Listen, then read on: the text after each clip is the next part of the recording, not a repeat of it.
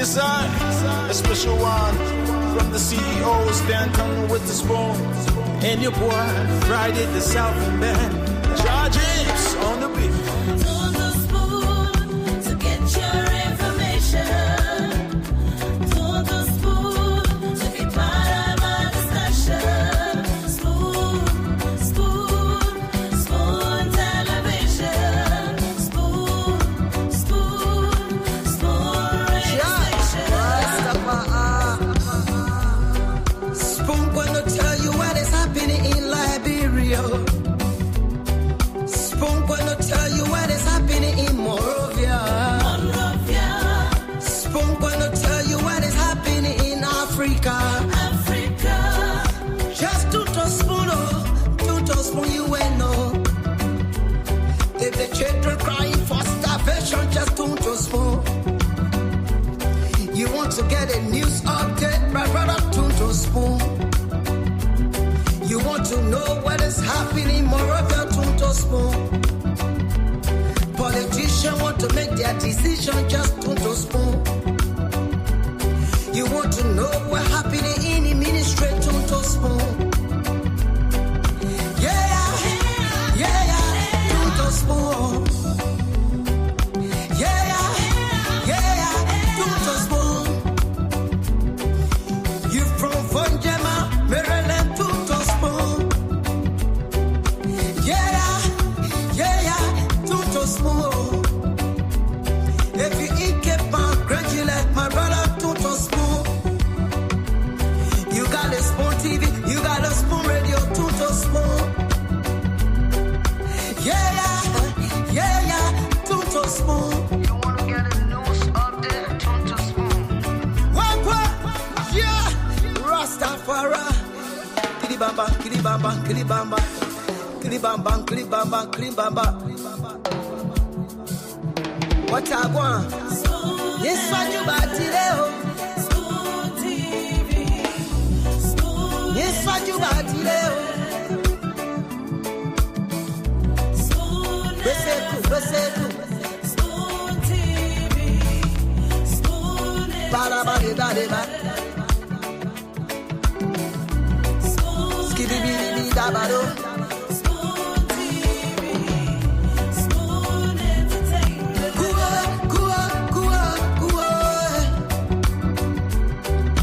Beseku, kudileo. Kuwa, kudileo. On the spoon to get Yes, your information. On the spoon to be part of our discussion.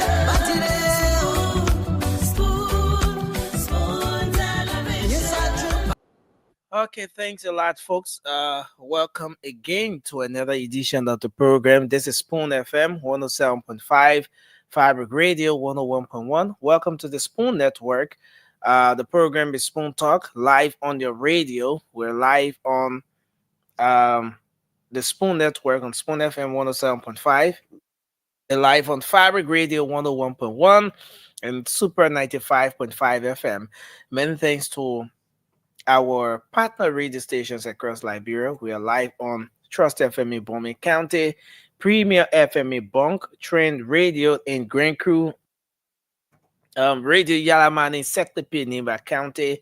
Many thanks to Gibi FM in Kakatama, Gibi County, and a host of other radio stations across the country that are always relaying the program. Thanks for joining us tonight.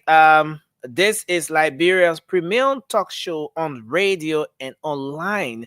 That's why we are streaming live across the internet as well on Spoon FM on Facebook, Fabric, the Spoon TV on Facebook, Fabric TV on Facebook, and we're also live on YouTube, and our YouTube handle is Spoon Talk Live. We want to welcome all of you. Thanks for joining us tonight. This edition of the program promises to be very, very engaging, very fascinating, very informative. With a diverse panel here every night, you get nothing less than the best every time you come on. Please share the program as you come on tonight. Share the show on your social media handles, in your WhatsApp groups.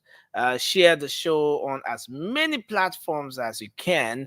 let's make sure that Liberians, regardless of where they are, can get information in real time, can get to know what the issues are in the country, what the policymakers are doing, and they can have the opportunity to engage with those very policymakers. And so this is why we're here tonight. And again, I want to welcome everyone. Thanks for joining us on another Spoon Talk. Um, my name is Nelson Colette, and we have Dr. Richardson already setting up. Once she signals to me, I'm gonna bring her on, and I want to welcome all of you. As always, we're gonna give you the updates, and then afford you the time where you can call in and share your thoughts on those different issues of concerns. The open mic segment provides you the opportunity to talk about just whatever that is of concern to you, be a the health sector, the educational sector. You want to talk about the economy. You want to talk about sanitation, the environment, religious issues, just whatever you want to talk about. The open mic segment is dedicated to all of you Liberians to express your thoughts, express your views on those different issues. So, welcome to the show tonight. Please share the program as you come on. Let me go and bring on Dr. Richardson now. Doc, welcome to the program. It's good to have you on tonight. Nelson, it's good to see you. So many things going on in our beloved country. I got a chance to hear and see you guys at the Capitol building today. I'm sure we're going to be having a lengthy conversation about that today, but how are you doing? Yes, I'm doing well. I'm doing fine, and I'm glad that we're here again tonight. Yes, that we can have the energy after the daily activities, and then we come back. Yes, Wow. yes. I actually think about you guys and the commitment and service that you are providing to Liberia. There's not enough thank you can, speak to what you're doing. So just thank you very much and your team and the rest of the guys at the station. We really appreciate getting the information in real time here in the United States. And I know, and then for you to come and sit here with us for another couple of hours and produce this show for us is you really giving a lot for your country. You're probably one of the unsung heroes in the country, along with the journalists, that work with you guys. So thank you so much. If you haven't shared the show, please do so. We ask you to share the show. This is the place where you're gonna come in and get information from a diverse body of people here. So thank you. Santa, I want to turn it over to you, and I'm gonna take a phone call shortly.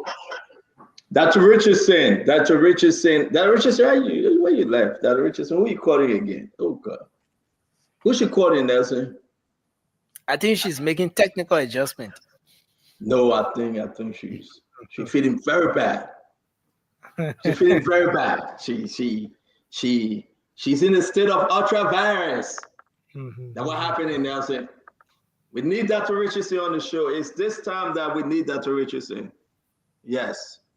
And listen, welcome everybody. You see, I'm here early. Nelson, I'm here early. Yeah.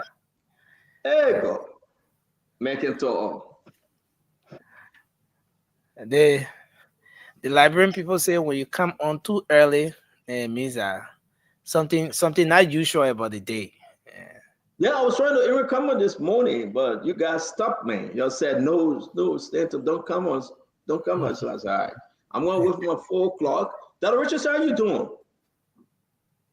Very well. Can you make a little adjustment? We only seeing your head. Can you just bring the Are camera you? down a little bit? Okay. There Yes. you go. There Okay. you go. Sorry. Yeah. Dr. Francine Chinwe Richardson, it's good to see you. It's good to have you on. I see that you're happy. In the midst of everything, you have joy.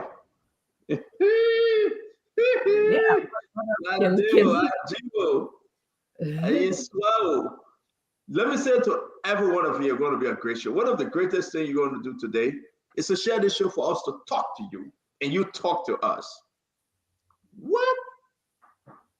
Can you believe it? No. Seriously? No. Well, you didn't even know what I talked about when you said no.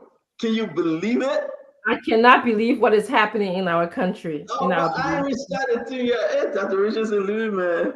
No, after you ask you a question, so that's why I'm asking Phoebe Musa. I'm asking Imawa Seda. I'm asking Haji Man. I'm asking Rachel Blackett, Lasana Kamara, James Isu, Rachel again, Joseph. I'm asking all these people that are right now, Tony Wilson, and everybody that's sharing the show. Can't you believe? I try to get some for that. Can somebody help me with that music? I really do. I can see clearly now. The rain is gone. Hey! Hey! I can see all the obstacles in my way. Come on, somebody, listen, guys. It's just me, right?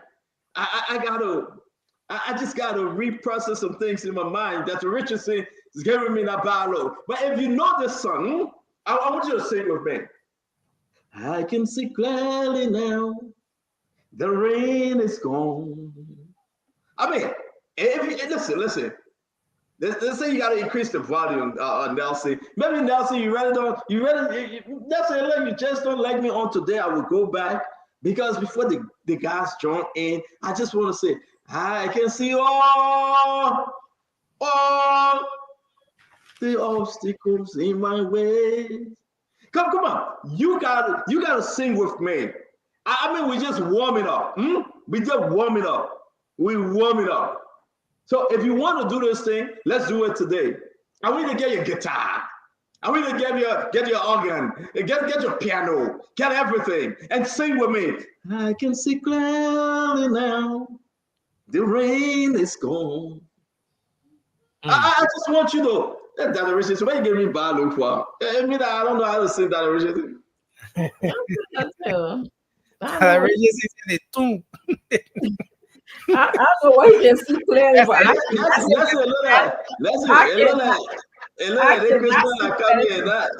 Christmas come here. You got problem. Continue. No. The tomb is good. That's okay, Nelson. Nelson. He don't see clearly now, so he will see clearly for the Christmas for you, okay? Yeah, I didn't understand. The That's really. The Christmas coming.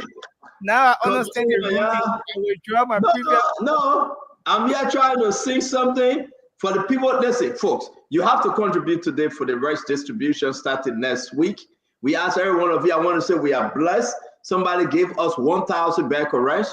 But you can add in the Fulani community and the other people, they didn't send a check back here. Where is Conor Gray? It's servant leadership or something? Yeah, they need to send that check back, Dr. Richardson. I don't know where they are. They're somewhere, I think they are in Minnesota, but they are good people, you know. I believe they will mail the check back to us, but they have not. Or they can cash up it, right? All right, so folks, that's the cash app number. Don't forget, if you want to pay for one bag of rice, again, it's just $18, $20, whatever the amount is. Whatever God lay on your heart, you got to contribute. We got to give the people the rice. You know, we go on camera, we just give the bag of rice, 25 kg, $15, $20, $18, whatever God lay on your heart, please. We want you to contribute. It's very important if you do, because through it all, you know, we got to help our fellow Liberians. So please, that's the cash app information. And I'm trying to play this song for you while you contribute. I'm trying to do this for you. I'm not going to listen to the haters, right? We got a great show coming your way today, by the way. But I'm led, you know, something is in my heart. Something is in my heart for me to sing this song. There you go. Bill Waters. The rain is gone. I can see all the obstacles in my ways. Hey, but wait. Nelson, again. I'm warning you twice, Nelson. I'm warning you twice. No, but don't look at Dr. Richardson. I know the song. I'm begging you, so I get it. No, but you don't have to know the song. Let me just sing it. You know, I'm going to sing it from the Johnny Cash. Is that Johnny Cash, sir? Who's the other guy? Who's this other guy? I can see clearly now. The ring is gone. Oh yeah, Johnny Nash. Join me. Let's sing this song. Johnny Nash and Dr. Richardson. I'll get to you, right? I got 2 more minutes, Dr. Richardson. After this song. There you go.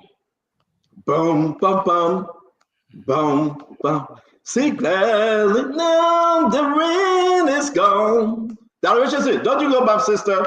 Just enjoy it. I can see all the obstacles in my ways. Woo! Gone out the dark clouds that had me blind. It's going to be bright, bright, a bright sunny day. Woo! Hey, it's going to be bright, bright, sunshiny days. I think I can make it now. The pain is gone. Ha ha! All of the bad feelings have disappeared. Woo! Wow. Yeah, it's a rainbow I've been praying for. Bright, bright, sunshiny days. It's gonna be bright, bright, sunshiny days. All right, so that's it. My 2 minutes is up. I want to welcome all of you again. If you are in Zico, if you know what I'm about to do tonight, what I'm about to say tonight, you need to invite somebody. Joseph Bleedy, you need to invite somebody. Lawrence Gay, hey, I want to bring in Johnny. You need to invite somebody. Let's bring in Stephen Gold. Hey, Leroy Jackson. Freeman, again, I want to say to all of you, go on Facebook right now and share this. Bill Carson, as always, Bill Carson. I want to welcome you, my dear friend and brother. Whenever the show come on, what all we see is that Bill is celebrating. We want to welcome you, Bill. Lucien Torrey, Siata Freeman, Eric Tolugbe, my Jenny's son, K.W. Cole, Henry Foley, Samson James Freeman. Hey, I want to say Todi Gay, Pierre Campbell, everybody where you're watching us from, Kusi Koda. I want to welcome every one of you. Just continue to share the show. It's going to be the bright sunshiny day. We're going to have fun tonight. We're going to just sit back, relax, and eat our popcorn. If you want to drink your wine, Know that God is still on the throne. And yes, indeed, this too shall pass. Dr. Richardson. Well, I want to just encourage everyone to please share the show. This is where you come to learn about Liberia and to get, again, different opinions, learn to be tolerant of other people's thoughts. I've done it. So just share the show. I'm looking forward to a great show. A lot of things happening in our country today. I'm sad, disappointed, disheartened about what happened in our country today. I think this is a new day for Liberia. I don't understand a lot of what's going on right now, but I'm sure with due time, things will become clearer to me. I don't know if you want us to talk about what we saw. We just started. No, we just have a general stuff now. We got to waste more. We still got 4 more minutes for us to get into this big information about the removal of Fonati Kofa. And we're going to talk about the letter from the Justice Minister, the acceptance of the Senate. So, yeah. I had a great day today. I continue to grade. Actually, since I saw 2 clients from Afghanistan, which was just a little bit different from, seeing clients from Liberia or other African countries.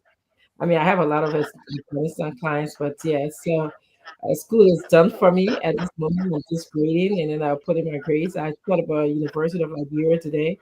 I wonder. You're seeing people from Afghanistan, Dr. Richardson? I see people from all over the world.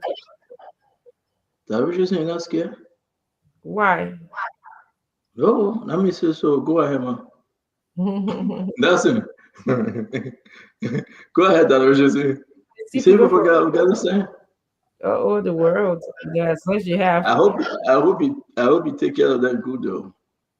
Well, it's not about taking it, it's just an objective, you know. Yeah, I don't know what it's what They play the CEO going. you know he talks about. He knows what I do, but I don't know. I, Well, go ahead, tell your own. yeah. So, but like I had, like, I was just wondering about LU today, man. It was just You're when you thinking come. about LU?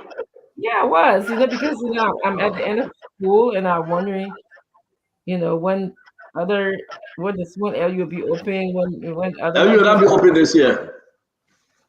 Oh, Not this year. LU will be open next year. like so next fall. Well, I mean, whatever they get money. yeah, we're That's the going money to our issue. spring semester right now. Starting in January, the spring semester starts. So Yeah, that's yeah, the money issue that the rich is. Whenever they get money, they'll be open. They'll get money. I mean, they get something in the budget, you know. They'll get some money. That's the way it is, it you needs to know. be revamped. Let me ask you a question, Dr. Richardson. If you are asked by this government to work, one of the professor, take somebody that would be able to revamp and work with the system, the University of Liberia, will you accept? No, No. no. The no is very fast, though. I've thought about this. Yeah. Yeah, Why no?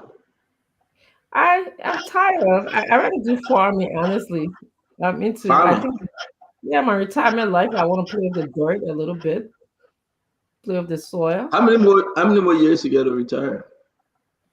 Uh, yeah, maybe about 4 or 5 more years. Oh, okay. I think Yeah, I retired already. yeah, I know. You're blessed to be retired, which is good. Which is good. Well, it's just like you just eat your driver and go to bed. I don't know That's right. what you mean. Right. I mean, But eat your drivers and go to bed, and and help somebody if I can. you. Help somebody. I think Help it's somebody. okay, when you're young, and then let me. I don't. This advice is not for people like Liberia, but I think, and then you just, you do all the right things in life. You get all the jobs. You become, accomplished, and so now it's, I think it's kind of like you've done it all. You know what I'm saying? So I think it's nice if you can retire early and take some time to smell the flower and enjoy yourself. I think it's good. Yeah, it's something you got to lay back, and when God bless you to do something, as figure out what you want to do Hmm. it, and give it your all, and uh, give back to folks, and ask God reach out, like the different charity foundations. Great. Somebody will touch someone heart, and you Yeah, give back. Our people in Liberia, we really, really, really need to be able to give back to them. Not just give back to them, but help them that they can help themselves. That the rich is here, and that's my belief. but how do Empower you somebody. have people who are selectively, abiding to rules? How do you do that? I didn't hear your question, Dr. Richardson. How do you help Liberians when we have people in leadership who are selectively abiding to rules? Well, Dr. Richardson, if we focus, you Hmm. know, um, if you just focus on the missteps of the government, you will not help your brothers, you will not help your sisters. There is no one government in this world, on this earth, that will give you 100%, give you 90%. There's no one government you call a perfect government. But one thing you should always strive for, let's all work towards perfection. And we will be discussing some of these things tonight because our country need us, seriously. We need to help the young men and women, uh, if we can, create programs for them, sincerely. You don't have to be in government before you help. True. And stop just giving $100 and $50. Empower them. They need to go to school. They need to learn trade. Imagine if you go in the neighborhood where you get 50 individuals, help 2 of those individuals, maybe mechanic, maybe some kind of technical trade. They will be able to feed that community. They will be able to give back. And that should be our mindset. Like, we cannot just come on what this government will do. I need paycheck from the government. The government got to pay me. The government got to do this. The government is broke. So we need to just step up, hold the government feet to the fire, and help our young men and women, help them in school. And they need to be sincere, Dr. Richardson. Some of them are not. True. You can give them the silver and gold, but some of them are not. And that's what that's the way it is. I hate to listen to Uncle Sam say, "Oh, we have done it before." Uncle Sam, that was Charlie King time. I don't like when somebody say, "Oh, you were helped and you get tired." Then that's what we need to do. But See, for me, empower the young men and women. For me, it's not so much about helping, and I'm always willing to do that, as you probably know. To me, it's the messages that we send to a young person. I can help you go to mechanic school, you become a carpenter, but then you go out and get a job, and somebody who less qualified than you, because they're connected to somebody else, gets the job. You know, and the rule of law is selective. It's not fair. It's not meritocracy. So these are the things that I think about and get and agonize about. I mean, how do you speak to somebody like that who feel they have not been given the fair chance, the fair opportunity? How do I speak to eating tuition and ask them, you can't eat tuition, and they tell me, well, you know, uh, corruption is all over in the country. Why can I do that? Why can I eat the tuition? Why do I have to be fair? So those kind of important questions, and this is why it's important to mentor and mentor fairly to people, so that you set good examples for future generation. I think the root of law, asking this question, is so intertwined with the development of our country. It's so intertwined with mood on. And if you ask me, it's intertwined with the rest agenda as well. Yeah, but again, we can put this in. I want to welcome every one of you while we wait for a few others to join us, and we can have this great show today. It's a lot happening in our country. You understand that a speaker for Anti-Kofa or everything. Well, we can now say we will be giving our final projection on this show, where we are as folks. We all from Liberia. Your opinion matters. What you said is good, but you're going to hear mine and I'm going to hear yours, and you can decide. I'm going to listen to Dr. Richardson and hear a disagreement, or listen to Dr. Richardson agreeing with me. Either or, it's the freedom that we all have. So it's very important for us to talk about since October 17, October 16, October 17, what have happened? Since the 15th of January, Funatiga, elected as Speaker of the 55th. What happened today? That he was removed. Now you can say the root of law. You can say the law of rule. You can say anything. But everything we'll be sharing with you tonight is so important that you should understand. How did we get here? That Funati, you say he's still my speaker, he's not my speaker, he's my speaker. Listen, Liberia can only have one speaker. One. There's no two speakers.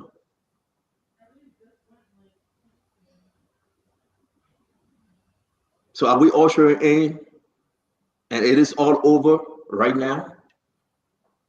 Everything that is happening or that I have happened at the House of Representatives, and we'll be announcing one. That's why I said with a few more minutes, Dr. Richardson. And because I ready to go all out on this one, I want to encourage every one of you. Even if you disagree with me, it's okay. If you disagree with me, it's fine. I can disagree with you too. But that's it, my friend. That's it. Let's talk about building Liberia. Let's talk that thing about Liberia. Let's talk about the goodness of our country, how this country will move forward. Let's talk about roads, the healthcare system. We're talking about the University of Liberia. Let's challenge the government and push this government. Why in it for you? When you see that booklet down the road, you know, driving through Boston or Clarendon or Noir Panton, I want you to look at him and say, Dr. Booklet, what's in it for me? What's in this budget for me? When you see Paul Kennedy in Bapaloo, ask him, I always see you on Spoon Talk. Can you tell me what's in it for me? What's in the budget for you? Let's discuss the budget. Enough is enough. The guys came together. You can say 37, 43, 50. They say they have quorum, they have the majority. And they got no confidence in Funati Kofa. And today, after the Supreme Court ruling, 2 days ago, Musa Bedete asked the Justice Minister, can you clarify this thing for us? It's on Facebook. Musa Bedete asked the Justice Minister, can you clarify this? Everybody was trying to find a solution.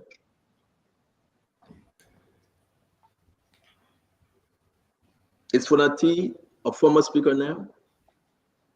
Is Jeremiah Kuhn a new speaker for the 55th that have been accepted by the executive, the Senate, the judiciary, and other partners internationally? We're going to have a frank conversation tonight. Was the process done rightly? So please share our show and let's just get into it. Because we got about 5 more minutes. By 9:15 your time, we'll be starting the show. Dr. Buble, it's good to see you, Dr. Buble. As always, thank you for joining us, sir. Thank you, Stanton. Dr. Richardson, good to see you. Always. Yeah. It's good to be here. Dr. Buble, how was your day? What's going on from your end? I think you're following the same story. Talk to us. Just tell us exactly what you ate today. You woke up, you're feeling good. God bless you. How's the family? We still got 4 more minutes, sir. Just say anything you want to say. That. Dr. Buble, where are you from? Are you a Bassa man or crew man? Or I know you're from the southeastern part of the country, right? Don't start no ethnicity thing. I'm a Liberian. Dr. Buble. But listen, let me tell you. You asked me, so let me tell you. I'm from Grand Crew. Okay. I grew up in Grand Bassa. I am Agibi, and I love all of Liberia. How about that? You are a crew man. Thank you very much. But that about though, a lot is happening. I want to give the other guys, somebody just sent me a text and said, Stanton, I will still be joining us. I want to give the other guys a little chance that we can get into this thing. That Dr. Richardson is ready to fire. You can see her all in her face. I mean, she's just ready to let go. This woman has 6 pages already on the removal of Funati Kofa from beginning to end, from the beginning to the end. But again, Dr. Buble, I mean, as always, something is happening in our country. And why you not asking me where I'm from? As I always said, you're from Brooklyn, New York. You were born in Brooklyn. Your father took you. That's what I want, right? I asked for that one. No, but I mean, yeah, okay. Your father took you back to Liberia at the age of 13. You know, your mother came here and your father, and you grew up here. So Maybe that I you can't wait Donald to Trump. write a book. Maybe that you Donald Trump talking about people are getting kind of born you and go back. So they will send you back. I see. No- Guys, Nobody paying Donald Trump any sorry. mind. Let him just enjoy his 4 years. But that budget take it away. Let me take this call real quick. I'll be back, guys. Mhm. So, but listen, though, I want to share this, Dr. Richardson. So today, I had an interesting encounter. Okay, very interesting encounter. I met a young lady at the graduate school, a girl, and I came to her widow market, and I said she had a nice big papa, so I wanted the papa. I said the papa look correct.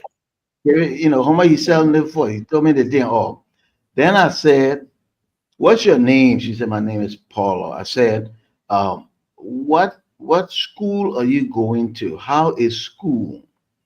She said, "I'm not going to school." I said, "Oh, you mean not going to school today?" She said, "No, I'm not going to school." I said, "What do you mean not going to school? How old are you?" She said, "I'm 15 years old." So I said, "But why you not going to school?" She said, "I don't have money." So I said, "Where you live?" She told me. So I said, "But they got government school around there. So be going to school." I said, "So when did you drop out of school?" And this is a part that really blew my mind, Dr. Richardson. I said, "When did you drop out of school?" She said, "I've never been to school." I said, "You got to be kidding." She said, "No, I never been to." I said, "You 15 years old and you never been to school?" She said, "Yes." I said, "Who you living with? Where your mom?" She said, "I live with my mom, I live with my sister." This young lady, beautiful, obviously intelligent from the little 3, 4 minutes I talked to her, is not going to school. We are not out there canvassing to get our children to school. We're spending 3 months plus talking about a group of lawmakers who are overpaid, underperforming, and a 15-year-old in Liberia is not going to school. I was so moved by that. I said to her, "Tell your sister and to bring you tomorrow to my office. I want to make sure you go to school. And if they do that, I'll make sure she gets in school." Never too late to learn. She's 15 years old, speaks well, but never been to school according to her. 15 years old. This is Liberia. We got to narrow the CEO. We can't keep talking but things that are not helping our population. We got to address the real issues to make ordinary Liberians' lives better. And that was the highlight of my day. A young girl, beautiful, intelligent, selling with a market, and says she's never been to school. I Never hope been to she school. comes, Dr. Buckles, so you can direct her, to a better path. I hope she comes. I hope they come back. I hope so. But I really do. yeah, So and Dr. that Bopla, story is not an isolated story. That story, I'm sure, if we check the population of Liberia, you're going to hear a lot of that, and that's what concerns me in the future generation. How can we lead a population that at age 15 might be the first time that you'll be entering a school door? What does that say about us as a people or the future of our country? And that scares me. It's been like this for a while. I'm not just blaming anybody. And this is probably why we are where we are today. Seriously. But yeah, Stina, go ahead. I know you want to come in. I yeah. think, So well, Dr. Richard said, I want us to get into this. I want us to start the show. Let's start the program. The rest of the guys will be joining us today. What took place at the Capitol building today is Tuesday. The majority black have a session. Again, the minority black, led by Fola Kofa, they were present. We got videos, we got pictures we're going to share with you tonight. I want to welcome every one of you. Let's discuss the issue of our country. I'm going to come to you first. Dr. Richard said, apparently your internet is behaving funny tonight, but you look better now. So maybe if we move on, it will be better. I want to ask you, Dr. Richard, say, give me an overview of what you saw today, what you heard today. I don't even know where to start from, Stanton, but I'll just say that this morning I heard I woke up to hearing the anti-rule of law individuals having a session relating to the agenda that is set, and then I think later on they were going to have people from the executive government meet with them, I believe, to discuss the budget. I think because I was between sleep and wake. This was 5 o'clock this morning. I woke up to them adjourning the session. I actually heard a little bit of the session, and they did adjourn the session. I also then was paying attention in our chat room where there were discussions about Fanati Kofa having meetings with the president of Liberia, and the president of Liberia had a meeting also with the pro tem, and I believe Sam Gay was also involved in the meeting. And the meeting concluded by the majority bloc refusing the president's plea for them to resolve this issue amicably. And also, I think I heard that the president had or made several suggestions, and one of the suggestions may have, I don't know, I don't remember if I read this correctly because there were several parts of this story, may have included asking Fanati to resign, and Fanati refused to resign. And then further along during the day, I think I understood that the Senate made a resolution or voted upon working with the anti-rule of law individuals. That's who they will be working with now. And then last thing I saw was there was fire. Somebody put fire in the building and in a vicinity close to Richard Cohn's office. So that's thing. I think that's what I can, for the most part, remember. I don't know if I missed anything. You want to add anything to that? No, let me bring in Dr. Bopler, and then we will get into the show. A lot of folks watching tonight, folks who want to say welcome. Dr. Bopler, you in Liberia or somewhere around this earth. Talk to us, Dr. Bopler. What actually you observe? What we should take away from today? Would you say that? I missed a part in that. You can include it. The part from the Justice Ministry, so maybe we heard that you can include it. All right. Yeah, so honestly, CEO, today I was embroiled in work. I just got back after a month. Yesterday was almost like a quarter of a day on the job. So today I didn't pay much attention to everything that was happening in town. But I did listen here and there, and I was actually looking, and I'm still listening for a breakthrough. Breakthrough means to walk out of the room and say, ladies and gentlemen, we got this. Our country will be better. We found a way. We're moving forward. We're going to get back to doing the people's business. That I didn't hear. So I remain hopeful that we will hear that. But all of the intricacies, honestly, and the details, I didn't get into all the weeds today. So coming home tonight, I was just trying to catch up on stuff before I got to phone. So I'm a little behind the curveball on all of what transpired. I didn't read and see everything. So today, because I woke up at 3 a.m., the guys woke me up. They said, well, there's a lot going to happen today. We discussed, the team in Liberia and they were posted, they were stationed. Sylvester Chileplay, he was one of the first reporter at the Capitol building. And here we are, Dr. Bopler and Dr. Richardson, that through it all, we came to realize that today was one of the very important days in this whole situation that been happening at the House of Representatives. One, Fanati went to work. The majority black, led by Speaker Richard Cohn, they were present in session. Last night, we reported that there was a lot of meetings were taking place on this show. And folks said, no, it's not true. The meeting, no. They took meeting. Yombi Kanga Lawrence, Abraham Darius alone, Jeremiah Kwankun, and all were negotiating on a smooth exit, a very smooth exit for Fanati Kofa. But most of his requests were denied. Most of what the Fanati Black were asking for were denied. And because that Richard Kuhn, attempted two different times to walk out of the meeting. It didn't end well. They left. So that we can see, and I can say, because it's 422 year 922 in Liberia, that I think the country have a new speaker in the person of Richard Kuhn. We have information I will be sharing, and everyone was waiting for the opinion of the justice minister, which he sent out.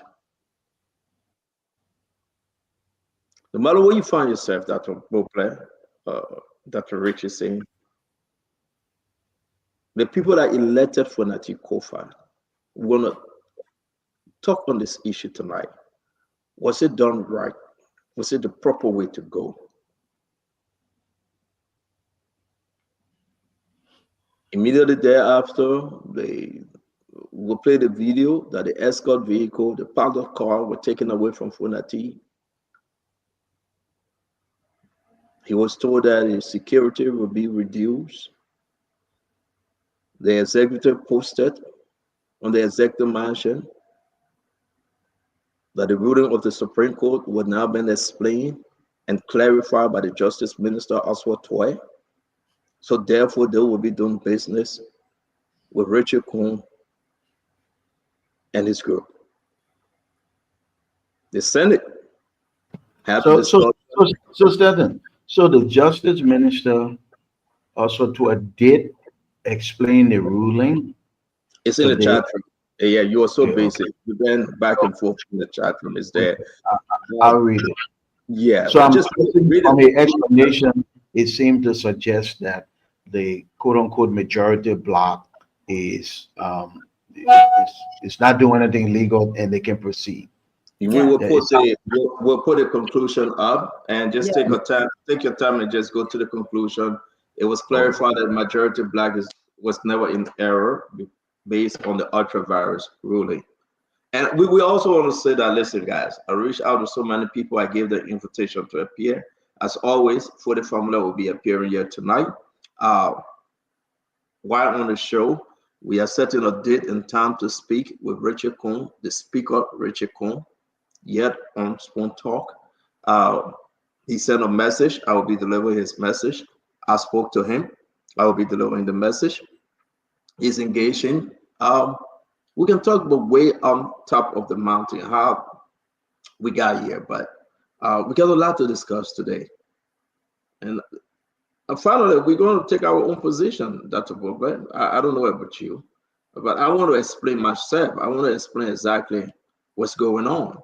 And I want everybody to be free to explain what's going on.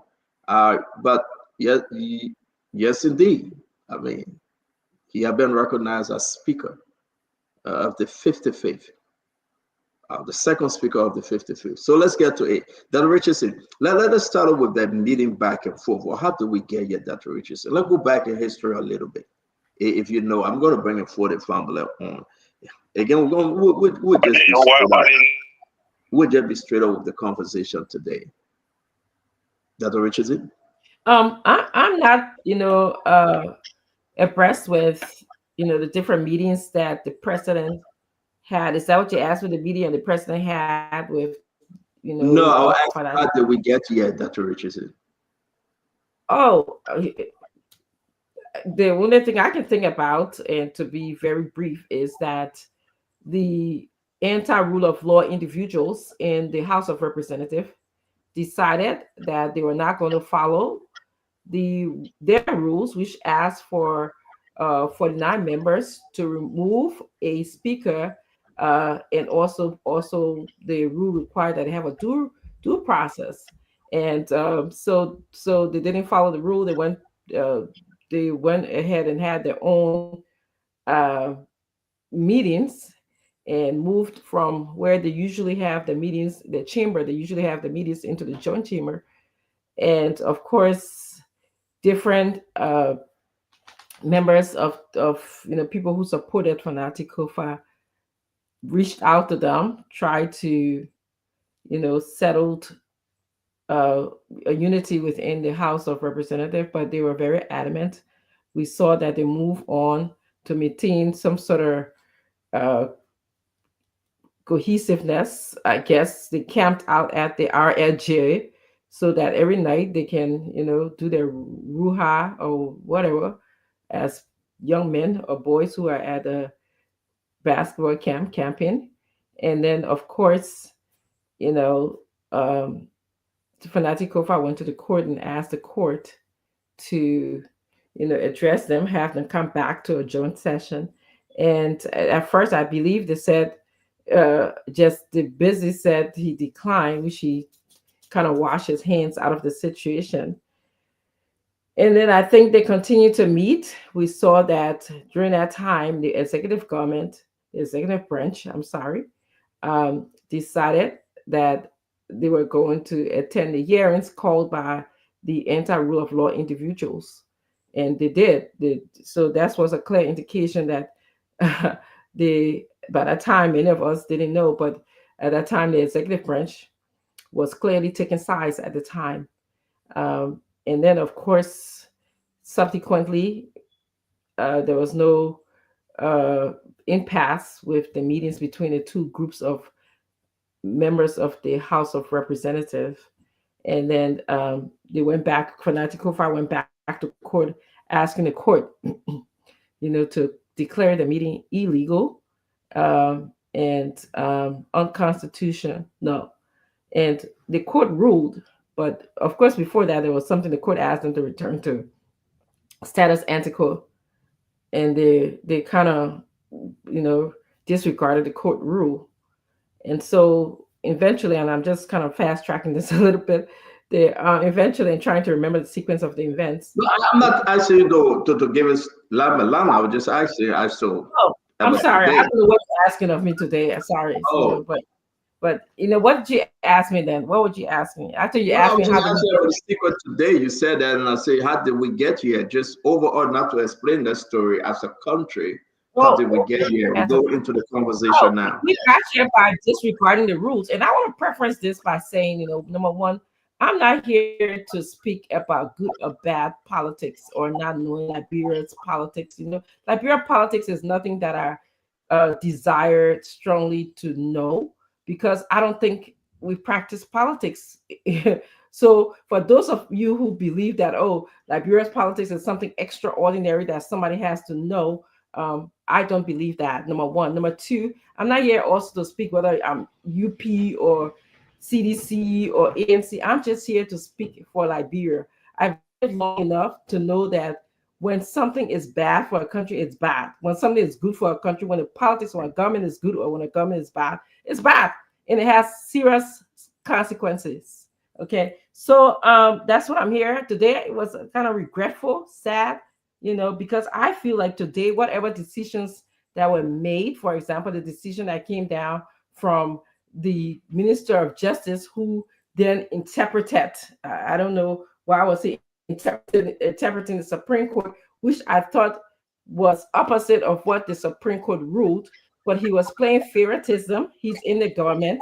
Somebody said, what do you expect? Do you expect for him to go against his boss? That's an interesting question. But for us to see our justice system in this manner. And so I think we have degraded, we've degenerated. I think we went back to some level of disorderly lawlessness. And that we went back to not holding people accountable, and that is just not good for our society. So that's the first thought that I have about this. Dr. Richardson, thank you very much. I believe you didn't follow it step by step today. Dr. Bopler, let's welcome Uncle Sam and the honorable man joining us as a panelist here tonight, Honorable Forty family. Dr. Bopler, let me hear you though. A lot of stuff happened today, and everybody will take their side. Let me hear you. Let's get into the conversation now. What you know, and what's the way forward here? Is it finished? Is it over? Well, so if the Justice Minister, which is our Attorney General, have given an interpretation of what the Supreme Court ruled, that has weight. Again, I'm not going to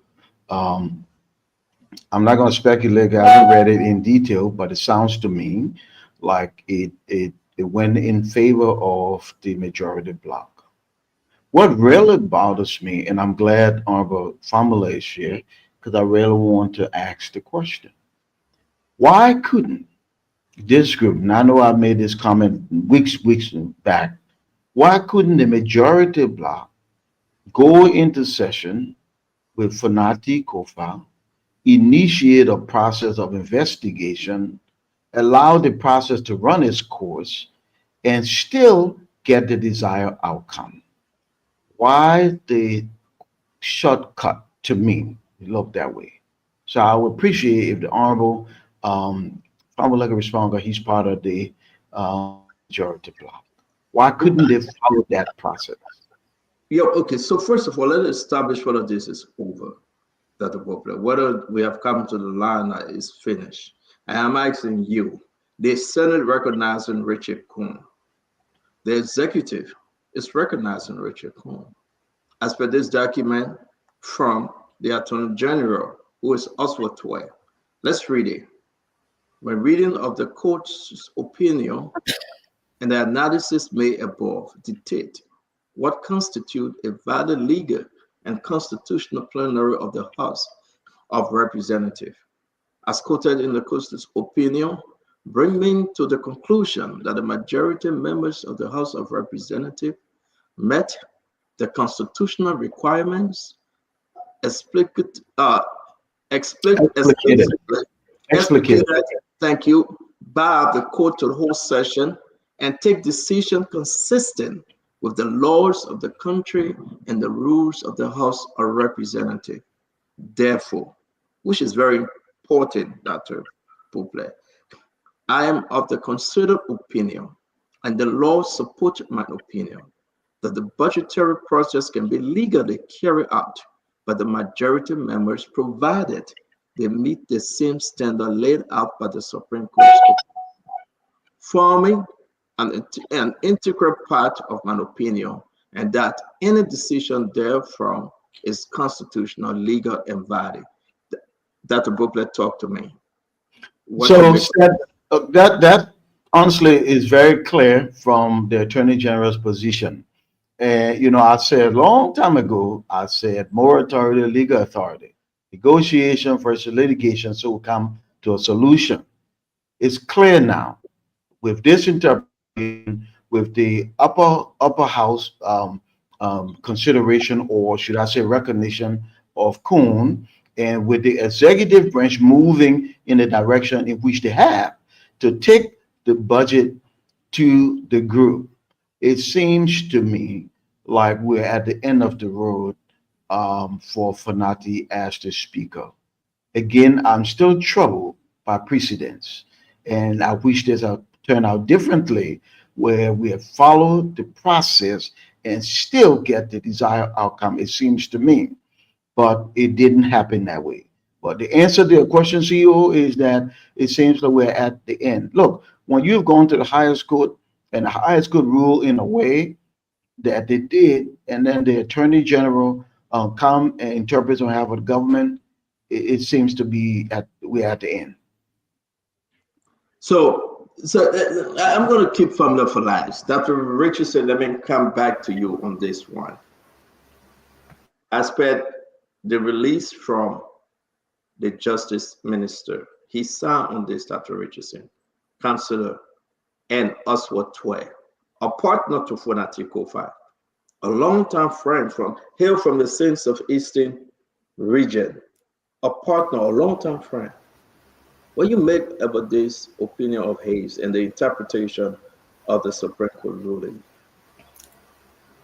With all due respect, Santa, and I tend to enjoy and respect people who are knowledgeable of the law, but I think, well, I don't think, I know that this ruling was in error.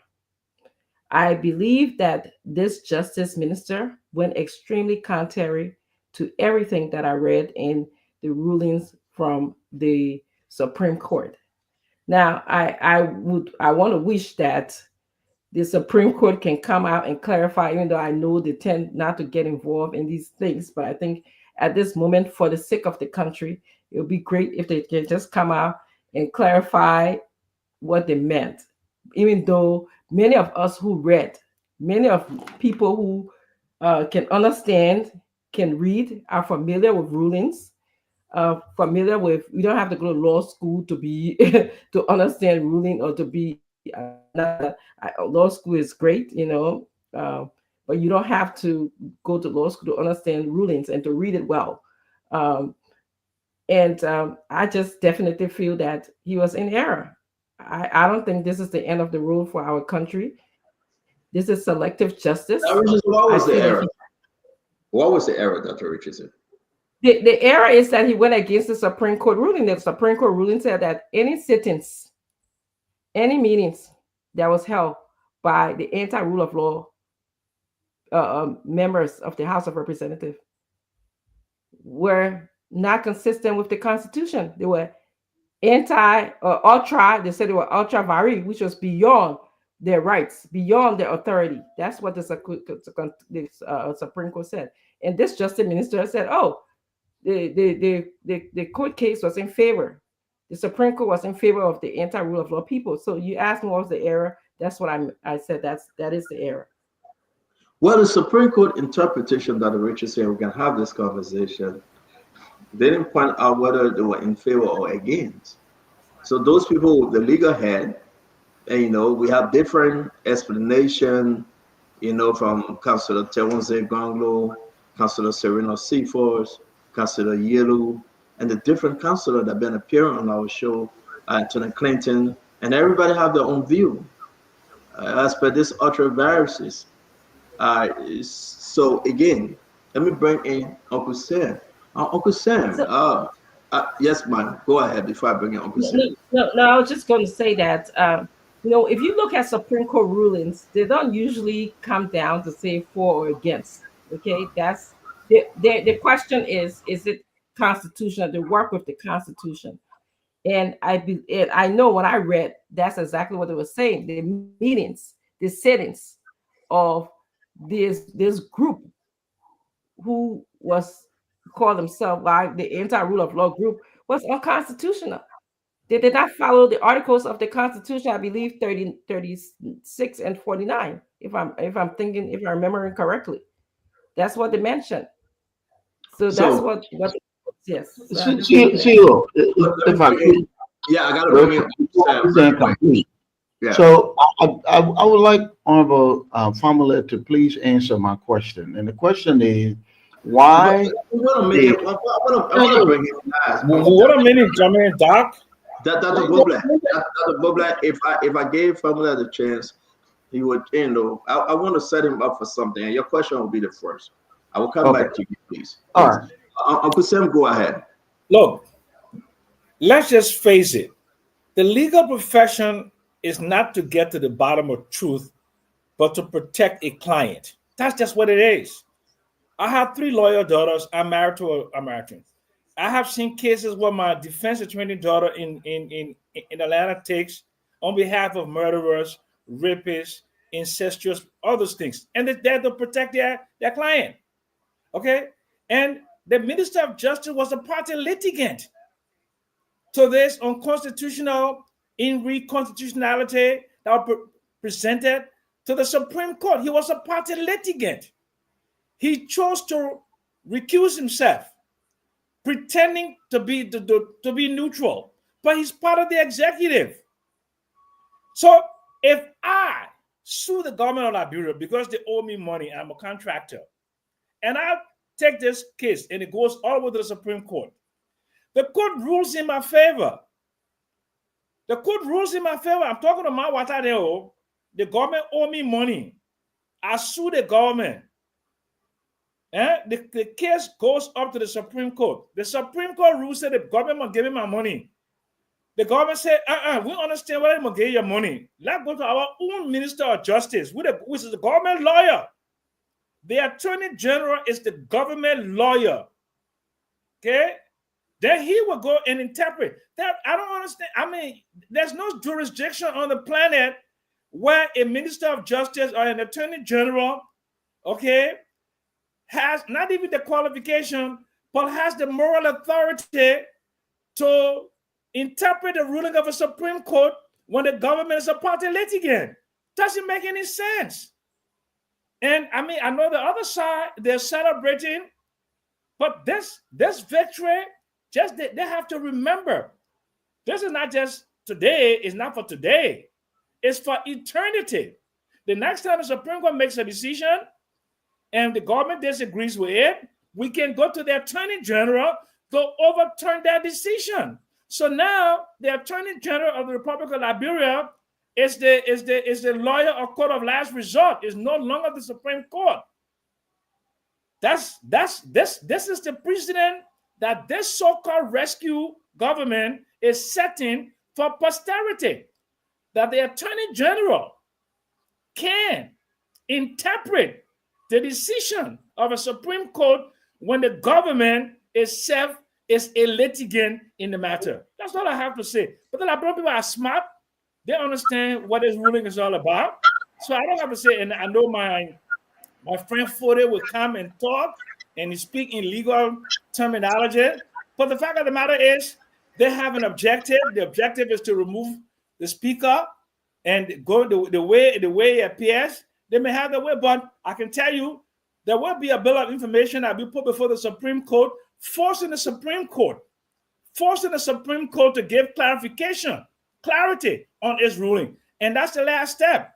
And whatever the Supreme Court says, we don't have any choice. We just have to basically abide by the ruling of the court. But this justice minister's interpretation of the Supreme Court ruling, it is a travesty of justice, is immoral, and it doesn't amount to anything.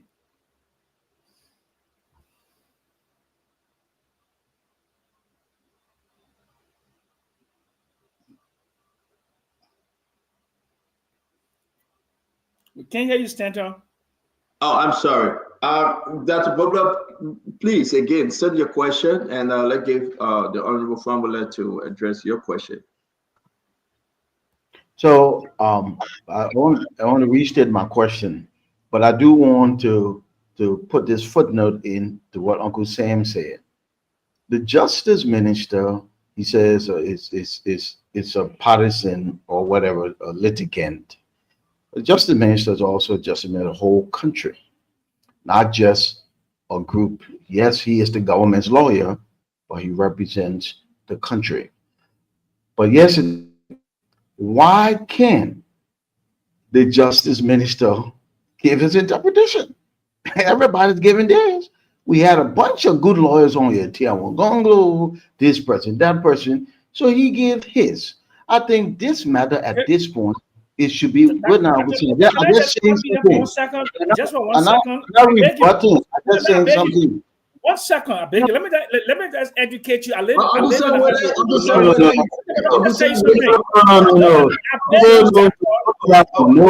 Don't educate me. I don't educate me on the one. I got 5 earned degrees. I'm not educated my head. Let me just say the small thing I want to say. I beg you. I owe you for. Listen, what I'm saying, though. All I'm saying is simply that I'm not saying you're wrong or anything. I'm simply saying, why can't the justice minister add his opinion to the pool of opinions? Because there's been plenty of interpretation. I think the challenge for us was how the ruling was made. Okay, and I think Dr. Richardson intimated that in one of her comments. There's no real clear winner. The court said what the court said. So all I'm saying is, he's a justice minister, he said what he had to say. But I think at this point, we have to be less intellectual, quite frankly, and more commonsensical. We got to move to a place of finding a solution. But I want to get back to my question. My question for the Honorable Famula is simply this. Why couldn't the majority bloc engage the speaker in the session, a regular session? You had the numbers, initiate the process of investigation, since you had some things that you listed as egregious and you thought the speaker should be accountable. Initiate the process, and you're going to take his course and then arrive at the same outcome because precedence matters and you are in a particularly precarious place. You are the lawmakers. Why couldn't you? What prevented you from doing that, going that route?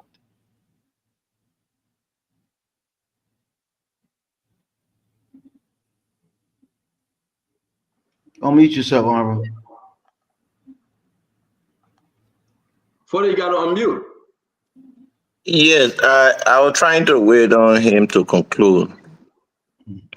I'm done. So, thank you again, Stockton, and thank you, Dr. Buple, for the question. I think today is another great day that we as Liberians will be able to lay this issue to rest and allow the work of the formal work of the Liberian people to be done by the House of Representatives. That all of the lawmaker can find a way in how they can reconcile the House and move forward under a single speaker. And we have all searched for answer to all of the legal questions being raised, to the point where the former speaker took a flight to the Supreme Court. There was an answer. But the government in itself needed to have interpret or translate that communication from the Supreme Court to the Liberian people. And today, that decision was taken by the most high legal office in the executive that is entitled or has a responsibility to enforce the law. So today, the Justice Minister came out. He stated on the record that in the wisdom of his office and the Ministry of Justice, the majority has acted in keeping with the law. Your question today is that why the majority did not use the process of sitting on the phone and tea to get us to where we are. If I'm right, and the clear answer to that process is just simple. You've been following the show. On the 17th of November, of October, a group of lawmakers tried to have a section in the Chinese chamber, at which time the former speaker was not in the country and the deputy speaker was serving as speaker. And in the process of colleagues going to the chamber, we observed the former Ways and Means chairman who moved into the Chinese chamber, locked the door, moved to the joint chamber, nailed the door, and he nailed almost everywhere. You were also informed that the former speaker even reached out in our chat room and said, colleague, I'm coming by 4 o'clock, there will be section. Because there was already an issue and they had this, the deputy speaker, acting as speaker, the guys put in place all attitude that will undermine that process. At that point, and the videos are there, they disrupted the session, they acted unlawful. The majority of the representative present at that point moved into the joint chamber. And while sitting in the joint chamber, came up with a resolution that they would use the joint chamber as the official sitting place to conduct the business of the Liberian people.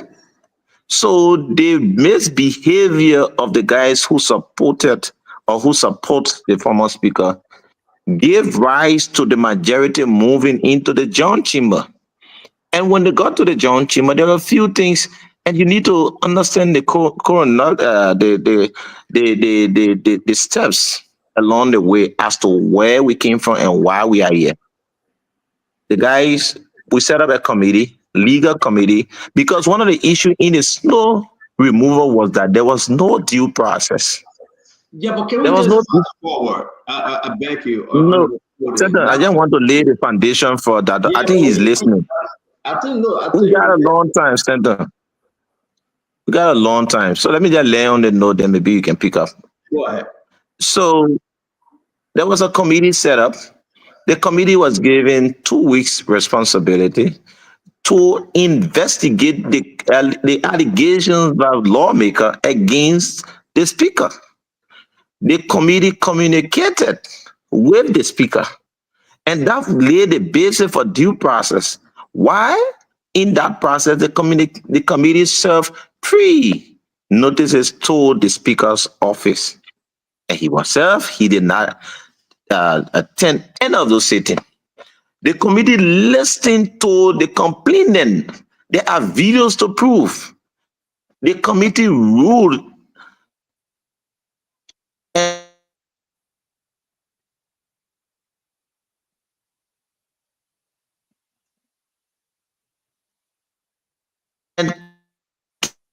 came up with a clear report.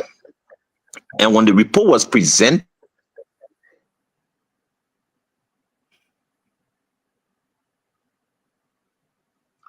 Further, if you can hear us, we have an issue with your internet. We hope to keep you on. We have an issue with your internet that Bople, when he returned, I think he will complete answering your question. What we saw today, I just want to bring us to speed. It's only important that we can take it from here now and run with it as to where we are when you talk about the House of Representatives. Let's welcome you, Fundetta Patrick. Well, thank you, CEO. It's always good to be here. Let me greet the distinguished panelists, Dr. Brookler, Mr. Sam Jackson, Dr. Francine Chinowet Richardson, our only legendary mother here, the distinguished personality. It's always good to see you here, and all of you. I'm very proud to see you here tonight, CEO. But I think I'm following the conversation. I was following the conversation while driving home.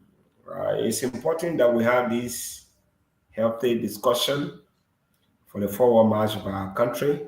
Regretfully, I'm very disappointed in the Minister of Justice. But I'm sure in the course of our discussion, I will expound more on that. But I'm very disappointed, very, very disappointed in a rookie of a Minister of Justice. I don't believe his interpretation of the Supreme Court ruling is in consonance with the rule of law, the morality of our country, and the Constitution of the Republic. I think he's a part of the party that support the majority bloc, so he interpreted it the way the majority bloc, like my dear brother, Honorable Famule, believe it is. I'm sure he's one of those that used to go to RLJ to inform these renegade lawmakers. This is what you guys should do. And I think it speaks volumes of legal arrogance in our country. This is a broad day robbery of the rule of law. I am sure a lot of people are celebrating. And people say, oh, the Minister of Justice has interpreted. When the Minister of Justice became, a Supreme Court, when a stay order was issued, this Minister of Justice did not come to say anything. He sat in that dirty building in Sinko. He said nothing. But I'll rest. But I don't believe his interpretation. I think it's a slap in the face of justice. Justice under this regime has frozen from justice to just ice. It has been broken into pieces, just ice. We no longer have justice, we have just ice. That's my opinion. Thank you. Let me ask a quick question here. Sir Uncle Sam, the Supreme Court, though, after they gave such a ruling, isn't it the work of the AG, who is the Minister of Justice, to come and give this kind of opinion? Is this something strange, Uncle Sam? So lawyers are telling me that the Minister of Justice can do that. But there are a lot of things I can do on a corporate governance that I would not do because of the ethical influences on that matter. If I was a party litigant and the government was called to be a party litigant, I would call an outside counsel, an independent outside counsel, outside of the Minister of Justice. That's how rational, sensible, and well-meaning countries do it. To what? To protect the interest of the state. Because this is a very highly charged political matter. To settle it and nuance it by the ruling or the interpretation of a Minister of Justice who is beholden to the president. He can fire him for no reason. He serves at the will and pleasure of the president. He does. Thank you. Dr. Beauplan. We'll come to you. Wait, for that, beg you, wait, sir. Dr. Beauplan, the same question to you. If the Supreme Court legally is on legal condition, terms, and everything, that he can give such an opinion, why are we beating on the Supreme Court? Some of us here, Dr. Beauplan. Stand the Supreme Court gave the ruling on the matter brought before them. This was not a clear cut. Now, I know people disagree, they got opinions. This was not a sit down order, and if you move, so and so and so. It has the propensity for multiple interpretations. The Justice Minister is the government's lawyer, the dean of the cabinet, the Supreme Court. The Justice Minister simply gave his opinion of the ruling. How can anybody argue that one for? Since the Supreme Court rule, we've been back and forth, back and forth, back and forth. You say your own, I say my own, everybody got interpretation. He gave his. Now the people on the other side can challenge the interpretation of the Justice Minister, and that's okay. But the Justice Minister said, based on law and his understanding, this is X, Y, Z. So we find a way forward based on that. For nothing says a lawyer, Stanton, and got a lot of good lawyers in his camp. The Justice Minister opined, and I don't see anything wrong. In fact, the Justice Minister, that's part of his job. If the Supreme Court says something, us regular people are going back and forth, the government lawyer come and say X, Y, Z. If we disagree, we disagree. We have a right to disagree with your opinion. So for me, a non-lawyer, he said what he said, and I think because of his position, and quite frankly, he's a bright legal mind, we went to school together, he said what he said. And I think it does carry some weight. Now, does that settle the matter? I don't know. Is he in error? Is he in error for giving his own opinion in this matter? Absolutely not. Absolutely not. Thank you. Absolutely. Dr. Richard said the same question Dr. Richard said. We saw this before in the case of Brian Samuka and that of the AFL soldier, where you have Musa Dane. And Musa then wrote his own opinion to clarify to the National Election Commission from the Supreme Court. And his decision was followed. His opinion was respected. Why are we blaming Oswald Toy now because of his interpretation and his opinion in this matter, Dr. Richardson? So let me repeat myself and make sure that I'm very clear. Everyone is entitled to their own opinion. You can express yourself. We've done it here. We've been expressing ourselves about the opinion of the Supreme Court. But the Justice Minister is in error because he is the number one legal advisor to the president. He's a litigant to this case. So if you are advising the president... What makes you a litigant to this case, Dr. Richardson? Who says so? Well, because he was on the case. Yeah, when they he was filed the invited by the lawsuit. court, by the Supreme Court. Uncle Sam, can you No, stop I want to help interrupting? my sister. Uncle Sam, I want to no, help my Uncle sister. Sam. But Uncle Sam, you got to stop. I mean, we're having a quiet show. Let them make Yeah, it well, but enjoyable I for the have to. people. But you want to give her a hard time, so I want to help her. That the Supreme Court Thank you, Uncle in Sam. the Yes. Minister of Justice. Because he knows what he's doing. He's trying There is to there is ask no these way. interesting There is questions, nothing. that No. have no value to our conversation here. But go ahead. Oh, finish up, Dr. Richardson. No, because he is a litigant. I'm asking you a question. You say he was involved. I don't think so. He was involved. This is why he actually, in the beginning, asked to be recused from the case. He asked to not be a part of the case.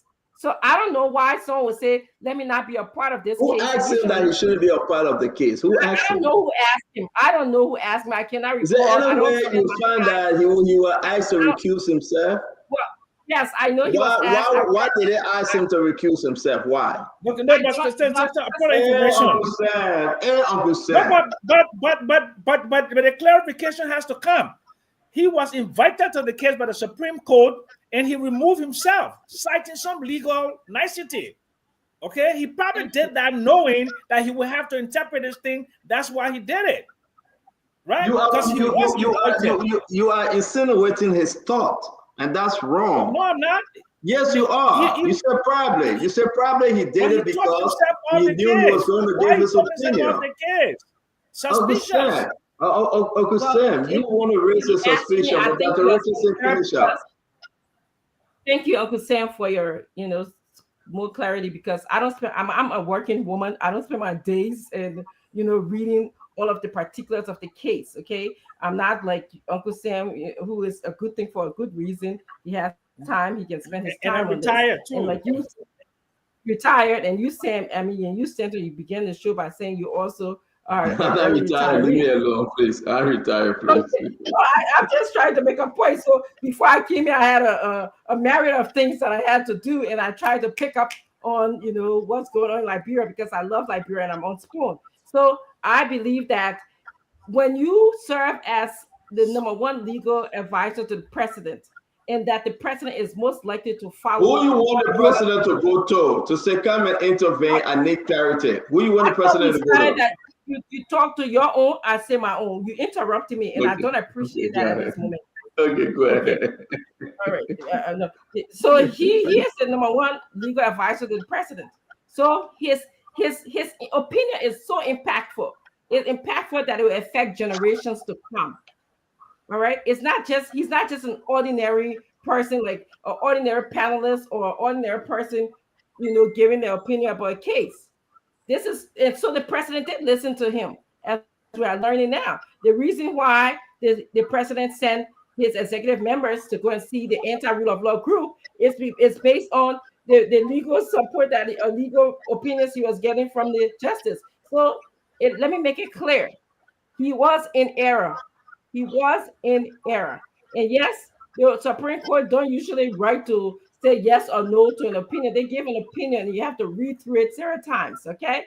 And so for those people who can read through the case and the ruling several times, you will get it eventually if you're smart enough. And in my opinion, the Supreme Court did not rule for the anti-rule of law group at first. Thank you very much. Let me bring in Fode. Fode, can you hear us? Yes, I'm hearing you. Fode, also toward the Justice Minister, were you involved in this case? So, Stanton, the reality has been very difficult to accept by most of your panelists. The reason is that they have taken the position for the past 2 months and have said our actions were illegal. They have used almost all of the adjectives in the book. But the reality here is that the Justice Minister has come out to explain the government, the executive understanding of the rules.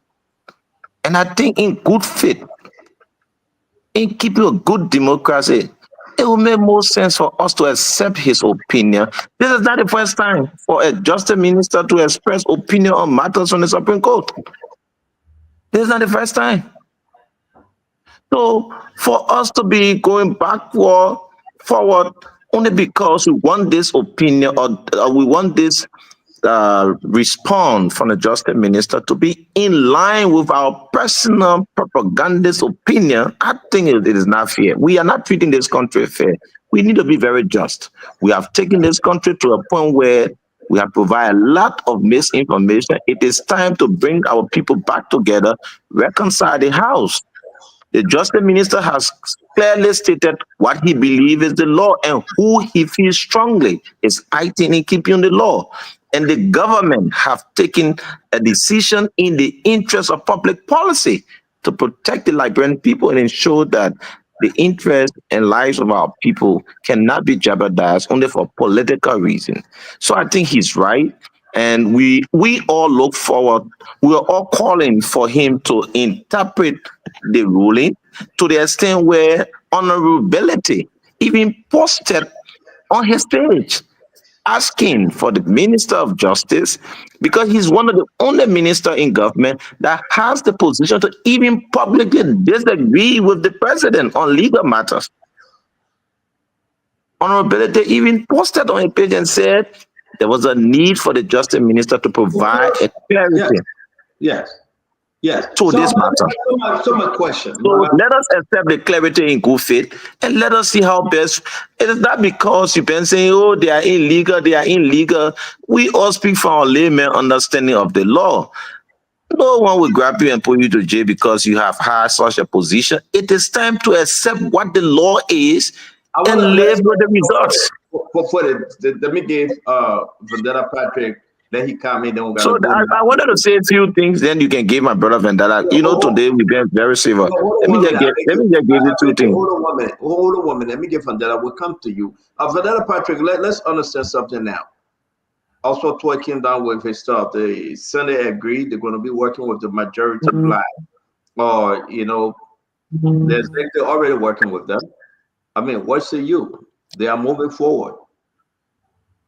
From the inception of my opening statement, I strongly disagree. I detest, I condemn the interpretation of the Minister of Justice of a rookie law.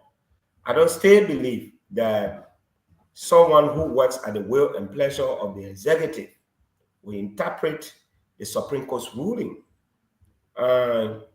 We are all aware that there are incidences where it is clear or proven clearly where the executive has given more support to the so-called majority bloc. That insinuates that the executive has taken a side, and someone who will claim the authority of advising the president. They have been proven where? How? But you saw on video pictorial evidence where members of the majority bloc drove in. They were never checked. They were never stopped by the police. Members of the minority bloc, they came in, they stopped them. It was this is not something for us to discuss, to take our time. They were stopped and they were arguing. They were not in arrogance. So that tells you clearly. Besides, for the first time, even under the regime of Charles Taylor, the man we consider to be the devil, a dictator. Under his regime, never a time police, SOD, entered the Capitol building with guns. The man who made that mistake to carry SOD in the Capitol building was expelled by the country Senator, the late Bidia Farm, under the pro tempship of Charles Walker Bromsky. For attempting, because of that, he was expelled. We have a democratic regime under His Excellency Joseph Numa Boaka, where all instruments of democratic norms and principles are in place. You see armed police officer on the Capitol entering the Capitol building. It speaks volumes. So where are we? This is just an exoneration of Charles Taylor. Because this is the man who said he was a dictator. But under his watch, a lawmaker who was part of the NPP for taking SOD to escort him in his office because they enter, they never hammer anybody. But because they enter with Bidel fan, he was expelled. But in this case, they are protecting members of the majority bloc. They are beating on lawmakers. You saw that they were brutalized. They are in the Capitol building, and you want to call this democracy? This is not democracy. This is democracy. And let me say this: the fact that no, let me lay on this now. You ask a question, I was talking when you interrupt, I'll answer your question. I don't want to talk before you tell me for safekeeping. No, go ahead, Fidela. Just let us wrap up. You know, you're the presiding officer. I don't want you to. No, I do have quorum. I do have quorum. No, you have quorum. Me a minority blood. Me are scared because I said no one threw out yesterday. For terroristic threats. That's why you're thrown out. I want to say something before you throw me out so you can have more quorum. But see, I know you will not do that. But let me just say this. It was not given due process. The Minister of Justice will have done in the spirit of coordination, the sanctity of good governance. He needed to officially, there are provisions under the law when the Attorney General of the Republic of Liberia can write the Supreme Court to make a clearer, or explanation on its decision. It's by law. The provision is there under the law. The Attorney General can write the Supreme Court so as to exhibit his level of neutrality, that I am not part of anything. My job is the Supreme Court that provided the ruling, and majority bloc say we won. Minority bloc say we won.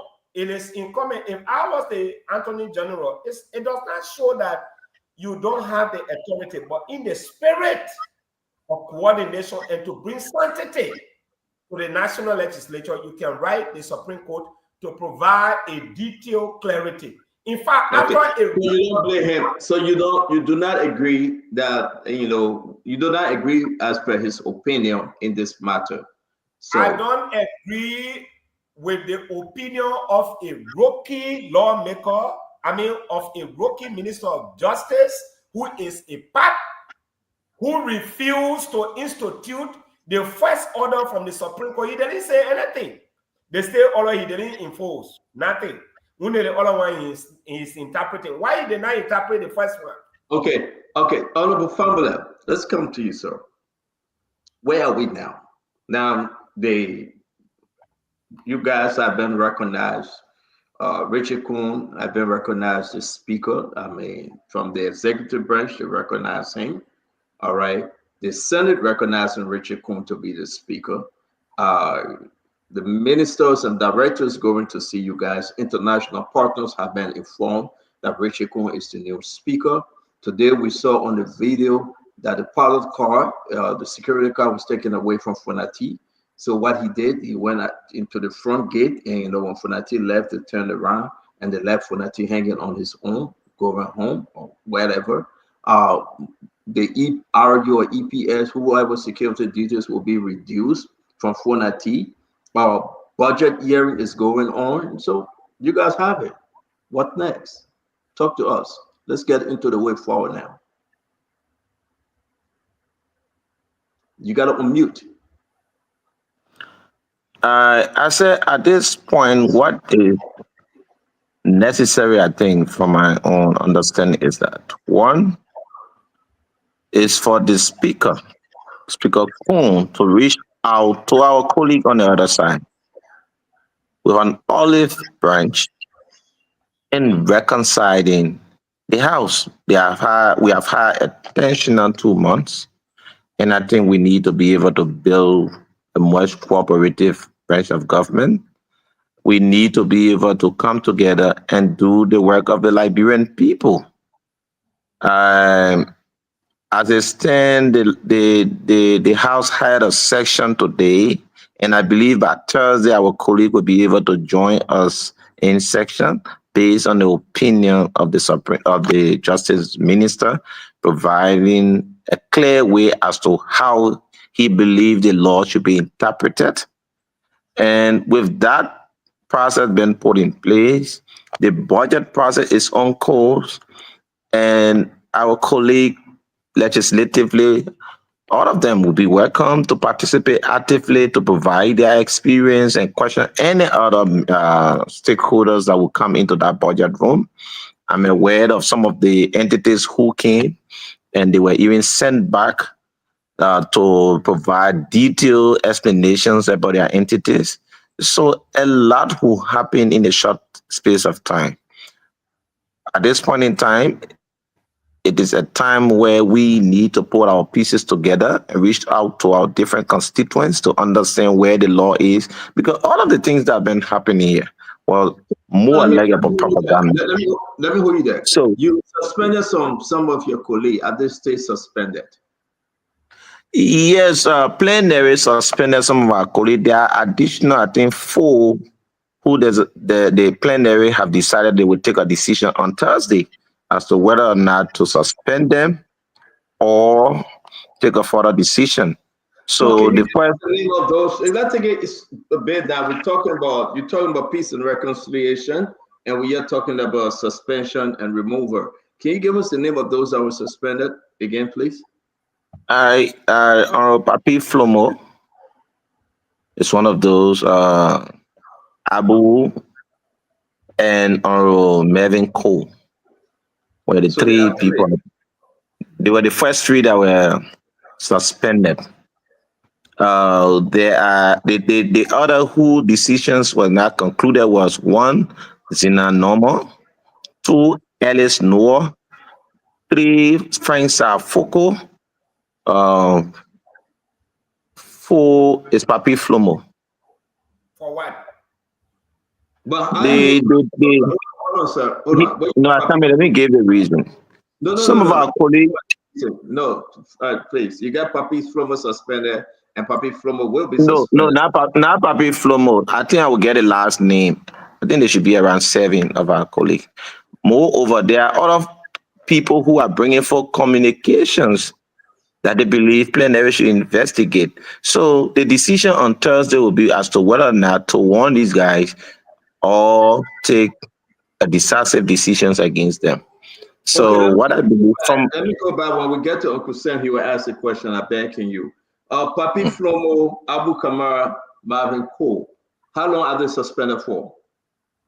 30 meetings days, meaning at least 3 months plus.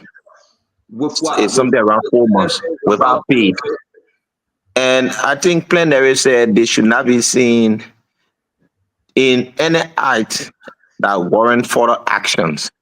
But in recent time, we have seen some of the same guys misbehaving on Capitol Hill. You saw them in the video, the last video. You're going to call for the removal, though? Removal in the context of what? To expel them? Yes. That decision is something that rests on the shoulder of plenary. If you have a vote of 49, you can expel anyone from the legislature. So in this context, of course, and that person should be given due process. You have my last question, then we'll go to Dr. Bople and Dr. Richardson and the rest of the team. In this context now, are you now going into the main chamber, or you were still within the joint chamber? There was a resolution that was voted upon that we should have session in the joint chamber. Plenary will need to take a decision as to where we continue conducting regular sessions. That's not a decision. That's not an individual-driven decision, no. Okay. So plenary will take a decision. So here come Thursday, and you expect that you will call him the former speaker, Fonati, and his guys to leave the main chamber? Yes, they will need to go where session has been conducted. They will need to be sitting in section. They will need to come. Then where session, the activity of the Liberian people has been conducted. So there's no reason for them to stay out. When they stay out, they will still be considered as absent. Okay. And there's a decision, there's an action that is required when you are absent. Okay, so right now we get Pape Flomo, Abu Kamara, Marvin Cole, and those other groups. And the fourth person is Honorable Eugene Colley. Is the fourth person on that list? Eugene Cole is among the four that decision will be taken on Thursday. All right, thank you very much. Let's go ahead and bring in the rest of the team. Now, if you have questions or you want to interact, let's make this happen. I'd like to, again, welcome every one of you. Uncle Sam, question or statement, Dr. Bopler, Dr. Richardson. We're going to bring in Conor Gray, Governor Clinton, and our brother Patrick.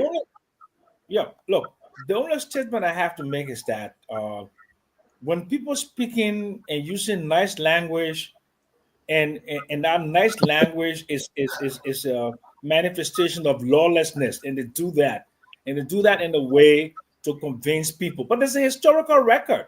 This is history. We are dealing with history. This is what we call posterity. Posterity will judge you because the internet is the most comprehensive written record of any generation. Okay, and future historians will see the travesty of justice that was exhibited here by these so-called victorias for the three lawmakers. And I won't be alive. But one of the things I always say to my Liberian people is that you don't live for today, you live for tomorrow. And this victory that is being celebrated today will be short-lived. This is the history of Liberia. So, they can gloat, they can have the party, they can pop the champagne at the RLJ, do whatever they want. They can get there with their stipends and their comeuppance, wherever they've been, they're giving them to stay in RLJ. Let them have a good time. And I'm not hurt to the point where I will be dejected, despondent, and not do what I need to do, because I'm a child of history. And I know that history will vindicate the struggle as it has done over the last 50 years. God bless you. Thank you very much, Dr. Bopler. I have a question for from where you sit, given your level of involvement in this, what will you do differently, and why? And let me just create some context. Before you came on, I shared my experience today. For a wonderful 15-year-old girl who was selling with a market, and she says she has not been to school at all. We spent 4 months or so going through this process. We have not spent 1 week debating how we can ensure that education is compulsory in Liberia. What will you do differently in the best interest of the ordinary Liberian people and the rule of law, given what has just transpired? Is there anything you would do differently, and why? So what we're trying to do from our end, I come from a community that has a concession. And as the new chairman for investment and concession, our thoughts now is to see how best we can have a full review of the concessions contracts and see how best we can amend our laws that helps to make our country to benefit more. I believe as it stands, the revenue law of Liberia cannot fit the current realities. These are things we are trying to put in place for the new leadership. And I believe the speaker will support this agenda. To interrupt, all due respect, could you just answer the question I asked? Given what had happened with this situation with the speaker, and given the fact that the 55th House has done nothing, national debate, not even 1 or 2 weeks, where you got into the weeds of the challenges of education or the lack thereof for the 15-year-old or so who's not going to school. What will you do differently given what has transpired, and why for this situation? I appreciate you talking about the future and other concessions, but if you don't mind, would you please answer that question, sir? So maybe you are not following the records of different lawmakers. I wanted to be very specific from my standpoint. I said I come from a community that has a concession. I've been successful in ensuring that that concession has been brought to plenary, that plenary has taken a decision to the extent where that concession has started to live up to her social responsibility. And I believe they need to go further. Moving forward, we are going to ensure that one, we look at the revenue, the mineral law of this country and see how best we can review it. We can amend it where necessary, that that process will fit the current reality that young people that you have made mention of can benefit from their natural resources. And moreover, in the face of the claims and counterclaims is to make the house more open, more transparent, and advocate for good governance. These are things I think we need to do. And as an individual, I will help promote. Thank you. Thank you. Let me bring in Dr. Richardson. You want to come in? Yeah, I have one comment to make, and the comment is in this modern world where we live in a developing country, there's always positions and opposition. And so when we come to speak, we're not speaking because we are so entrenched in a view, that's not why we come here to speak. We speak because we love Liberia, we want to see better in Liberia. And we look at how precedents are set, how past behaviors can affect future behavior. And that's exactly why we come here. It's not because we want. I want to pay. I want to speak for myself. I don't care about party politics. I don't care about whether the politics in Liberia is good or bad. It does not impact me to any significant level. I will sleep well tonight. I will wake up. I will eat. But I have families in Liberia. I have friends. I have relatives in Liberia that I worry about, and I love Liberia. So that's what I speak. I don't know. When you're in Liberia, I think people speak because of maybe their daily bread is attached to something, or not, But I don't speak for that. Just to be clear on that. Thank you, Dr. Richardson. I'm going to bring in grandmother. No, sorry, it will be Conor Gray. Conor Gray, you go ahead now before our brother. All right, Stanton, thank you so much. Hopefully, I'm being heard clearly. I think Honorable Family, you have to mute so we'll be able to get clear understanding. But the Supreme Court came with a clear directive to the Minister of Justice to compel the parties to go back to status quo ante. And not only did he flout that order, he did not even pick it up to even make the first move. That demonstrates partisanship. And the last time a Minister of Justice endeared into partisanship was Jenkins Zoblebia Scott, who was Minister of Justice under Samuel Doe. And we saw what happened to him. Matter of fact, he died, he perished under the very institution that is in limbo today, the legislature. He perished there. He could not have a space in this world. He attempted to come back to the United States. He was literally driven out of here. And that's what posterity does. It brings you to the future and does what we call karma to you. And now we're here at this point where some of us will benefit, whether it's Richie Poon or whether it's JFK. We just wanted a country that abides with the law, that we all as human beings have set up to govern us. Now, we're at this point where we think history is on our side. Well, always remember, there's always a tomorrow. This issue where you drag somebody that should enjoy the very, very constitution that we preach about. Now they're talking about former, they're talking about current. I'll still consider him to be the Speaker of the House. But if others say he's the former, hey, go ahead. But I think the Minister of Justice has become a partisan, and that's the opposite reason why a Minister of Justice exists.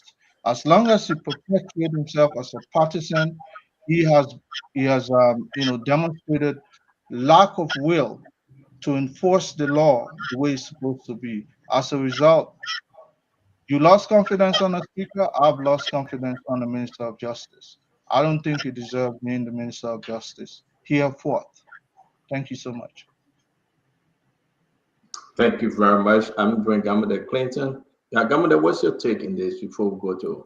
I will bring her on. Senator, what's the question again? No, Gamada, talk to us. People trying to. What was the question, Senator? What's the question? The government had no question, man. You follow the story today. Don't either you don't know. I mean, wait, ask you what's the question. Senator been talking to me.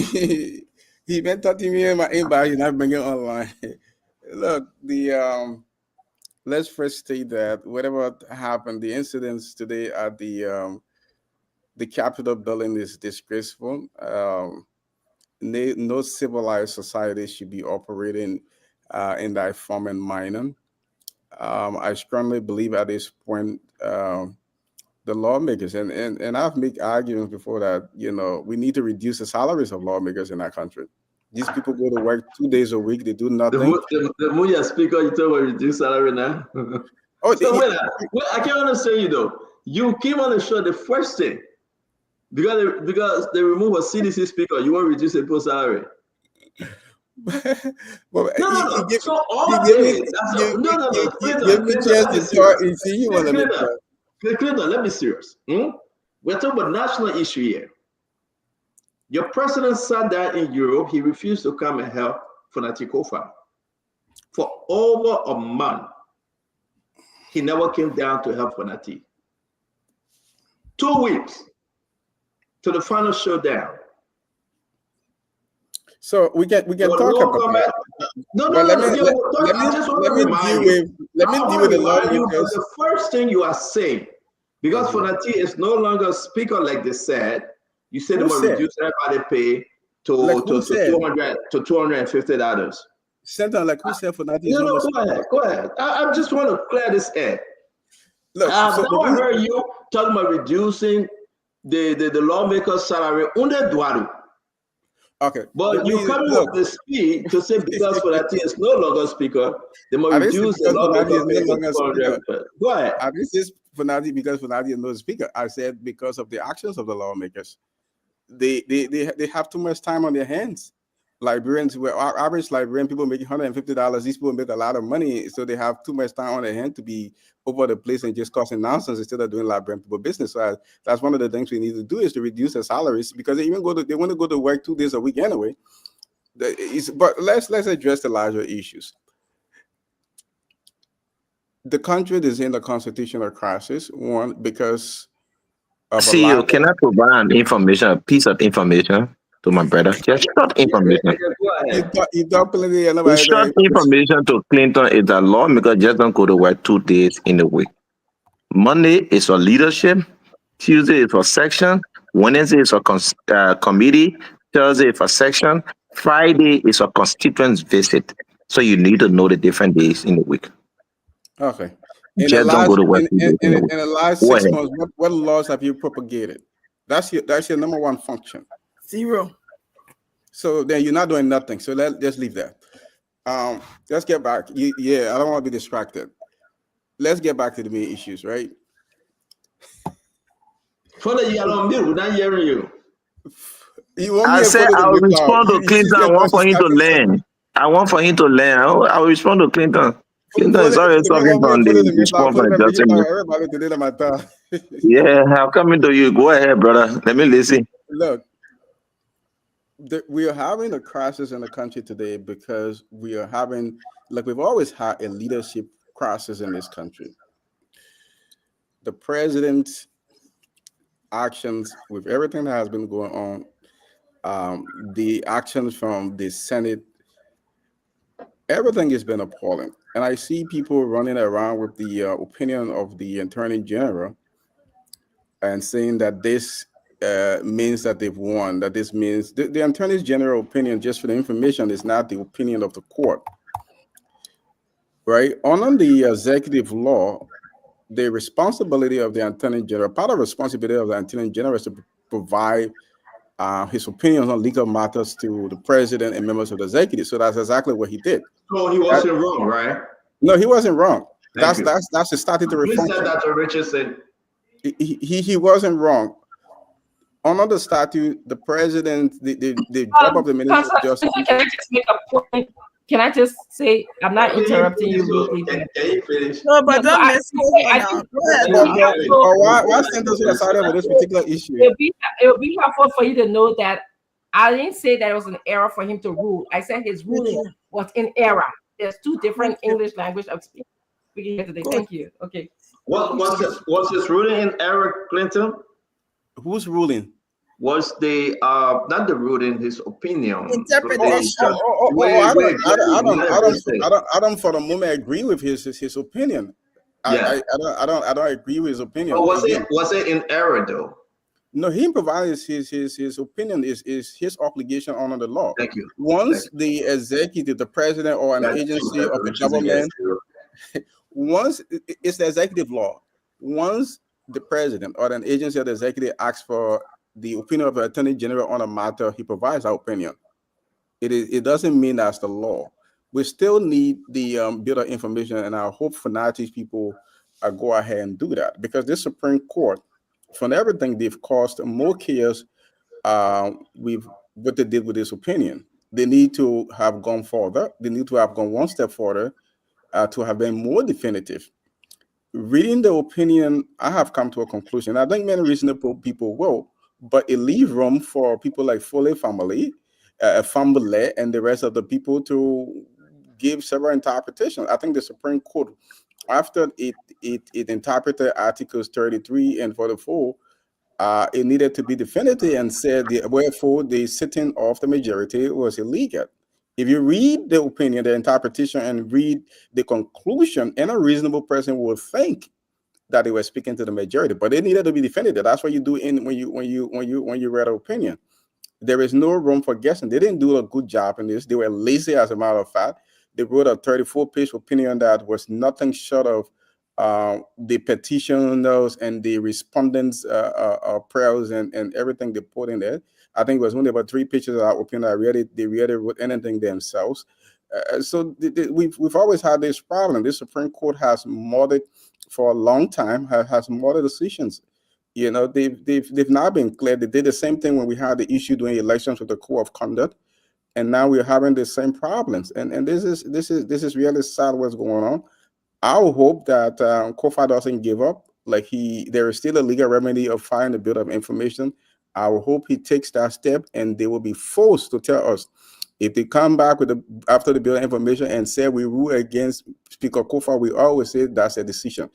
And the thing people are angry with, and a lot of people don't understand, we don't really care about which way the decision goes. The Supreme Court is the final arbiter of justice. If the Supreme Court says that Mr. COFA and the minority is wrong, we can disagree with the opinion. We can have alternative opinions, but that is the law of the land, and we have to respect it. They have not done that properly in this case, and they've caused all the confusion, and that's exactly what the executive was looking for.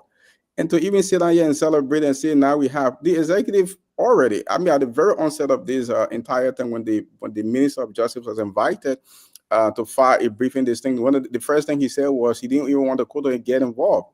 He thought that this was a political matter. So anybody who expected that he would say something else about the court's opinion, I don't know. I will sell you a breach tomorrow.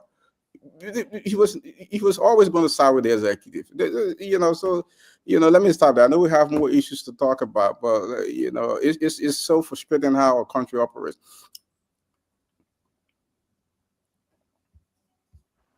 Thank you. Further, you want to come in before we go to our sisters, Glennie and Fatima?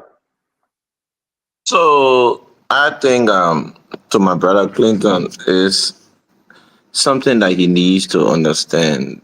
Like you said to him, not because his speaker was considered wrong in his decision, meaning they should start discussing the reduction in salary. He did not call for some of these things.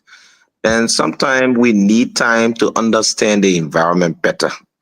I think my brother Clinton has not had time to sit on the ground to understand what is really happening at the level of the Capitol building, to have some insight as to the functions of legislator, So Fole, when did you become a lawmaker?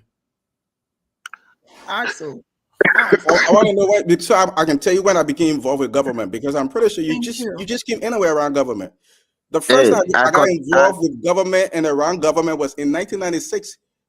please Right? listen to me, Perry Clinton. Please was listen to me. Clinton, you're talking, I was not saying anything. No, but you provided Hey, information when I was talking. Clinton, we need to be safe. Right? We need to be safe. I'm a student of government and politics. Clinton, we need to be safe. We need to be safer.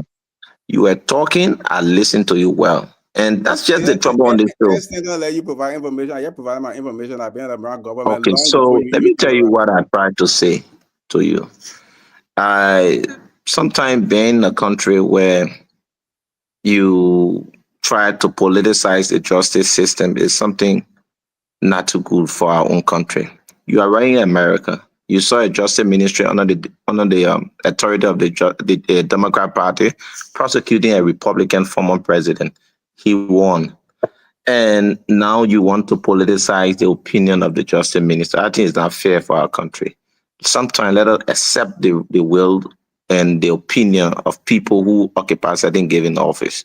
For the issue, politically, Clinton, I've been around. I contested 2017 and lost election with not more than 300 vote plus. Politically, I've been engaged with this system. I understand where I'm working currently. So there are a lot of things I think we might have conversation about them to have a picture of what is unfolding. And the issue about is to be able to accept that, yes, this issue has come to a close and we need to go a step further in doing the business of the Liberian people and reduce that propagandist position that, hey, I think what the law says should be what we should promote. Let me say this to you. Sometimes it is only fair for us to accept what the laws provide, not our personal view as to how we see things and looking for a way to defend them. So, CEO, I think the conversation is fruitful tonight, and we're going to remain safer and continue the process of how we promote and inform our people about what has happened today. Thank you. Okay, yeah, it's true. We have to be safer. I want us to go to different points in this conversation. Our brother Vendetta Patrick was, he was kind of like, he had an internet problem. I will bring him on. Let me hear Glendy, then I hear Fatima, then we go to Ashto. I want to ask Clinton after this, though. It's important to ask him, what was the role of the former president, George Manawea, that led to all this? Then we'll talk about the next step concerning Fonati Kofa, whether you guys will proceed with the legal allegation against him. Sister Glendy, welcome back again. It's good to see you. Hello, it's good to be back. Hello to everybody. It's ironic when you hear Representative Fuller Family say we should interpret the law and abide by it. It's only when the law agrees with his side. When the interpretation favors him, then he wants us to listen to it. But when the Supreme Court gives a ruling, then it's the wrong interpretation, then we should not follow it. I also want to say that no one should demoralize anybody's education. We all don't have the same expertise in the different areas. So this thing where we always want to ask people who are not in Liberia, like you asking Clinton, what do you know, or what do you know about this? I think that's mediocre stuff. Those kind of stuff should not be asked. I answered my question. I didn't even know I'm going here again today. I swear. But it should have a radio station. Well, let me finish myself. But this is the thing. What the Justice Minister did today, like Augustine said earlier, should not have been surprising. That was the reason why he stood back, didn't want to say up front what his position was, wanted to wait for the Supreme Court, and then bam, he has to follow what President Boyka says. He is the Justice Minister of Liberia. He supports the President Boyka, and today he has now finally come out and say President Boyka is on the side of the majority. I didn't read that stuff. It's too long for me to read. I just been hearing they say, because I expected his response. I did not read it at all. Not at all. So I'm even hearing a little bit. I didn't read it. It wasn't necessary for me because we knew what side he was going. I want to say this to Fanatico, and people always allude to the fact that, because we are talking on the side, and the side we're talking on favors the minority, so we're for the minority. I want to say to Fanatico, you can fear nothing but to do wrong. And if you think you want to go another step and go to court again, my brother, you do that. I don't care who becomes speaker, because nobody helping me to come eat my driver and palm butter I come eat right now. Nobody. So if you want to continue to do this, further this to whatever the highest court, please make sure you do that. But the justice minister didn't do anything that was unexpected. What he did today was an expectation, and he did that, in my opinion. Granny, thank you very much. And next time, please don't talk about palm butter and cassava. It's get very, it very real. I get it. You know my mom. I got palm butter and cassava red. Granny, it's very tempting. Please don't do that. Some are on diet. Fatima, on diet. Fatima, talk to me. Anyway, I would like to say hi to all of the panelists. I'm glad to see all the women on the show tonight. I would like to say, hi to the viewers across the globe, to our honorable Fode family, and to the listeners, and to all those in radio land and TV land, if that's how we refer to them as. But in all fairness, I think Liberia has won. I've always known this day was coming, and I've always known that the rule of law, the law that, I think when it favors certain people at that time, they say, oh yeah, the law is interpreted this way. This whole entire week, everybody was saying, ultra-virus won the day. Ultra-virus was the order of the day. Everywhere I turned, I heard ultra-virus. Our own lawyer, Clinton here, Clinton made sure that ultra-virus was the order of the day. But today, that's why I said I'm praying for the president to never get involved in this thing. Because at the end of the day, whatever decision that was made would have referred to the president, oh my God, he did this, he did that. The justice minister, the lead person in the government who speaks for our government on those issues, came out today and he gave what he believes the Supreme Court was discussing. I mean, I think it's time for us to unite our country. I think it's time for us to come together. The legislators, the lawmakers need to come together, work together for the betterment of Mama Liberia. There are no sides. I picked a side because I believe that if you're in leadership position and some people are opposing you from day one, what my beloved honorable Dr. Rudolph Brookless said was to negotiate, to come to the table and have a discussion. And if that wasn't done, and people say that they do not want you, I think the rightful thing to do is to bow out. And because I feel like, honestly, the speaker was misled. Yesterday, I heard my own beloved cousin, Akaras Moses Gray, and my uncle Kalasco calling for protest. They said today it wasn't going to be easy. They said all those things, and at the end of the day, zero. Coco, mama, it didn't happen. They said they were going to protest, they were going to do this, they were going to do that. They never did anything because at the end of the day, they left the speaker to drown. They were ill-advising him and telling him not to do this, not to resign, not to do this, not to do that. It is his right of way to choose how to proceed because you know what happened? Everybody can go to the courts, they can go to the law and seek redress. But at the end of the day, the same Supreme Court that we've all been talking about, ultra-virus and ultra-virus or ultra-come here, have spoken and we've heard it. Let's unite our country and let's move our country forward. Thank you, CEO, for the opportunity for us to be here again, once again, to speak to our people. And I wish somebody can come out and clarify more because now our lawyer here, our dynamic, asking for more. Let me say what you had asked you. So you said right now, Richard Kuhn, speaker or no speaker? Oh, Richard Kuhn is the speaker. He has been the speaker for a while, but he was. Thank you. Patrick, you just came by. Richard Kuhn remain now. He's the speaker or no? Why should I recognize him in the first place? I just got to do something quick because we're going to the next conversation. He's a rookie speaker. I don't think we should be discussing his legitimacy. It's to validate. He's a speaker, but he's a rookie speaker. He's a rookie speaker. Thank you. And let me see, see. The rookie.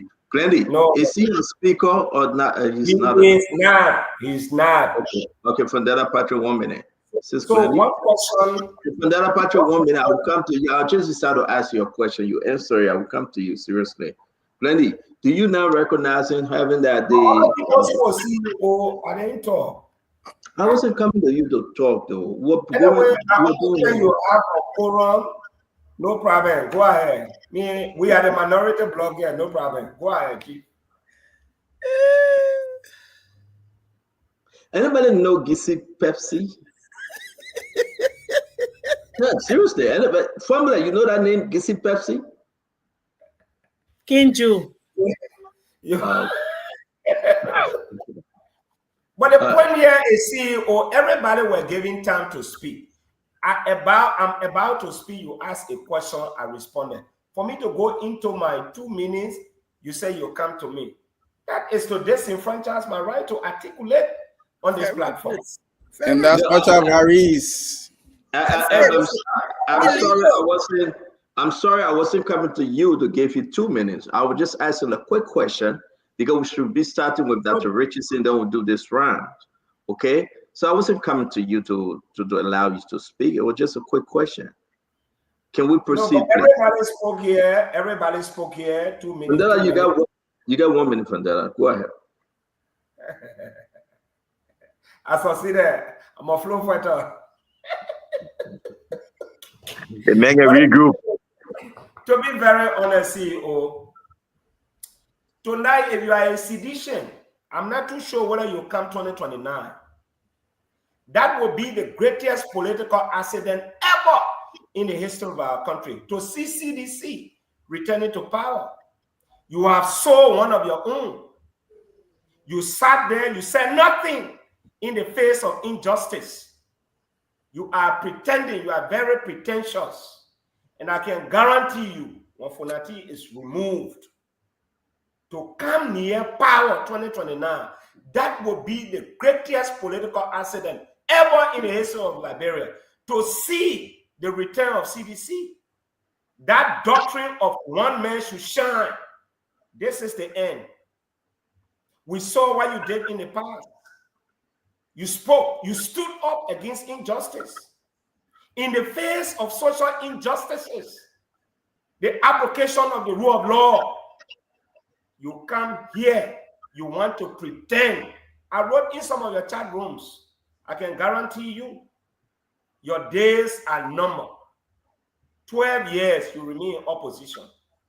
This doctrine of arrogance within the CDC is dominated by people from Lofa. Tribalism has eroded the crooks of that party.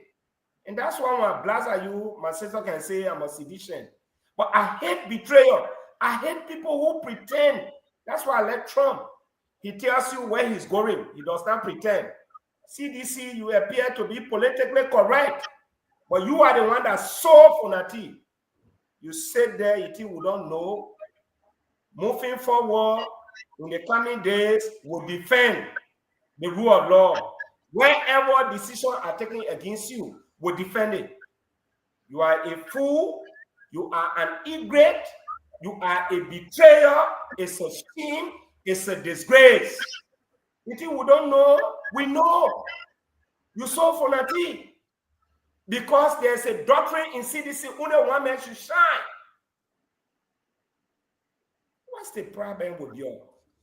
And see you interested in the power because more than 2 minutes. He got 2 more minutes. No. He got 2 more minutes. I have been in their chat room. They don't even know that I'm there. I have been in their chat room. Maybe tonight they will remove me. Look, let me tell you, CEO. Even if you don't let somebody show some level of support, I've seen the resilience of rescue missionaries defending, even in the midst of injustice. They're defending. Every legal luminary, renowned, I'm not talking about Kwasiako legal luminaries. I'm talking about legal luminaries. They have stood with the Supreme Court's ruling. They said the decision by the majority lawmaker is ultra virus, unauthorized, illegal.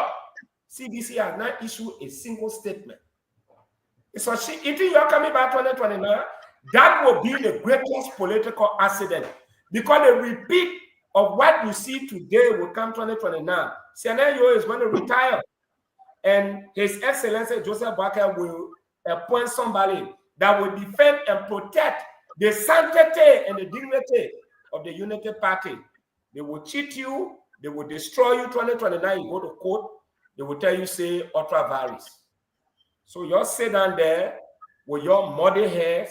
You have no sense to defend the fundamental principle of human dignity. See you, this is the 5 minutes. No. He came late. Let him take 2 more minutes. He came late, please. No, yeah, that's true. Now, why is CDC going there? Yeah, no, it's good. It's good. You see, I think the show is not intended for this. Let us focus on the issue. No. That was show, my man. They meant to part in an election. You can every day. Why you have to sign every day? This is not. We got one speaker on this show, but I beg you. Thank you. I want to go here. I'm not to speak here. The CDC saw for nothing. The CDC saw for nothing. There's a doctrine in CDC. No one shall.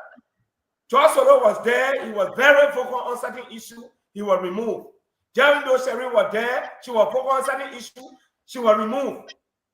Nobody talked. You listen to Moroba Molu. He confessed in a video recording. He too, he was kicked out.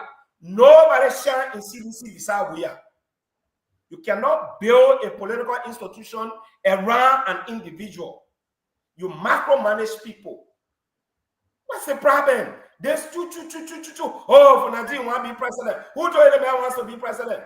Because we are coming back. It will be the greatest our campaign against CDC. 2029. Let me send it as a caveat. You will not come back to power. If you thinking you coming back to power, Fundraising remove. Forget it. Even people in the Southeast, CEO, make a call in the Southeast. There is a protest going, traditional leaders. 4 of them call me today. They say, if I was son, they say they talk weird. And for nothing on the rock in Branco, how did I know there is a rock and island? There's a rock. And another man called me today. He said, my son, I watch you on Spoon TV. You are very objective. But that born when he come here 2029 will remind him of nothing. This is so ungrateful. What's the hell wrong with these guys? Now hold you right there. VP, let's hold you. Now that's our conversation. VP just came in with. Let me hear every one of you on a very serious note, though. I'm going to go to Gamma there because you're the second ranking sedition on the Spoon Talk. Asido is one, you second, Uncle Sam is third.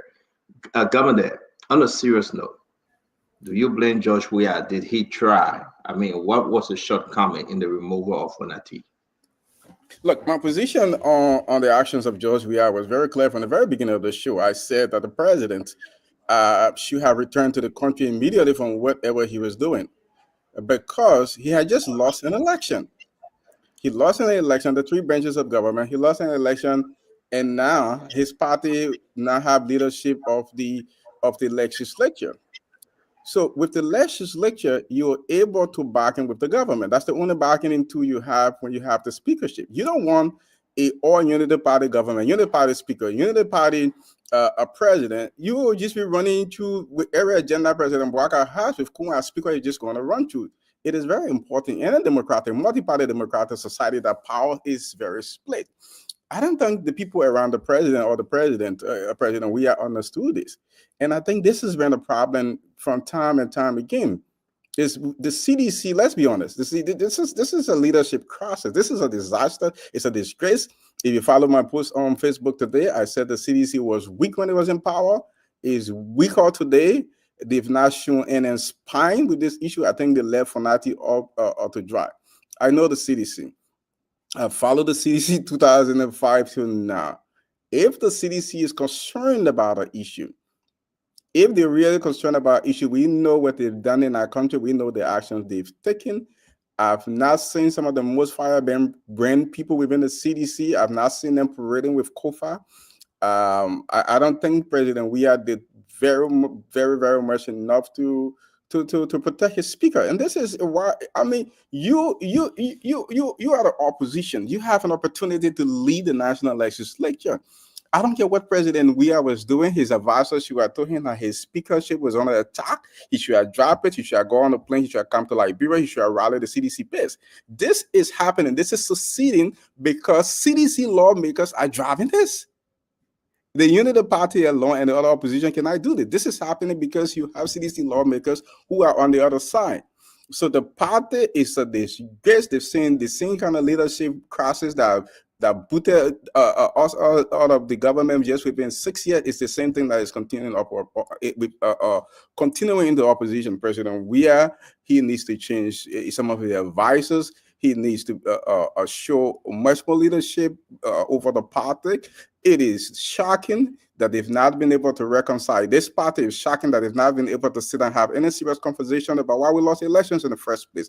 It is a disgrace. The CDC needs to change this culture that if you are not in President Weah's circle or you're not quote unquote 2005 sedition, you are supposed to be an outsider, and so everybody gets different treatment. It is unfair. It is nonsense, and they need to stop it. All right, before we get that, hold on 1 minute more. I think you got a quick question. We'll go to Dr. Richardson, Dr. Beauclair, Uncle Sam, and come down to Glennie and his team. Good evening to all of this panelists. I just called to ask. Go connect our pipe, man. Go connect water.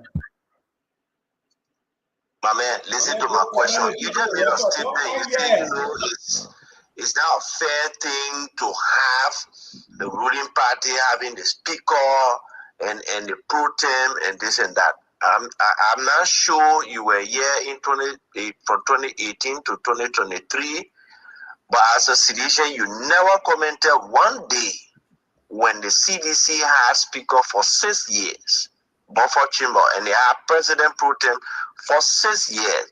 And at a certain point, the CDC had the speaker and the deputy speaker. What you were thinking, was it right at that time? Thank you. Thank you. Okay, so Mwali, this is what I said.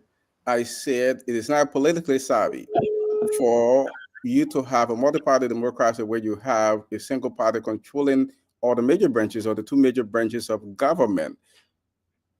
That's what I said. Whether or not the CDC had that. See, can I provide an information about the configurations of different leadership positions in the House? Can we just go ahead and how is that relevant to who's the speaker? Jesus Christ. We're talking about heads of branches of government, not committees' heads. Can we just I beg you guys, I beg you 1 minute. Dr. Richardson, let me make progress here.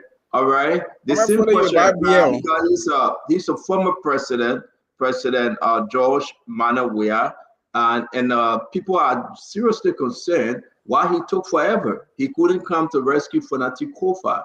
Even when he returned, Dr. Richardson, nobody was still under that sycamore tree.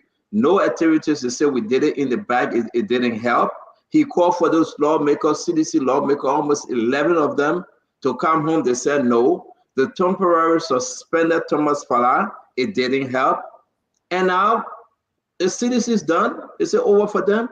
They are not respecting the leader anymore. Is George Weah just another lame duck? What's going on, Dr. Richardson? Just on this one, I know we'll come back to this ruling and the way forward for Fonati, but let's talk about this. What's your observation, Dr. Richardson? Just to answer your question briefly, as you appear to be in haste of time, just like I called for President Porkai to call in members of the Unity Party who are representatives in the House, to call them in and to speak to them, to tell them about the value of democracy, how their position or whatever their behavior represents the future of our country.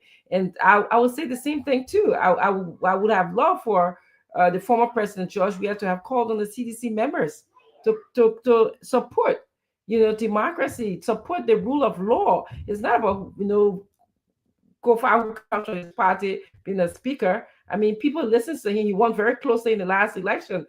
I think he has some power and he should have done that. But as we see, Liberia is what it is because we have leaders who are only interested in themselves at this moment, to me, as opposed to the future of our country. Thank you. 1 minute, Dr. Buple. Let's hear you on the CDC intervention. Did it help? Did it hurt?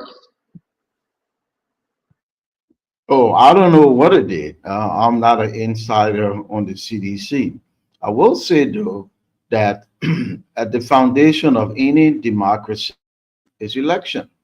And if the people elect the head of the executive branch of government and they elect a certain number of persons in the legislative branch of government, it translates into leadership there. So there's absolutely nothing wrong with having one party in charge of branch A and branch B. What is wrong is when they do not do the people's business. So this is not a thing where you manipulate so you get quote unquote balance. Okay, if the people elect a majority from one party, that would probably translate into majority leadership in the first branch of government. It's absolutely wrong. I continue to ask the question, what lessons have been learned and what can we do differently to make our first branch of government stronger, healthier, and with a better sense of respect for the rule of law? And my honorable lawmaker, you did question, so I'll put it out again. Thank you, CEO. You're muted, CEO. So, We can't hear you. is there a question for me? No, further we're coming to you. We're walking our way to you, Fode. Please be patient. Okay, so let me hear you on the CDC. I got a current recorded in. After you, I will bring in district number 8 former lawmaker. But let's say you on this argument, Uncle Sam. CDC involvement. Look, okay, I just want the public to understand my political position. I'm not a member of the CDC. Okay, I sympathize with the Populist Foundation, villagers, market women, children, and basically the bottom rungs of society. That's what I've always supported. I came home about 50 years ago to support multi-party democracy, to be on the side of people, the downtrodden, the masses.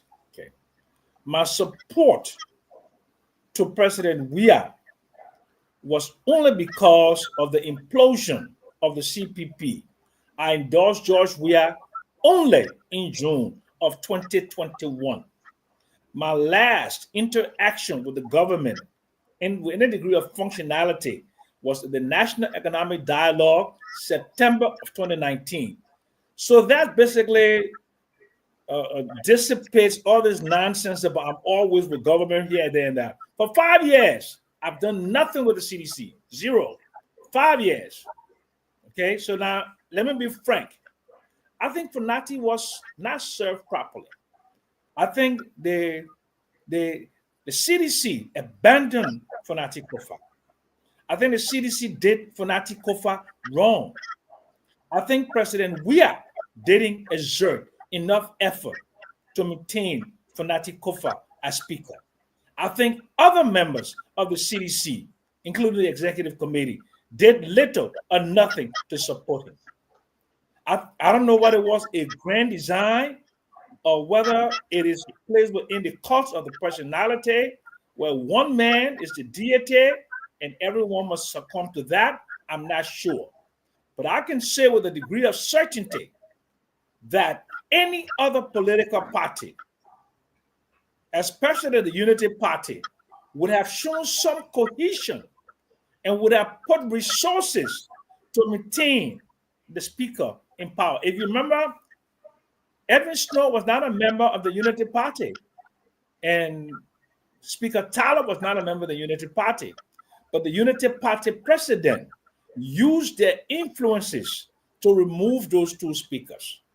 George Weah did not serve Funati right. The executive committee did not serve committee right. And I also believe the rank and file of the CDC did not get the signal from up to support Funati. So that's where is my position. I'm not a member of the CDC. Hold on a sec. I'm not a member of the CDC. I have never cared about political parties since. In fact, I've really never been a part of any Thank political you, party. Uncle Sam. I'm kind of just want to ask. You mean that they didn't get the signal from up? Where the only up that would be George Manor? Where? Oh, there was no signal. Look, let me tell you something. Anything that George Weah wants to happen within the CDC happens. Anything the executives of the CDC want to happen, anything at a rally they want to see happen, it happens. Okay?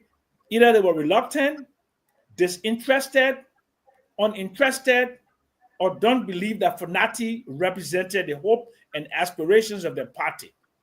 And they misserved him. Bottom line. Thank you. Thank you. Conor Gray, you live. Talk to us and we'll go to Ed Remy Gray.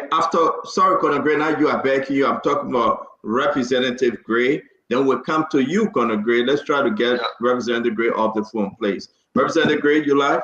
Yeah. Basically, let me just say thank you very much. I'll listen to it.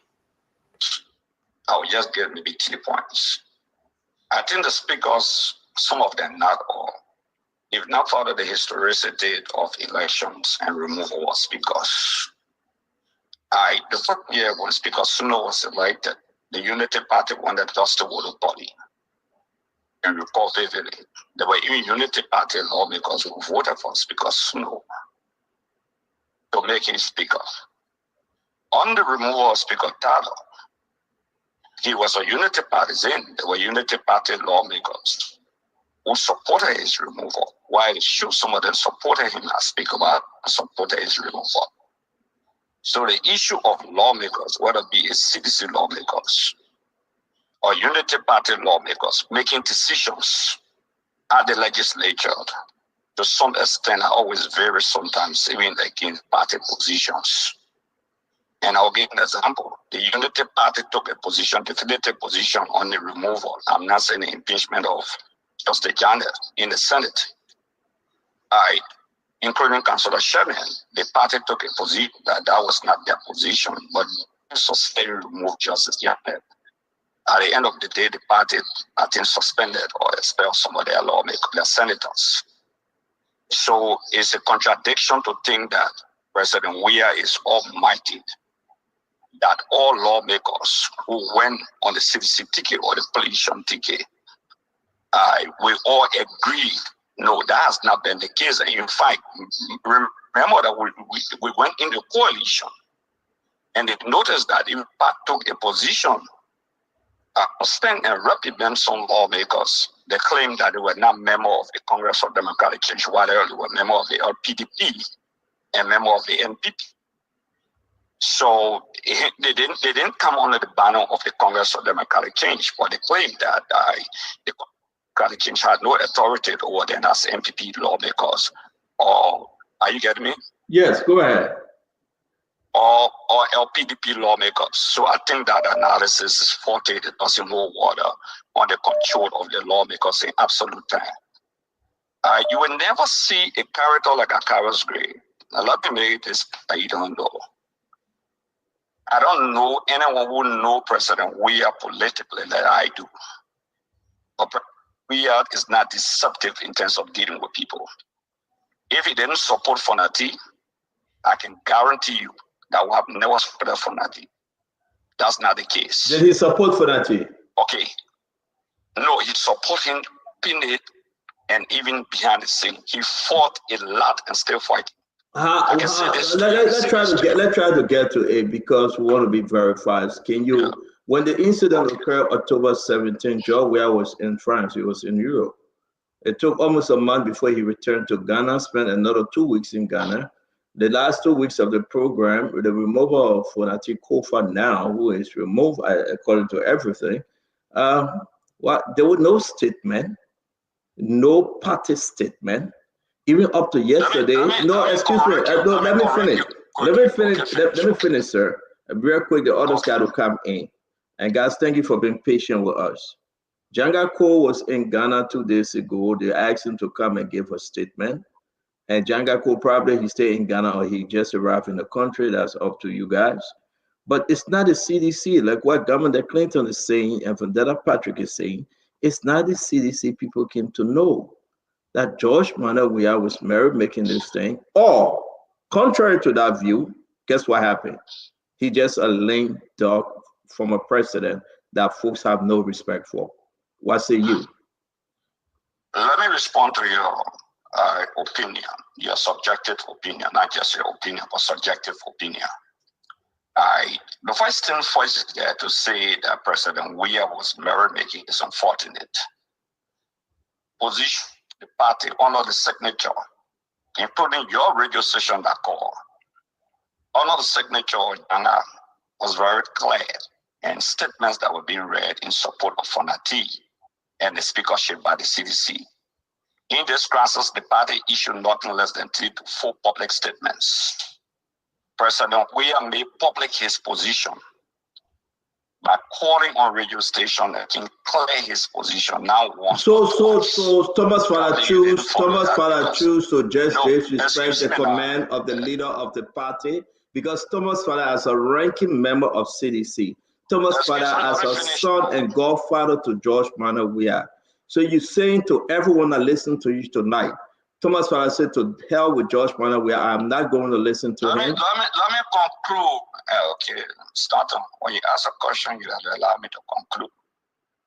Thomas Fala was reached by President Weah, not also in my presence, consistently. In fact, if you notice that when Thomas Fala was called once upon a time, in fact, he was consistent. That's why Thomas Fala remained with Fonati in the first 2 or 3 sessions. Did you notice that? Because the president was in direct contact with Thomas Fala to the extent to justify that they were in a session, and Thomas Fala even made public that he, President Weah, was speaking. It was clear. Now, Thomas Fala, I don't want Thomas Fala because Thomas Fala is a party deviant. Let me put you on public record. Thomas Fala is a public deviant. He's suspended. A party deviant. He's suspended. Subsequent actions will be taken against all of the deviant lawmakers of the Congress of Democratic Change. I can guarantee you on that. But let me say this to you. Today, I can confirm to you that the President of the Republic of Liberia had a conversation with Speaker Kofa asking him to resign. No, we're not talking about the president conversation with Speaker Kofa. Let's go back to your that's the last thing on our topic. That's the last thing on our topic. Did CDC serve Speaker Kofa right? That's the question we are asking you. The involvement of sedition, the involvement. No, let me finish. Let me finish. I'm begging you, Honorable Gray. I'm begging you. Let's go back to the Thomas Fala argument. Yes, I will. Yes, Representative Gray, I will. I think you tried to pivot this. I asked you about Thomas Fala. You're going to just say Iman Barker asking the president the speaker to resign. No, let's think with Thomas Fala. Let's stick to Thomas Fala. The Thomas Fala. Yeah, but not Vlad. We understand that. But let's stick with Thomas Fala for a minute. Can you tell the Liberian people that this is a lame dog president, that even a senior ranking member of his party, Thomas Fala, choose not to obey and respect and follow his instruction as per the party rules when you guys came up with temporary suspension, and Thomas Fala just brushed it up. The night of that suspension, you reach out to Thomas Fala and say, my man, we have to take action or else the president will be looking ugly. And he brushed it off his shoulder like a dust. Do you guys have a lame dog, weak leader talking about coming back in this regard? I mean, why this former president couldn't leave the Ballon d'Or and all the door and come back and save Fonati Kofa? If this seat was so important to him, like Fonati said, I'm a Sasta man and I support my Sasta brother. Why you couldn't do that? I'm asking you the question. Okay, you are constructing unnecessary sentiments. No, it's not unnecessary sentiment, my man. You call on the show, you want to come on. Yeah. You can't be, you ask a question, relax. My man, I always relax when I use sleeping. Yeah, you are constructing an unnecessary sentiment, and you got to desentimentalize the conversation. What do I mean by that? My man, we're not waiting for your English class, but let's go ahead. when we were fighting Speaker Tyler, the current president of the Republic of Liberia was vice president and presiding officer of the Liberian Senate, who attempted to take Unity Party lawmakers from the fight against Speaker Tyler, but didn't succeed in doing that. There was that presuppose that he was late existence. Because I believe you don't want to talk about George Weah like you guys always do. You want to talk about yourself. No, excuse me. So we'll come back. Come on the show tomorrow. Let's have a good conversation. I'm not gonna go. If you don't want me to answer the question, then you can run away. But let me just conclude. Yeah, conclude on it. Yeah. Yeah, just a minute. My conclusion here is that there is no Supreme Court ruling that suggests that Fonati is not the speaker. At no point in time. Fonati remains the speaker. He has the full support of the National Executive Committee. I'm talking about George Weah. I'm not talking about Fonati remains speaker. You say I should conclude. I'm concluding because I heard some people calling him former speaker. He's not speaker. I'm talking about George Weah's involvement in Fonati removal. Probably it was a slip of tongue. No, I conclude now. All right, thank you. But let's see you later. I will call you. When we have to do our closing, I will call you. We're close to us. I beg you, my brother, my friend, I beg you, please. All right, we're bringing Brother Gray when we're doing the closing of this show, and he will close. So, Stanton, it was my turn, right? I want to say, Vandela, hold on 1 minute. Let's be fair to Conor Gray, our sister Glennie and Fatima. Conor Gray, I'm disappointed. You are not referencing him.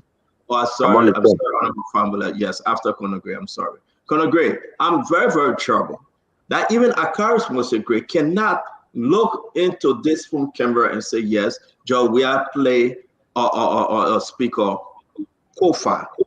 Let us go through the track line over here. One, he was in somewhere in Europe for the Ballon d'Or. And then what happened?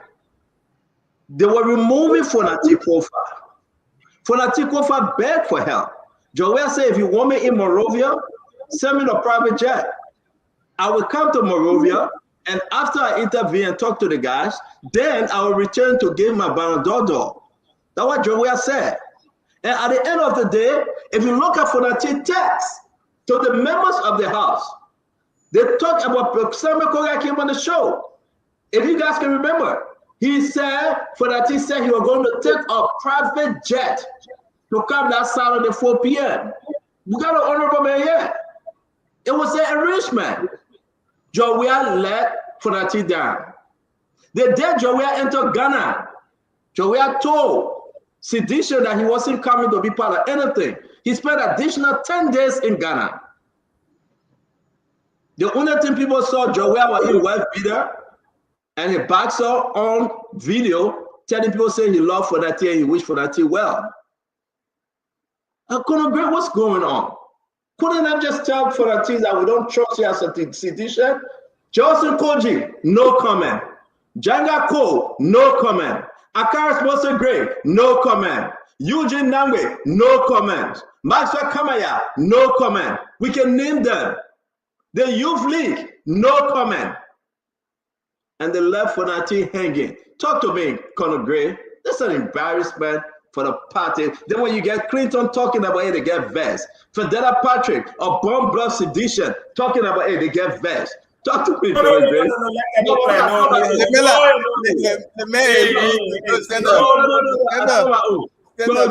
me. I will not let you go with this. Let Conor Gray go.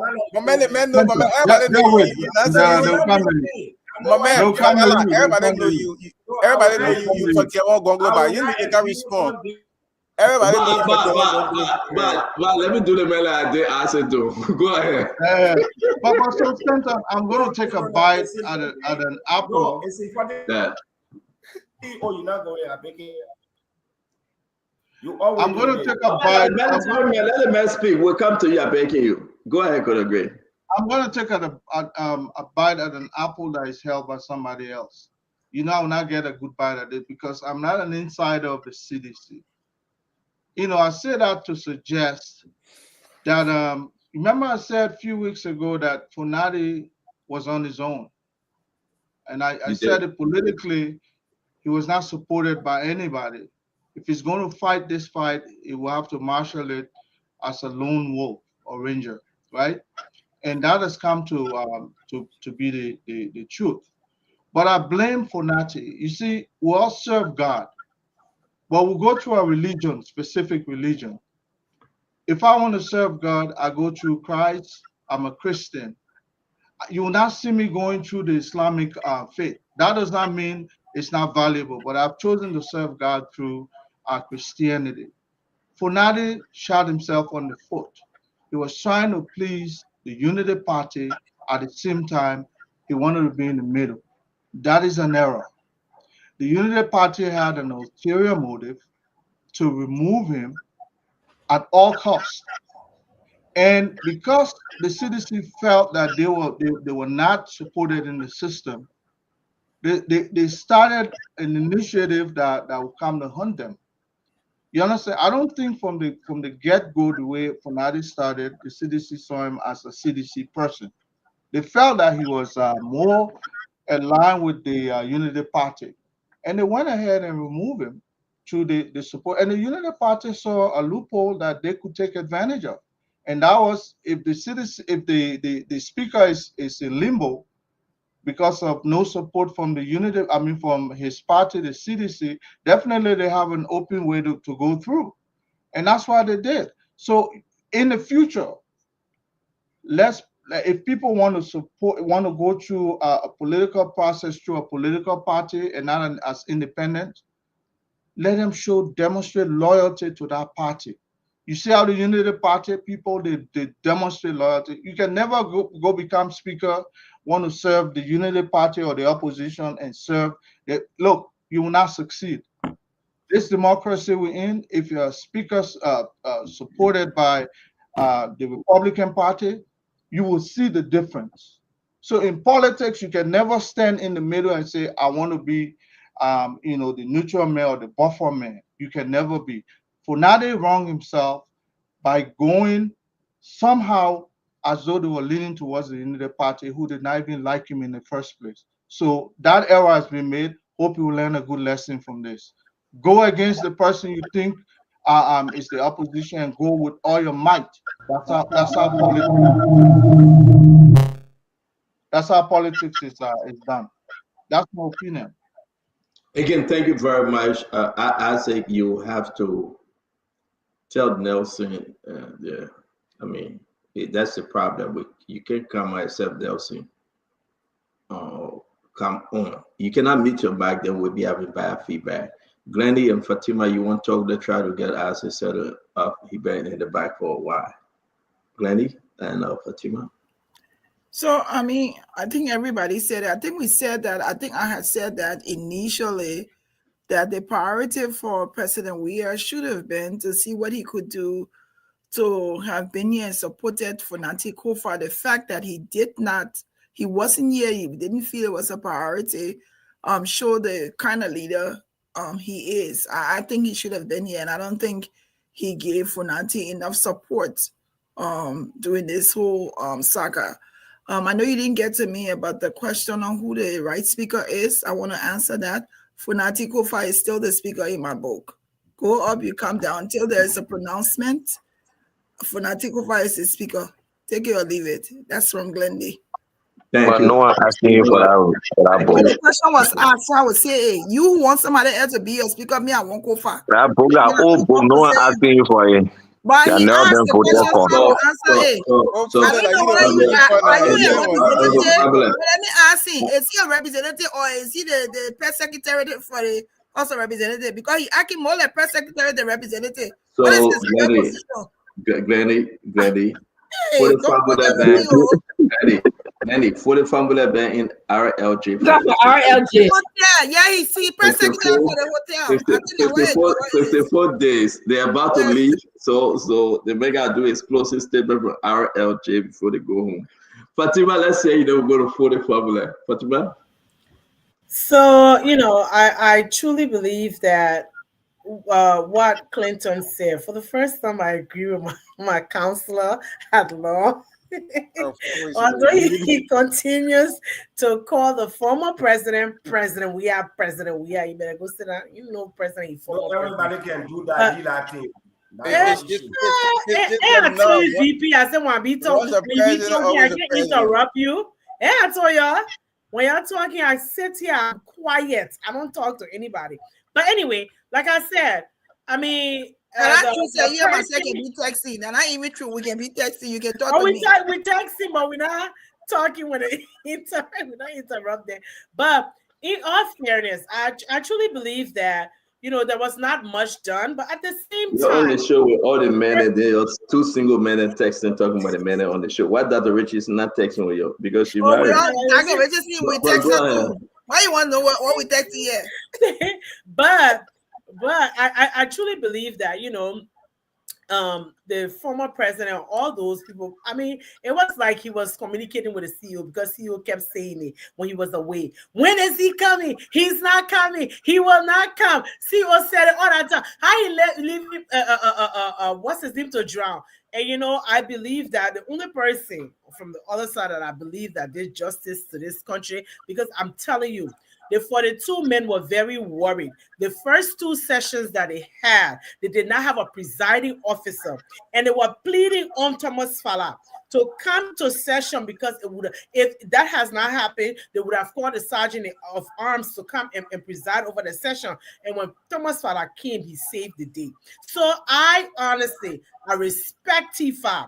I respect him for standing up for his country. I respect him for doing the right thing after he was assaulted. People try to beat him. I respect Tifa in this whole thing. I do not believe that the former president did enough. CEO said it every day on his Spoon Network that the former president was not doing enough. And I stood up against all of this. I've always come here. I said the rule of law that everybody talking about will prevail. Even if I was the lone wolf, I said that I did not believe that if people did not want you to lead them, you were forced to be in their throat to lead them. I said Funati should have gone and bargained with the people that don't want him. And at the end of the day, today the Senate has pronounced that they will work with Speaker Kuhn. The Justice Minister verified and articulated the Supreme Court's rule. Everybody was talking Ocho here, Ocho there, Ocho otherwise. But they verified, he said that the 43 men have been working under the confines of the law. They have had plenary, they have had a quorum, and therefore he believes that the government should work with them. I read it, I was at work, I was excited because you know what? The interpretation came today and we agreed. They wanted to drag our president's foot in this one. He sat on the side.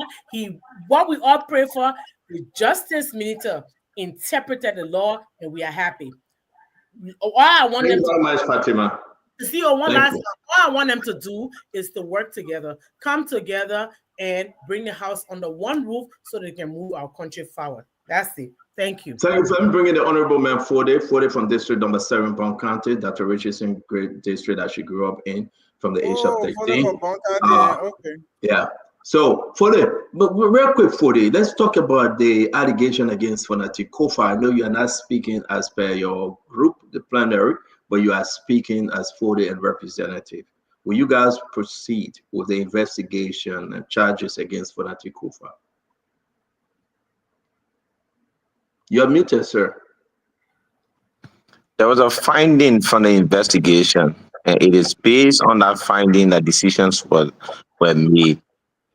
The finding from the committee, the specialized committee that was set up, that committee was headed by Honorable Marcus Thomas to investigate the former speaker.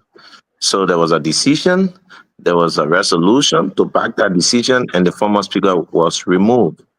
So in the face of legislative politics, people go beyond party line, pick a side. Sometimes, like I said, people on the show. Can we stick to the finance? It's important. These are grave allegations against. I'm asking you. Now he is removed. Well, you said he was removed. You have your new speaker. My question to you: what next with those allegations and those findings? Are you referring them to the Justice Department, or so be it? Plenary will need to take a decision. Plenary will need to take a decision, and the decisions will be public. But what I wanted to say, I wanted to weigh in on the issues that has to do with party alignment and legislative politics. Like Honorable Gray started, he tried to lay the basis as to how party lawmaker tried to sway side, not on the basis of party alignment, but on the basis of how they see things in the house. So you have a speaker who have more interest in working with independence, not his party base. You had almost all of the guys in the southeast. None of them were serving in any position. All of them, they were all CDC lawmakers. They were not playing any active role in the house. They were all members on committee, not chairing any committees. You had the chairman, the chairman or executive. He's an individual who come from the independent cycle. You had the chair, the chair the chair on gender. So you have almost most of the committees that were occupied by people either for or within different parties. So as it stands, there were people in the CDC. I don't see party-driven argument in the House. I see the ability of lawmakers working beyond party line to fight for their community, not to fight for a given party, because the communities we come from, all of them out there, our citizens are out there yearning for local community development and social services. So it's not on the basis of how party align, it's on the basis of how you see things. So you see a CDC lawmakers for putting or having a better relationship with someone from the Unity Party. But as it's saying, the CDC is still playing a very active role in the House. There are people from the CDC, and CDC cannot fight itself. Prior to President, we are coming. Some of the decisions that were taken was that you cannot go out there, instead of talking to your partisan, you try to suspend them, and you want them to reconsider their decision. Prior to President, we are coming to the country. I think some of the CDC lawmakers were suspended. What do you expect of them? To go back and rewrite their decision? No, they were already suspended. They were not active partisan anymore. So they will have lived with their decision and stand up to ensure that their objectives are met.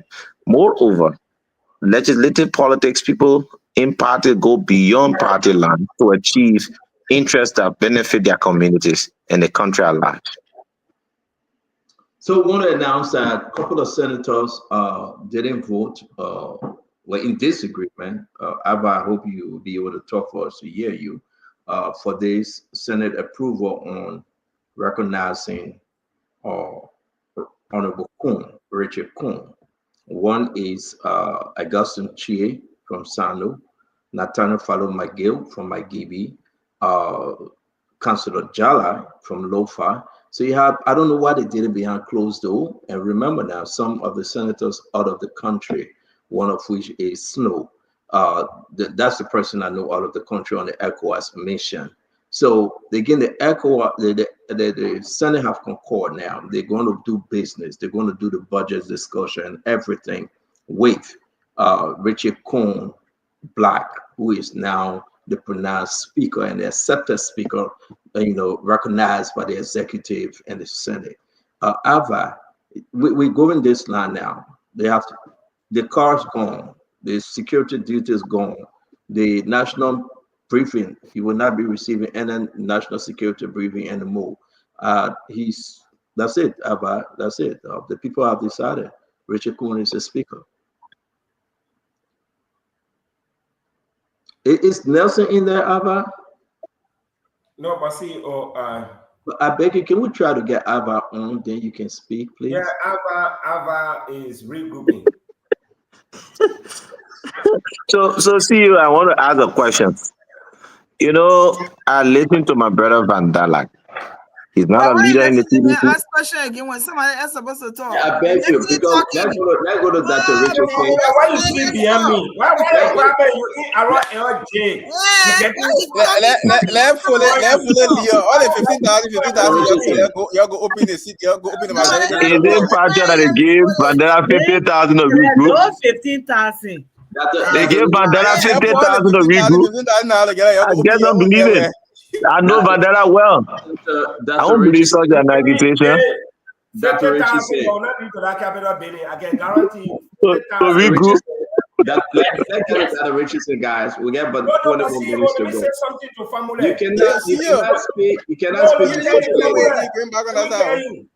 You cannot speak. You cannot speak before the lady. You 50,000 lady. Dr. Richardson, go ahead.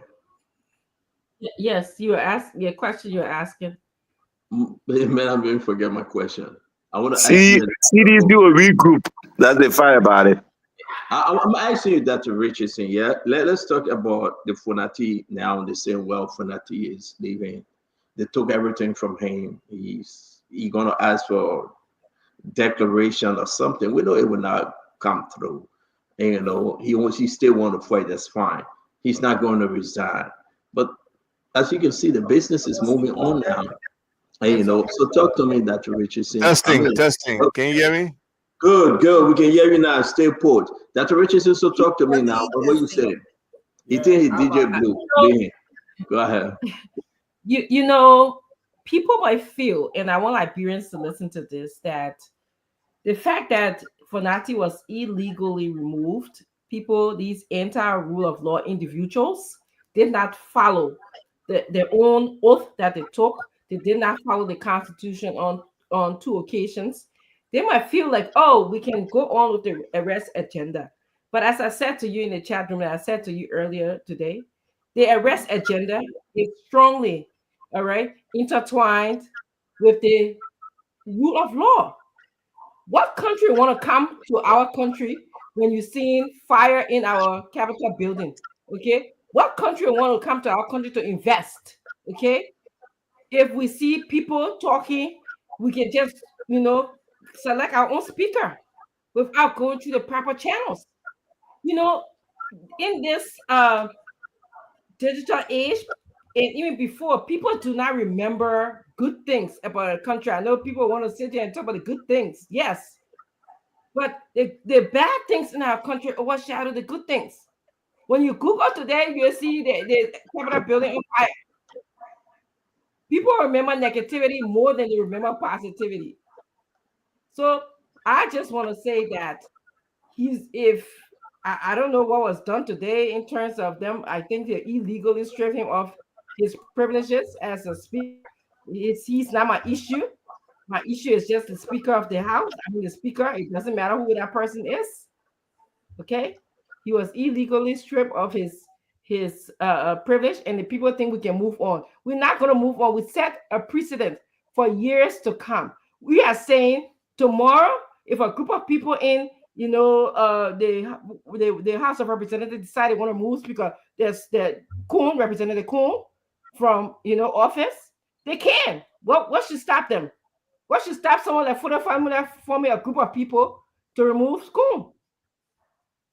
I don't know. What would stop him? So Stu, I just want to get a simple point. I beg you, brother. Get a simple point. Write it down. Go to Dr. Boble and Ava. Ava have not spoken. Let me go to Dr. Boble. I beg you. No, it will even capture Ava and the likes of Gladys. Let it man. Who got the likes of Gladys? You better pronounce my name correctly. What the likes of Gladys? All right, guys, we gotta go. You want to bother people, eh? Dr. Boble, go ahead. I'll yield to my friend from Scorpion Nation. Ava, go ahead. Ava, please. Thank you. Look, I don't know why we try to be white beer gone. Where the white beer gone? People asking where the white beer gone. I mean, don't be jealous. With beer a little better than you. We all beer a little better than you. So relax. Keep bang. No, seriously, look, we have an imperial presidency. Forget rule of law. We all fought for rule of law. At some point, people were still saying what the president say. We can't control the mindset that we have in our country. I mean, I'm surprised at Osotwe. I expected some level of independence from Osotwe in this situation. That's my friend for 4 years on Continental. I thought he would be an independent thinker, but he's not. So the decision is the president's in my mind. And is it an expedient decision for his people to go to work? Maybe that's what it is. Maybe he wants to move his budget. Maybe he wants to progress his government. So he makes that decision, And from the very beginning, I felt Funati would fight, but he would not win. Because if where he had 30, 28, whatever, he couldn't get to that 38 or 39 that he needed. And the other folks could not get, to the 49 with an impasse like that. I mean, I was upset that that continued for as long as it did. And from the Supreme Court decision, I don't know what restricts the Supreme Court from clearly stating exactly where the decision lies and who was in error instead of being nebulous and up in the air about sitting and actions. Funati and his team group did not execute any actions in that time frame that they had to, resist from. No, all actions were carried out by the quote unquote majority black represented family. So at the end of the day, that's the kind of country we have. That's the government we have. In some instances, it's the rule of law. In many instances, it's the rule or decision of the president. And whether it's President Boga directly or whether it's from the executive mansion, it was clear that Funati was on his way out. What do you make about the party Funati got transferred to from Liberty Party? He went to CDC, served as deputy speaker on the Beaufort Chamber, become speaker as a sedition, lawyer for the president, and in it all, folks are saying the president turned his back. President George Manneh, we have the fumble. Let me finish, brother. And he turned his back on his friend Funati. And he was waiting for Bana Odor. And when the Bana Odor came, then he took it. He celebrated. He won. He died. Then time to come back home again, even with the few weeks left. He stopped in Ghana. He did another thing there again for 10 days. Then he came by and said, I call my fellow sedition to action. Thomas Father said that you alone going for your action. And you served in this party before. You one of the funders, I believe so. The man George Manneh, we are man. Why he did this to Funati Kufa? Look, George Weah is about George Weah. Let's be honest here. And you guys said some of the stuff. Funati had the potential to be on track to be president, but it's not really possible. It's not possible if George Weah still has that desire, and it seems like it, but it seems like he's still juggling a ball around whether he wants to run again or not. I mean, I don't see Liberian people voting for him to be president, but just that stature of being the person, the individual. Some people can come in a room and just overshadow, but some people want to come in a room and overshadow and don't want anybody else to shine in that room, regardless of how high. George Weah was at the top of everything as president, and he was still insecure in terms of his person and his presence around other people. You can't be president and be that. The president is, look, Joseph Boga went in the room, Joseph Boga the president. He even got to make noise or talk over anybody. When he start talking, whether it's at a quiet tune, other people get quiet. But George Weah never had that confidence that he could be like that. So his personal insecurity about who he is and where he is most times lead to these kinds of things where he would not support somebody to the max. From the very beginning, if you go to the first show, I said Thomas Fala and George Weah were behind this thing and not really supporting Funati Kufa. And it played out. Whether he reversed to some extent, but the damage was done in terms of the positioning of Funati Kufa. So he couldn't reverse the delay in terms of really threatening or mobilizing those CDC lawmakers to support Funati. So at the end of the day, maybe one day we'll hear the inner story about who really did what. Maybe some of us could be wrong. Maybe George Weah was there crying for Funati and doing everything. But I beg. Do you think if George Weah was going to leave that banner with or come down home for the last 3 weeks? It was going to be very symbolic. No. If he were to come and call for people to come under the sycamore tree, that they would. But that's what I'm saying. I'm agreeing with you.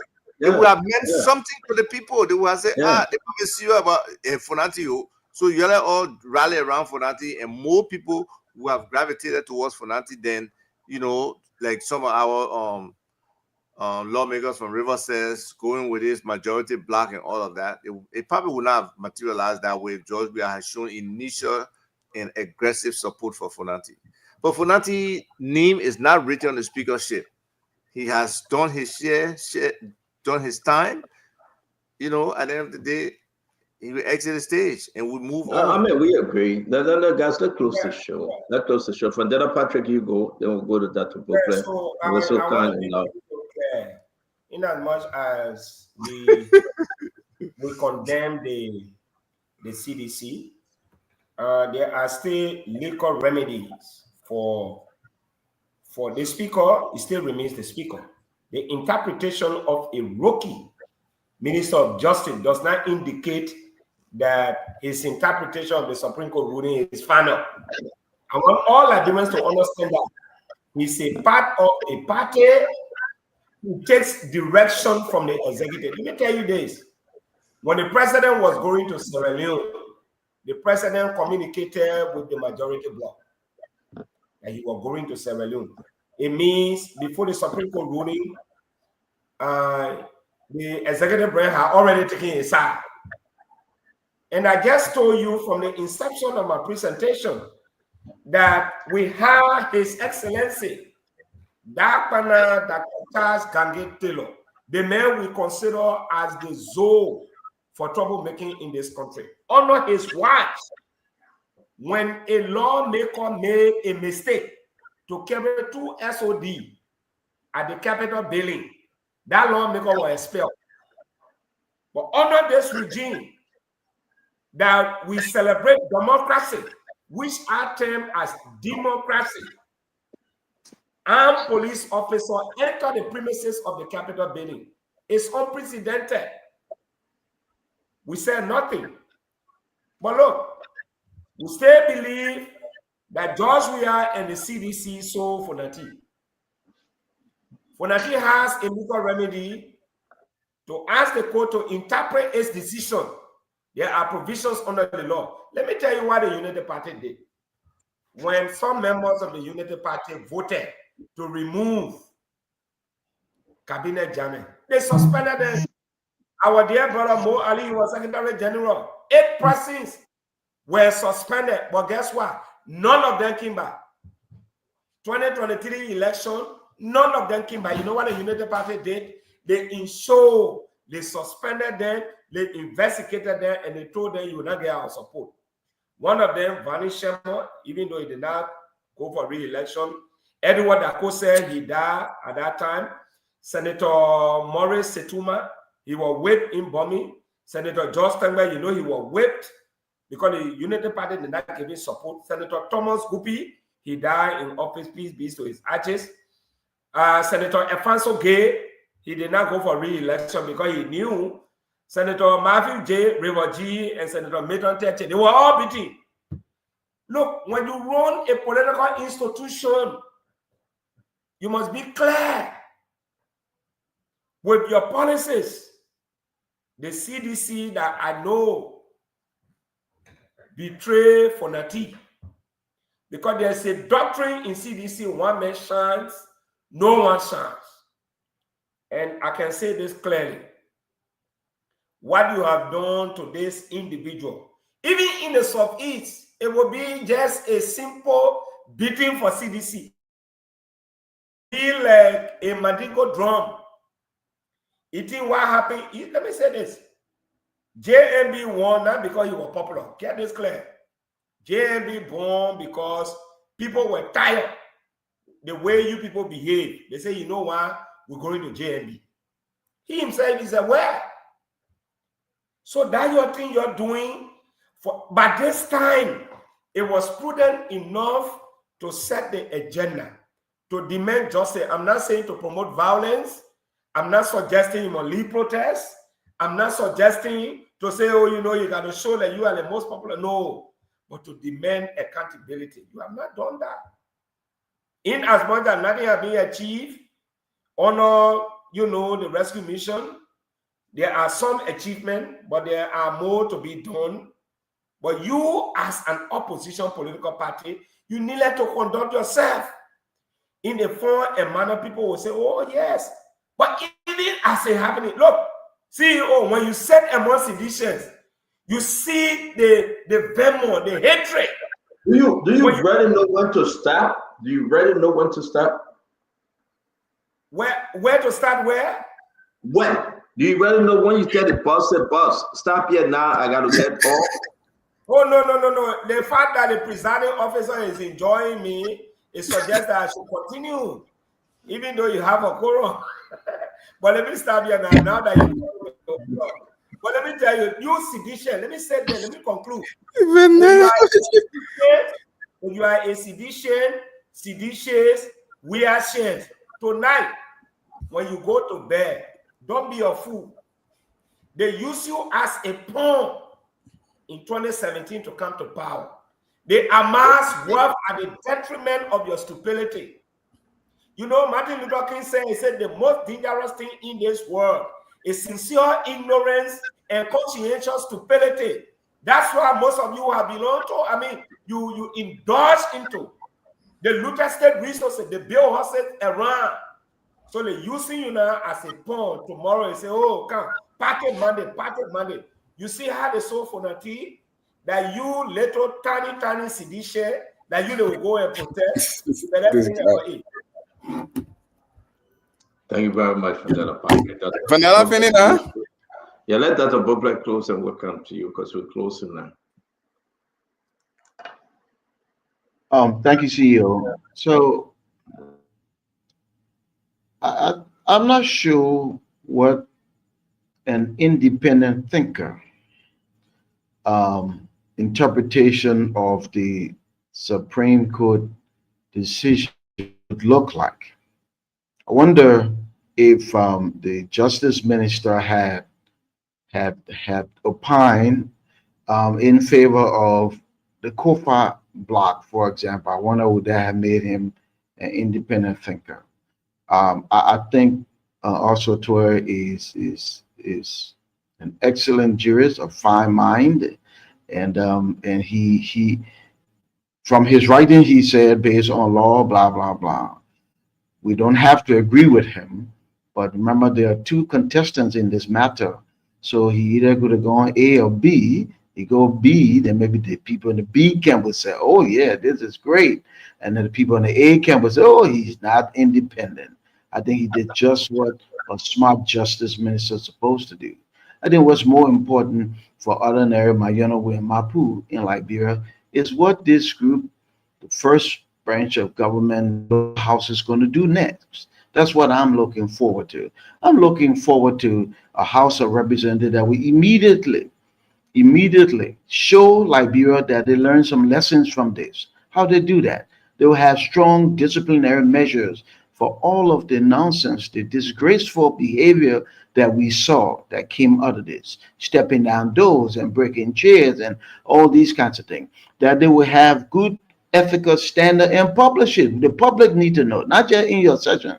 We need to know conflict of interest rules. You know, you're here and then you serve here and then you represent this person, but you're in the House of Representatives. I hope that they will come back to Liberia having put the country through the stuff they put us through with a very aggressive agenda that speaks clearly about how they will transform the landscape of education and healthcare in this country. They will not go and do status quo. We are here now. I got the car. I got the security detail. I think that would be a mistake. I think we are becoming increasingly impatient with leaders who act like they don't care for the people they're leading, especially for most of our population of very poor people that are needing a better life. So I'm watching closely. I'm sure most of Liberia will be watching, if not all of us. What happens next? This is no victory rally for anybody because the Liberian people were the biggest losers. But now this group can redeem itself by making the people's business their priority. So we're watching. Thank you, CEO. Thank you very much, Doctor. Let me bring in our brother Governor Clinton. Yeah, Clinton, let me make this clarity quickly. I was referring to Chad Dakose, not Thomas Groupie. Somebody just sent me a message. So it was a slip of tongue. The former senator of Nima County is still alive. I was referring to the former senator of Grand Cayman County, Chad Dakose. So please. Thank you for the correction. You thank you for being. Thank you for the correction, brother. Thank you a lot. Clinton? Thanks for the show. The country has leadership problem all across. All across, we have leadership problem. What I'm hearing that is happening, that is coming from the Senate, is just troubling. You have the Senate of a country, and you have a Supreme Court ruling, and they are making a decision. And they're not saying we are making our decision based on what the Supreme Court has ruled. They are taking votes. Are we dumb in our country called Liberia? You have a Supreme Court that has ruled. Instead of the Senate coming to tell us that we are taking this decision based on the authority of the ruling of the Supreme Court, they are taking votes to decide whether who to recognize as speaker. Look, to talk this country flower, it can be too hard. Sometimes you just get tired. You get so tired. Look, and let me respond to you on Green. We are not in a room. We are not in the CDC executive room when decisions are made. We are not in a room with president. We are when decisions are made. Our reading of the president and our criticism of the president is based on what we see from outside. And what I've said, we've not seen enough. I would have loved to see the president return to the country as earlier than he did. I would have loved to see him rally his base. I would have loved to say, look, the opposition, the guys on the other side, the majority black in this case have shown that whatever they did not even show, they said whatever way the Supreme Court have ruled, whatever the Supreme Court have said, whether it was the rate of what or what, these people consistently have said they will do things politically. We needed the same amount of political pressure, and that had to have been led by President Weah, who I believe is the most popular, and I believe is the leader of the opposition. You say the president Weah? Yes, and look, I believe we've had, and I've made this public. I believe this. We've had leadership problem within the party, and we need to really step this thing up. Going forward. The CDC was the government in power. It was the government in power when we had elections in our country. I know you're closer. You say you got leadership problem. How so? You want to have a CDC? No, I will give you my time. No, you say you got leadership problem. Is Joe Weah the leadership problem, or who's the leadership? Because only Joe Weah, only one person. Look, we have problems. Look, you're making me lost in my thought, man. Let me. I mean, so we can understand. I mean, I just want to get some understanding. So, look, for instance, the government, the party has to be emphatic about certain things. We had a situation where you had elections in the country, and this election, I was here watching the election, and it felt as though the opposition was running the country during the elections period. I did not see any kind of leadership. I felt from what I was sitting as though the opposition was running the country, even running security for the country.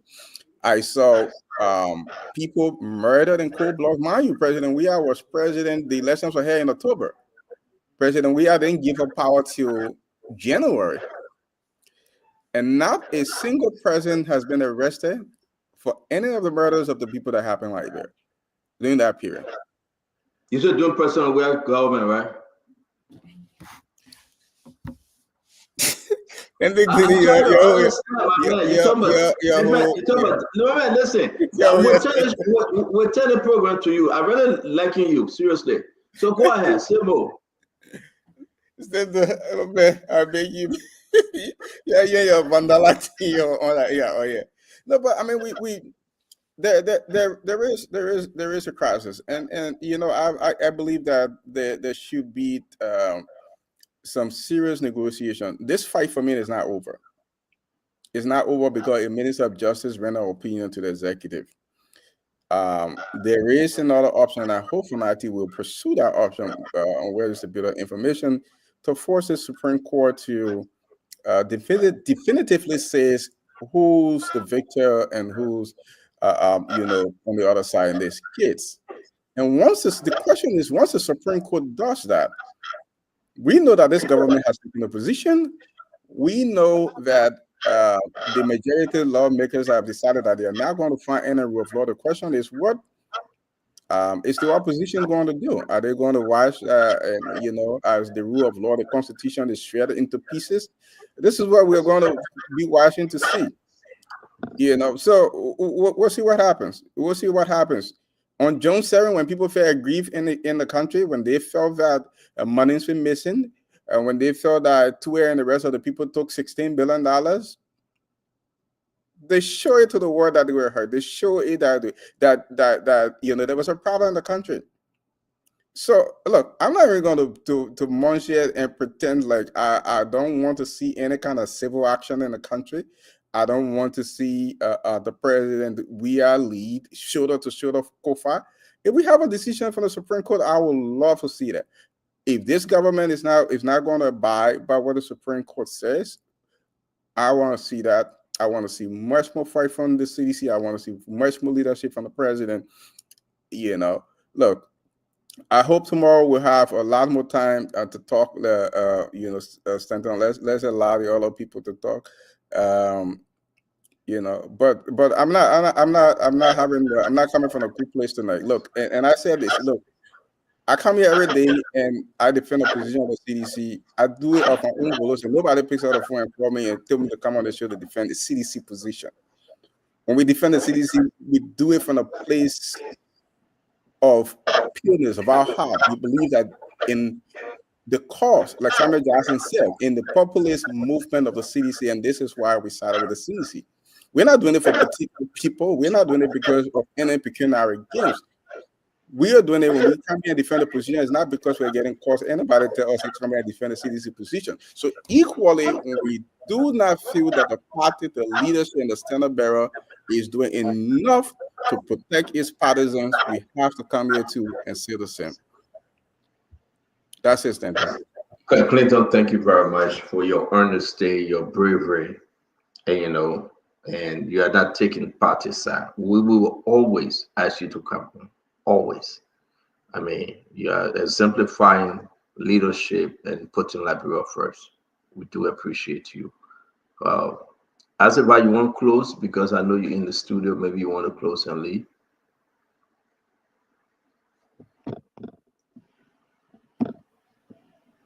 Go ahead, Isaac. Yes, you hear me? good.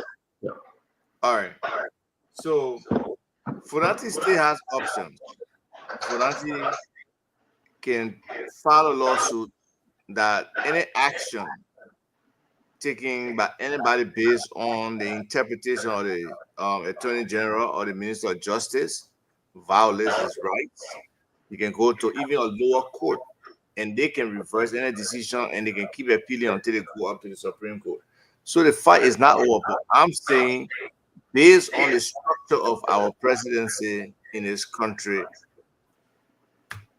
it's a loss. He's not going to go far with this. He's going to keep just cycling, but the government will still continue to run, right? And his quote-unquote rights will continue to be violated. And also, I don't know what the legal process is, but he can require a review. Maybe the Supreme Court can do a review of the president's actions related to this particular case. But in my mind, I never felt like I wanted Fernando to stand his ground and fight, but the law to be on his side, because the law is on his side by any normal, regular reading or interpretation.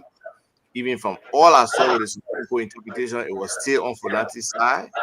But when the powers that be determine that they want to move in a different direction, sometimes you can't control it. So it's a casualty situation. I don't know how much energy he has to keep fighting, to stay fight.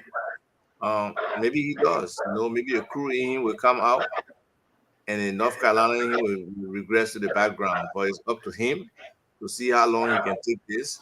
But I think the ship failed, and his name, his partner, was not on this speakership, he still can be the president he wants to be. He can still run for the presidency if he chooses to, and I'm sure he can build a necessary support base. So, thank you. Thank you. That's what happened. It comes to old age. Edward McGregor. Yes, Stanton, I think mine needs to mute, maybe Stanton. But I think Vanderlag Patricks was talking about Edward Boakai Dagoze, the late senator of Kidman County, and not Charles. I'm not sure who Charles He is. corrected himself, Gonna Greg. Maybe he wasn't No, listening. at first he said Groupie. Then Yeah, he came back and said Charles Dagoze. There's, I think he meant Edward Boakai Dagoze. He was economics, also teacher at the University of Liberia. But let me say this, or management. But let me say this.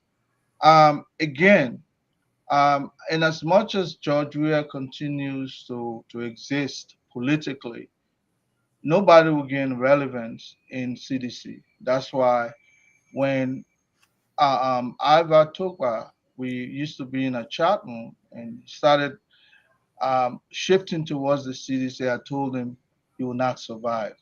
And then him and another brother, Ben Fanier. But they went ahead anyway.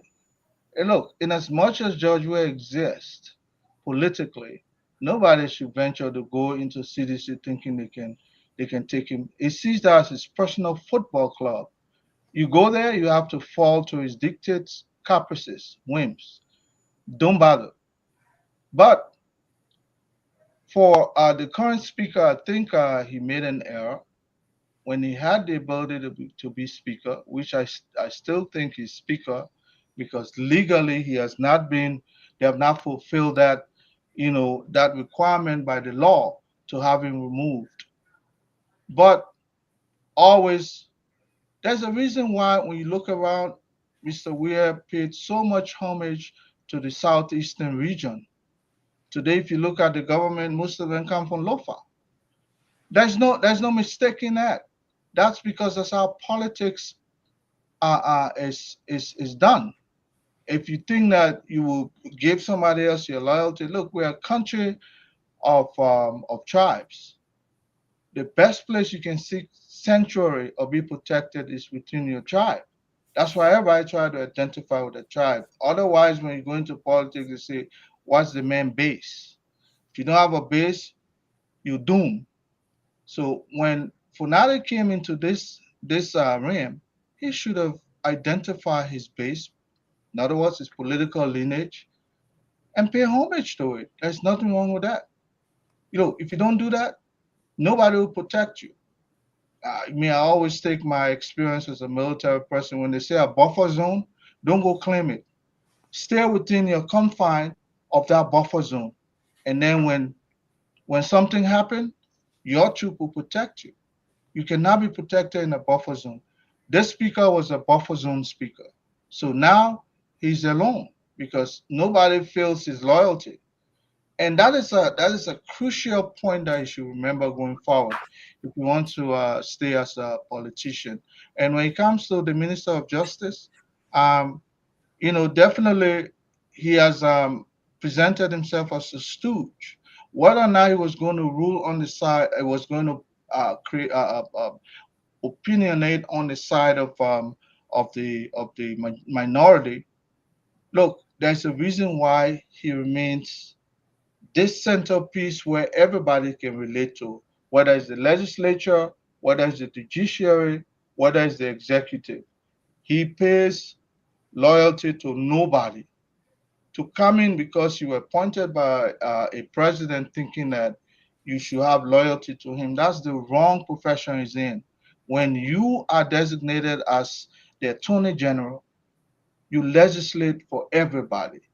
So I think that mind in his head that I live at the whims and caprices of President Barker is an error. The day President Barker does the wrong thing, he's not going to be able to look at him and say, "You were wrong. This is the wrong procedure, And I feel that in as much as Kofa wants to give up, let us give him the dignity of removing him constitutionally. Otherwise, we've set a precedent. We'll wait for what history has to deploy, and we'll watch the conundrum that comes out of it. Thank you. Stanton. Yeah, thank you very much. Thank you, Colonel Great. Fatima? Well, it was a pleasure to be here tonight. I would like to thank my fellow panelists. I would like to thank the viewers, the listeners, people who are watching through all of the different social media platforms, people who share the show. I say thank you. From the onset of this saga, I believe that things did not go the right way. Regardless of what sides we took, some people believe they were doing it for the rule of law, and we all, on each side, felt like we were doing it for the rule of law.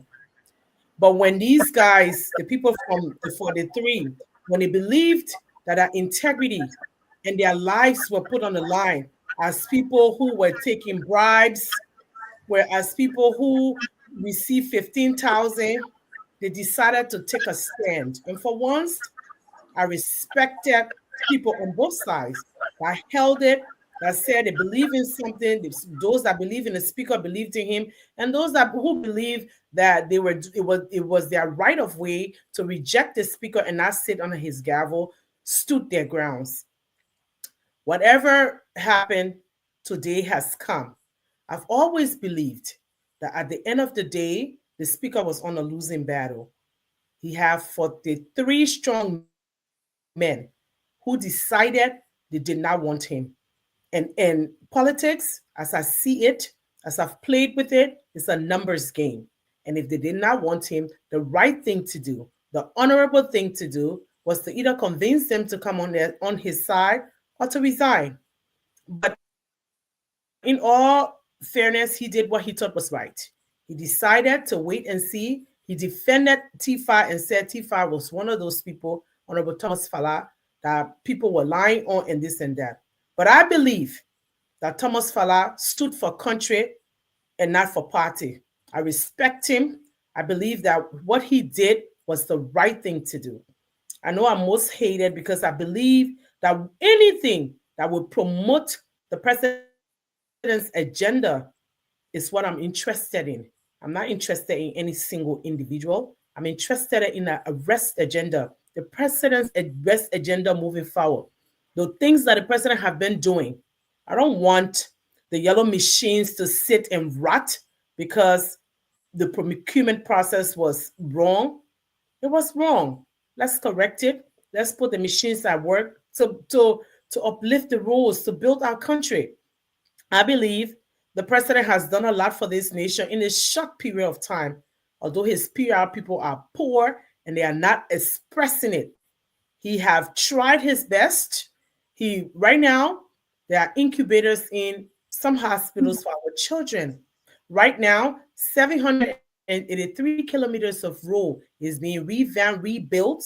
Right now, at this time in 2017, the U.S. rate was over $200. It has stabilized to $180. There was not rice in the country. There is surplus rice in the country right now. The gas at this time in 2017 was 1,000 Liberian dollars. Now it's around 650, 660. Those are things that are improving.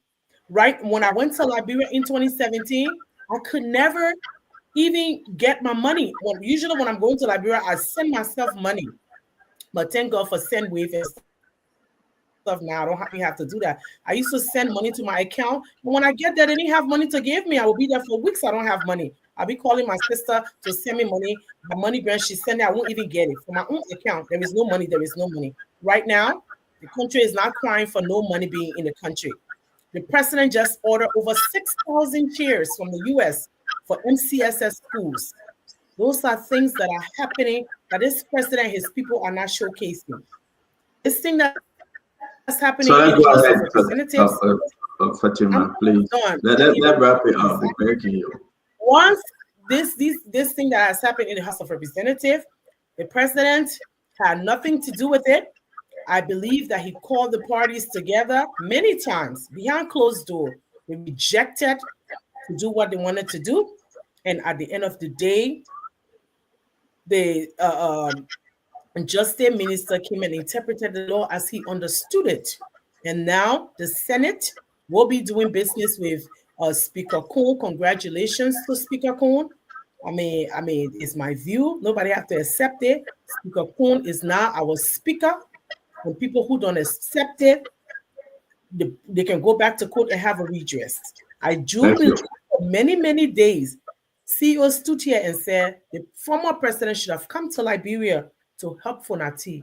But because he saw political ambition in Funati, he did not want to stand with him. Liberians, let's unite. I think the House should unite to move our country forward. Thank you to the viewers. Thank you to the listeners. Thank you to everyone who shared this show tonight. God bless you, God keep us, and God protect the Republic of Liberia.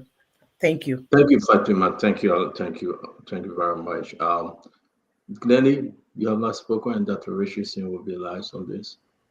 So I want to echo what Ava said because I know Councillor Tue, and I was extremely surprised on his interpretation of the ruling. And history will serve him. History will remember him for what he did today.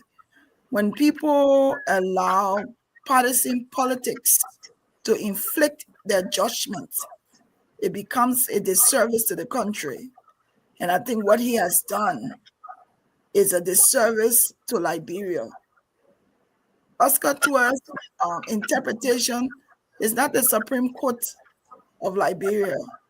He interpreted it as a government official. He interpreted it as an attorney for the country. That doesn't mean that he's the Supreme Court. It's not Lord and Gospel. I want to encourage Funati Kofa, if he wants to continue this fight, until a pronouncement is made, if there's room for him to go to Supreme Court and he feels convicted that this is what he needs to do, let him go ahead and do it.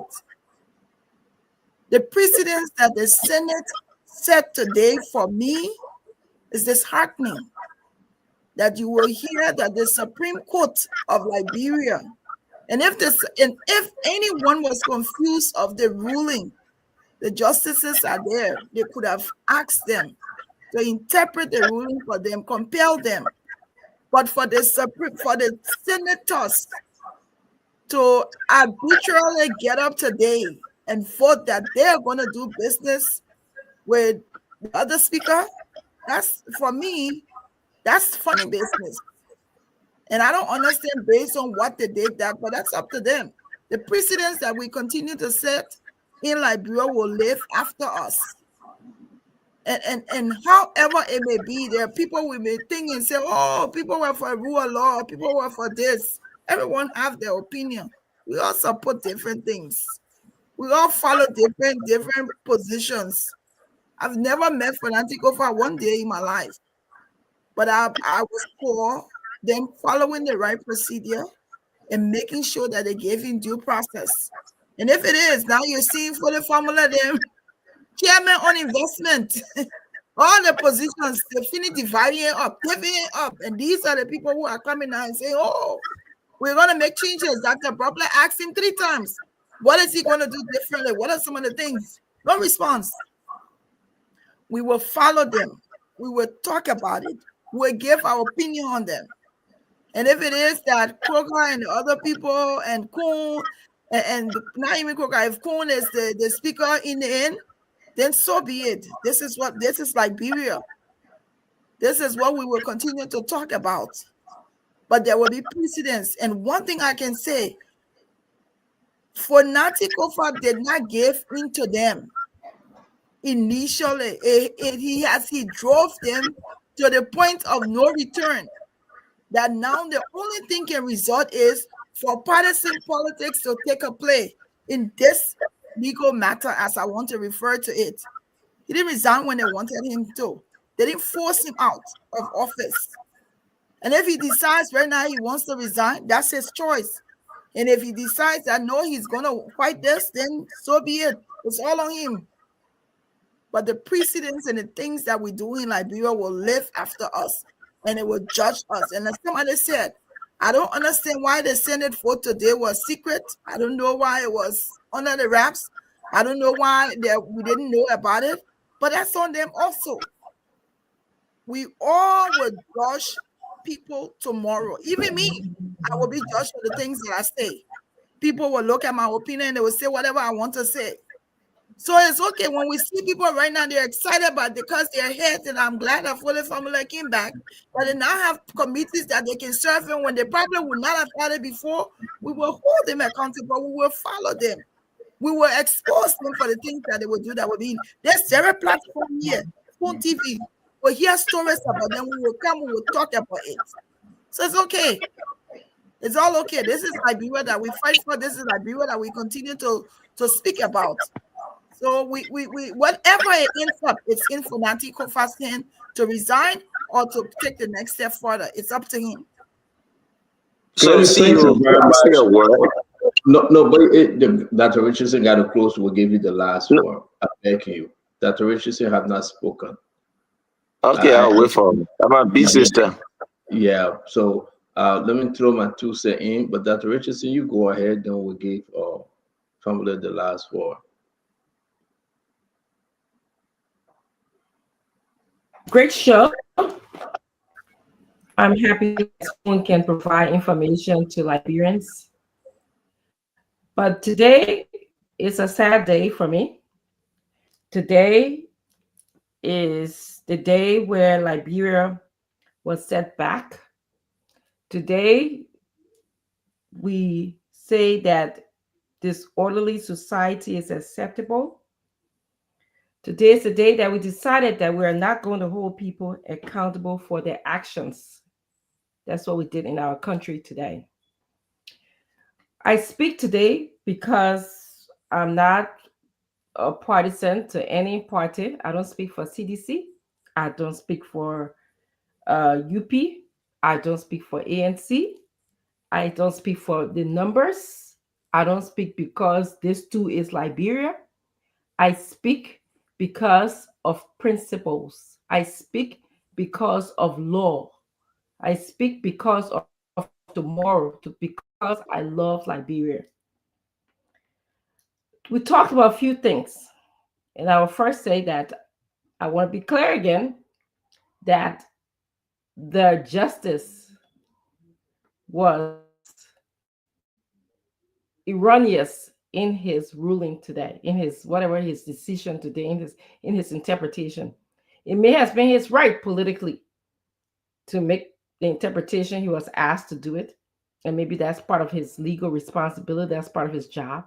But I don't think his decision was consistent with what I read in the Supreme Court decision. I just want to be clear about that.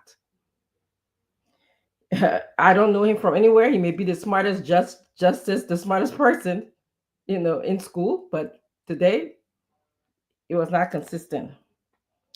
I know that the Supreme Court has this tendency not to get involved. They kind of made a ruling and they sort of go back in the corners, and that's part of democracy. I appreciate that. But I believe that it is up to them, for the sake of Liberia, for them to come out and clarify exactly what they said, because it appears that many are confused. This is a confusing time in our country.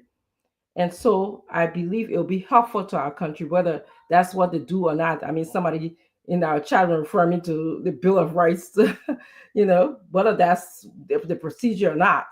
But I think it will be helpful for the country. Just one moment. I see Liberia as crying out aloud, crying for directions. I don't believe that the President, Joseph Boakai, is leading us effectively and efficiently and is leading a developmental model in our country. We voted for many people, actually, because I didn't vote for President Joseph Boakai. But many people, I believe, in my family, outside of my family, supported President Joseph Boakai because they want a change in our country. They want a drastic change. They wanted to see a progression in development. But we're not getting that today. Okay? So many blunders in keeping the rule of law. And I will tell you that the rule of law, some of you may not understand it. You might think this is a number game, or you might think this too is Liberia. We can just do anything we want to do in Liberia. But no, the rule of law is intricately, strongly connected to development in our country. No one wants to go to a disorderly country. No one wants to invest in a disorderly country. There's many of us in the diaspora Liberians. We go to Liberia because we love Liberia, want to see better, and we'll continue to go. We'll continue to come here to speak for Liberia. We'll continue to appreciate our country because that's where our forefathers are from and was born. In fact, we'll take the American children who were born here back to that country, and we'll talk to them that they have a home and wherever they want to that they came from somewhere. But the rule of law in our country shouldn't apply to certain people at certain time. It should apply to the entire society. That helps our society to maintain democracy that we say we are. It helps maintain our fragile democracy. And I want to remind many of you who are listening that not long ago, we have rebels in the jungles of Liberia fighting. 250,000 people, some estimate, lost their lives. Here again, we are here, where we have fraction for the first time in my life in the House of Representatives. And some people say, oh, it's a numbers game in our country. And some people will come and say, oh, we can just do anything that we want to do. And I've asked this question before, and I'll ask you again. What would stop my small brother here today from forming his group in the House of Representatives to remove Speaker Kuhn? What would stop you? Nothing at this moment. There's no law. You didn't follow the law, or not. I'm just using you as an example because you're a small brother. There's no rule of law. The Constitution, nobody follows it. But rule of law is intricately connected to developmental, the arrest development, the agenda, the arrest agenda. If our country is not respecting the rule of law, people are going to read about that. The United States, although they don't care right now because they have an isolationist policy, has a human rights report that comes out every year. People are rude. That's what investors do before they go to a country. They read about the country. It shows that we had disrespected the Supreme Court rules. So how we expect and how it trickles down, it affects our bond mirror. The last time I checked, when people come here and make comparison, and I love what something Amar Kane wrote. He said, we like to act like we are a first world country when we are one of the poorest countries in the world. The last time I checked, the United States, they didn't have 95% unemployment. It was almost Liberia. The last time I checked, United States were not depending on Liberia to be one of this largest donor. Liberia depends on foreigners, foreign countries, international community to donate to it significantly in our medical world, in our education. So we need to start behaving and acting like Liberia is fragile. We need to start behaving and acting like that. We can't say, the House in the United States voted out the speaker. Yes, they voted out. That's a key term there, voted out. They didn't just come in and say, we're going to do our own thing. There was procedures that they followed. So when people come here and speak, that's what happened. We got to get from the place of we have to start comparing. Mangoes to mangoes, not mangoes to gavas. So I want to tell you that if we continue with this type of lawlessness, and where do we go from here in our country? This is going to delay the arrest agenda. It's going to, in fact, stop it. They already stopped it 1 whole year. Now one bill was passed that would significantly affect that 15-year-old child that Dr. Brooklyn talked about, who never saw a classroom school before. She never went to school. At 15, he would be helping her, at least helping to navigate her way in school. That's the agenda we are looking for. We are looking for an agenda that will address education. All of you guys who are in the house right now, you've been there for all this time. Maybe my brother Fude, this is his first time. What can you say that you've done to help? To help Liberians? We take pride in keeping the Irish, the common Liberian down. I grew up in Bon Mines, and you know, Fude, you and I grew up. You know how it saddened me to go and see that place. People who I grew up with in the war came didn't have the chance to go to school or leave the country. They fixed in their views, in their thoughts, in their mindset. And that's where I left them. And that's where they are. And this is why they are being abused. But I hope one day they will rise up like the Kenyans. And I would say today, and I will close on, if you think that you won, this is about win or lose situation. No. The rule of law is closely tied to the arrest agenda. And thank you, Stanton. Thank you very much, Dr. Richardson. Thanks to all for the freedom fighter today. Well, because you said it all, I learned it from PP. I don't want to go there. It's only important for us to just believe that what we do on the show, we all have our own free will to speak against everything we think is not right. And I do believe that, you spoke your heart out today. We'll continue with this show tomorrow. I will say my piece. We know that grandchild now, so we can enjoy the show. But then before they just go ahead. Now I don't know. So, see, I sat back and listened to all of our panelists, and they presented their thoughts about what has happened in our country. I think the activities that have unfolded for the past few weeks, they are all intended to strengthen our democracy. They are intended to test the rule of law and ensure that it is strong to withstand all of the shambles. I believe strongly that the laws has always been the law, and we have stood up to ensure we can protect the law. Let me tell you why some of you people, sometimes I bring a lot of some of the fun. I will end on field note, but let me talk some of the issues I want to say about. When you talk about the rule of law, each sister, two of you, let me tell you something that you don't know. I know everything. I want you to tell me nothing. Just do your closing, leave me out of it. Please. Please do your closing and leave me. I don't want you to close on me. I really don't. Say what you want to say. Don't educate me, please. So all the things you're saying here, you are educating the say what you don't say. Let me tell you what you don't know. You don't know what I know. So don't make an assumption. And they glad they listen to the thing I want to say.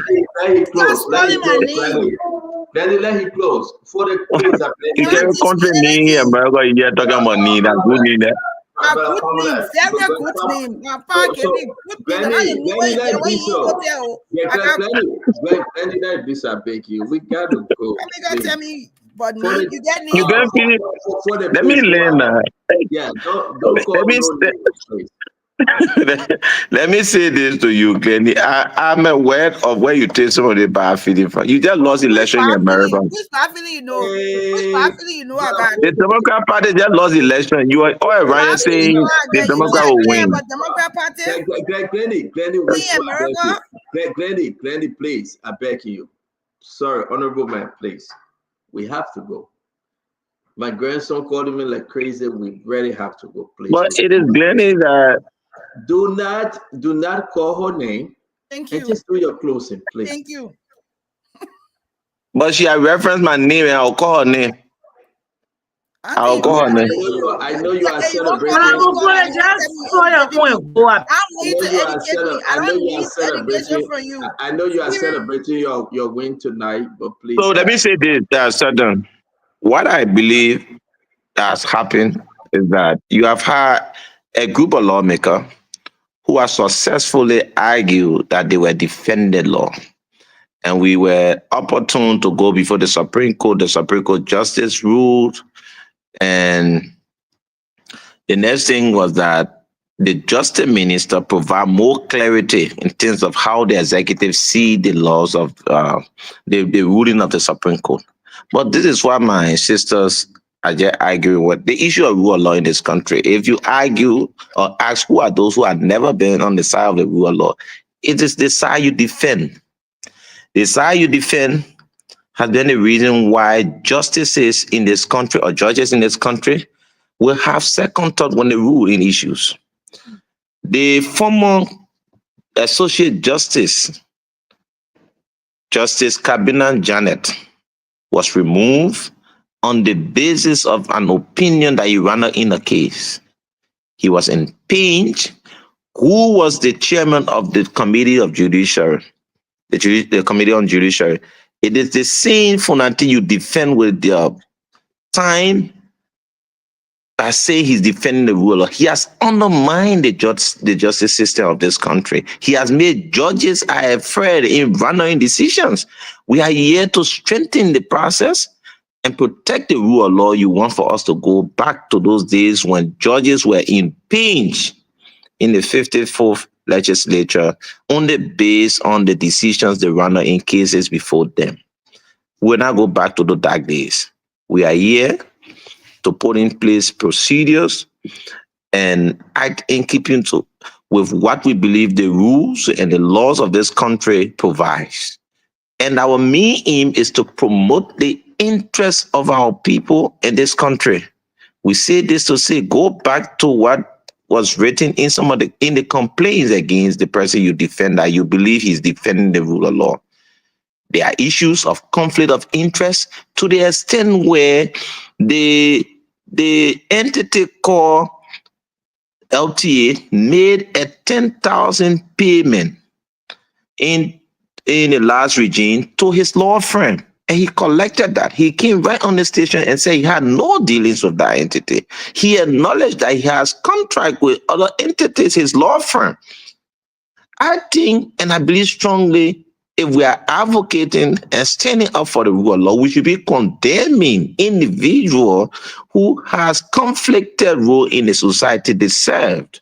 Not therefore they I come on the radio, on the platform. I'm very free, my sister. You know, I've not had any records of corruption, excluding things politically that will be said general from the general perspective that people would not have proof for.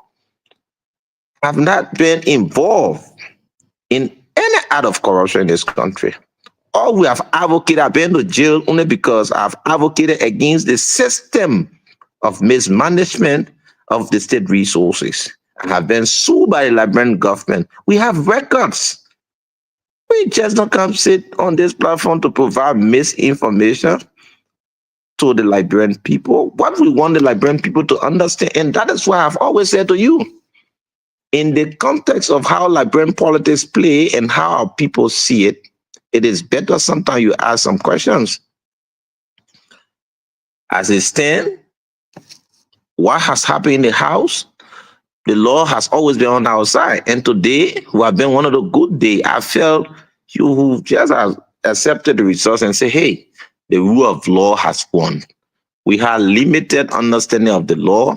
All of us, we are lay people to the law. And in a much an experienced justice minister, you cannot say he will compromise. You cannot say he has some the relationship that justice minister have had over the years with Funanti. He would not have acted the way he acted, but I believe he acted in keeping with the law. He has worked with Funanti. He has played. Funanti is a friend to the justice minister. Funanti have served in the political party that the justice minister served as the lead lawyer for the party. When Bronsky had the Bronsky as associate, Consider Oswald was in that law firm.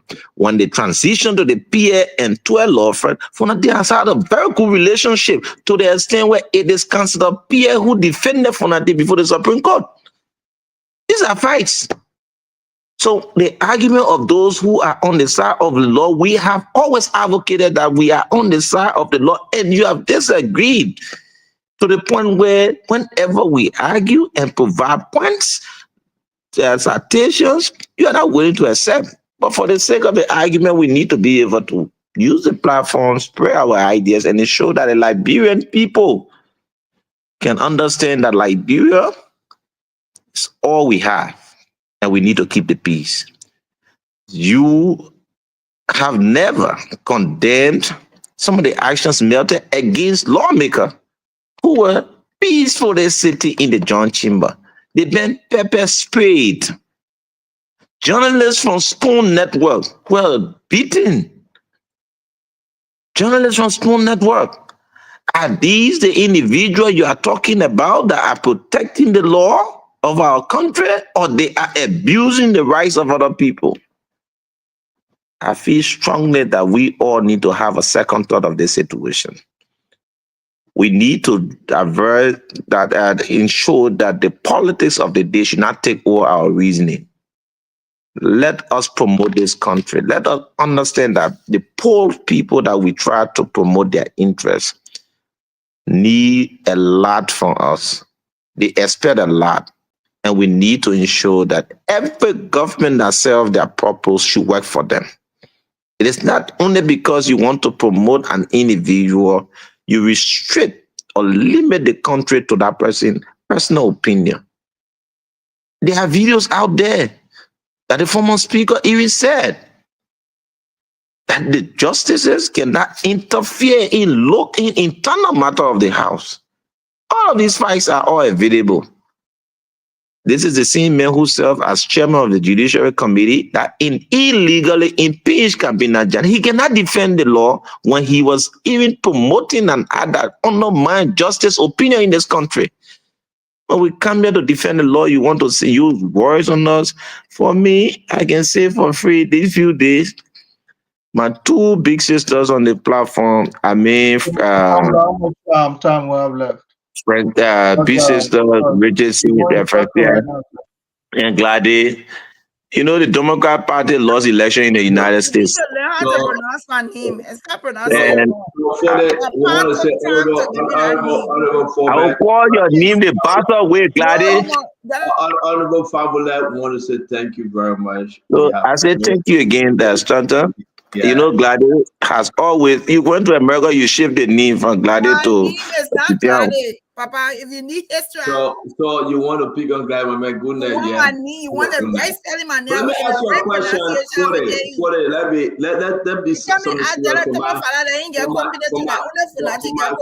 like seriously. Hold on, Glendy. Then you ready to discuss Thomas let me ask you a question. For my closing, let me ask you a question, my brother. There is no need for the way forward now. That's what I want to close on. The executive have recognized Richard Coon. The Senate recognized Richard Coon. The Supreme Court, through the coronavirus or ultra-virus, you say it pointed towards, the other side. And now the Justice Minister came out today, and guess what happened? The Justice Minister confirmed.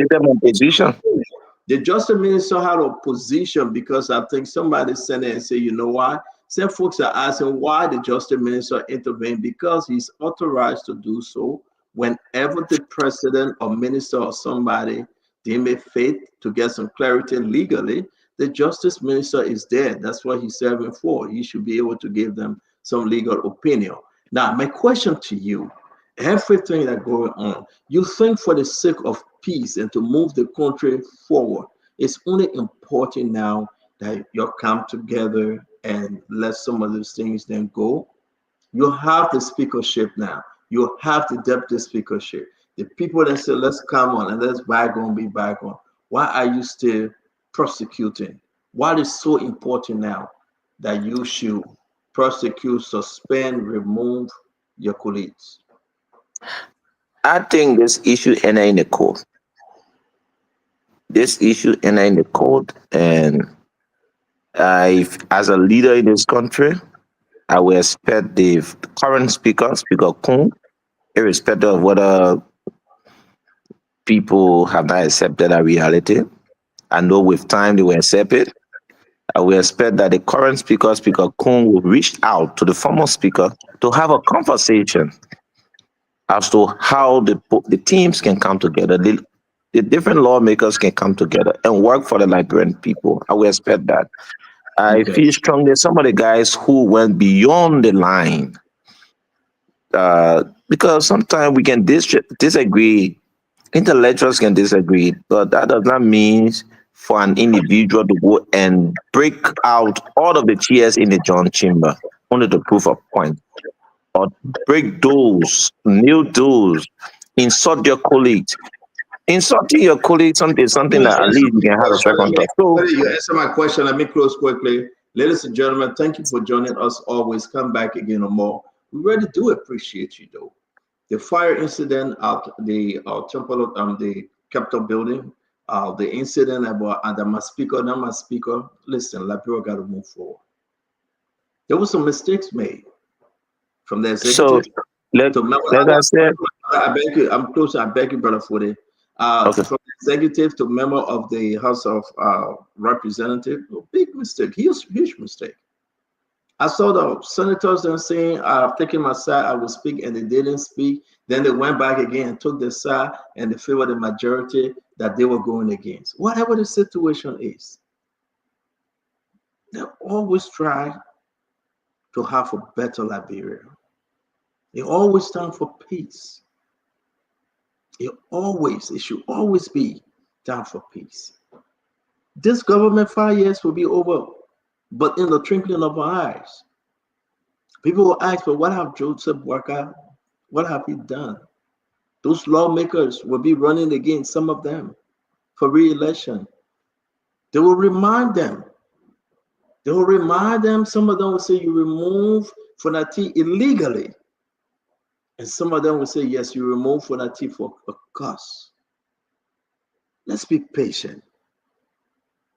President George Manawea and CDC taught us 6 years, well, 66 years. It came, it went by that fast. We got 5 more years left. Honor Joseph Yuman Boakai. Whatever your situation may be, it should be about your children. It should be about your hospital. It should be about your roads. It should be about your bread and butter issue that will make your life better. Your education. We are disappointed what we saw. I am disappointed. I will be laughing, joking, but I am disappointed seriously. The people of Liberia, we tired suffering. We just tired suffering. So to the speaker, Richard Kun, or the outgoing speaker, or the remote speaker, or the incoming speaker, let's do it for Liberia. Call Fonati Kofa Richard Kun and talk to him. You'll have a one-on-one. And see how you will fix the country and the situation that you guys have put us in. Call Fonati. Dixon Sibo is hurt. He had a frustration on the journalists. Everybody, Marvin Code is hurt. You expect to go to work and 39 men just trying their face doing business, and 20 some more of them just sit on the other side and creating problems and waiting for that one mistake to have 37 or 38 members to sign another resolution and say, Richard Kun, we don't need you. You expect to do that because they have 28 or 29 right now. As early as April, 40 family that was taking signature. Imagine if they take the first 29 signature this week, notarize it, stamp it, and begin to look for the next 10 or 8 or 9. That is to say, every 6 months, we will have a new speaker. Is that a country you want us to have? Is that the country you want us to build our children's future on. This thing is not going away. People say it's knocking on the door of Young to remove us as pro term. The young men like Foley Samuel, the James Cole, and the rest of them, let's build a better Liberia. I ask our brothers and sisters and the least fortunate will come knocking on our door. And the day we don't have it to give it to them will be the next victim. The increase of drugs in our country, the increase of folks on the street that have nowhere to go. See what's happening. We beg the president. We beg the leadership of the House of Representatives. We are begging the leadership of the Senate. We are begging civil servants. We are begging each and every one, civil society group. Let's think about a better Liberia. This stuff is not over yet. For our team to take a break off for now. For that team to step back for now. But it is not over. So I will appeal to Richard Kuhn, the Speaker of the Majority Black and Speaker that have been recognized by the executive, Speaker that have been recognized by the Minister of Justice and the Supreme Court and the Senate. A majority of the Liberian people that we're celebrating today. I will appeal to him. Call your Deputy Speaker Thomas Falah. Call your leadership of the House of Representatives. Let's talk about reconciliation. Let's talk about peace. For this president agenda to survive and move forward, you will need the help of those guys that broke away. You will need their help. May God save our state, folks. May God bless our country. For or against, may God bless the leadership of Liberia. Long live the president. Long live the vice president. Let's talk about moving Liberia forward. Let's think Liberia. Let's love Liberia. And together, each and every one of us, let's build a better Liberia. Have a good night. Be safe. And good night. Good night, Dr. Richardson. Good night, Glennie. Good night, Fatima. It's always good having you. I hope you get sick and you don't go to Liberia, Fatima. Dr. Richardson. You off tomorrow, right, Dr. Richardson? Your school closed, right? Dr. Richardson level. I think our school closed. Glennie, good night. Akona Gray, it's good to see you. Nelson, I see that you come back. Honorable 40, let's talk peace. Let's talk peace and moving the country forward, my brother. I mean, we all can come together. Let's go to another piece of call. I mean, you say it's over. Richard Kuhn is the speaker. Let's talk about moving the country forward. Building on the budget, holding folks accountable for things that have been done wrongfully, calling ministers and directors, and letting the Liberian people know that under this government, there will always be a new Liberia. I mean, so we're happy to see you, Honorable. Go take some rest now. I know you guys got a job to do tomorrow, right? Right. So thank you again, CEO, and I'll be leaving. I think all we need to ask for now is how we can reconcile our house, how we can reach out to our colleague on the other side. And it's not about doubting who is the speaker. Like when people know the speaker based on the law, they know who are those who have defended the law and those who were always out there propagating issues that were not related to the law. They were preaching their personal feelings. So it is time to put the past behind us and move forward with a more reconciliatory mind. I feel strongly that process, that call will be placed, but that call should be placed by Speaker Kuhn to ensure that he can reach out to former Speaker Kofa. We can start building. We have always had good relationship, excluding the politics and difference in opinion. So we need to reach out to our colleague on the other side and see how we can bring them back, because they too, they are working for the Liberian people. Even when they were convening against the law, they said they were working for the Liberian people. So we need to be able to see beyond the politics, like I said to some of my sisters, the impact of the Republican winning in America has had a lot of hit on all of you Democrats in the United States. And you want to always find solace in Liberia in issues that you want to take a definite position on. And sometimes it might not be the what decision you have to do with the yeah, those people are social defeat there, yeah. Last year, they will not welcome you here. Continue picking on that. CEO, just one last little so I say thank you I just again. wanted to say, and before that way, I wanted you to hear this though, because I wanted us to really thank our journalists, our Spoon TV, and all the journalists that were. Yeah, why you wanted to be a Spoon TV journalist?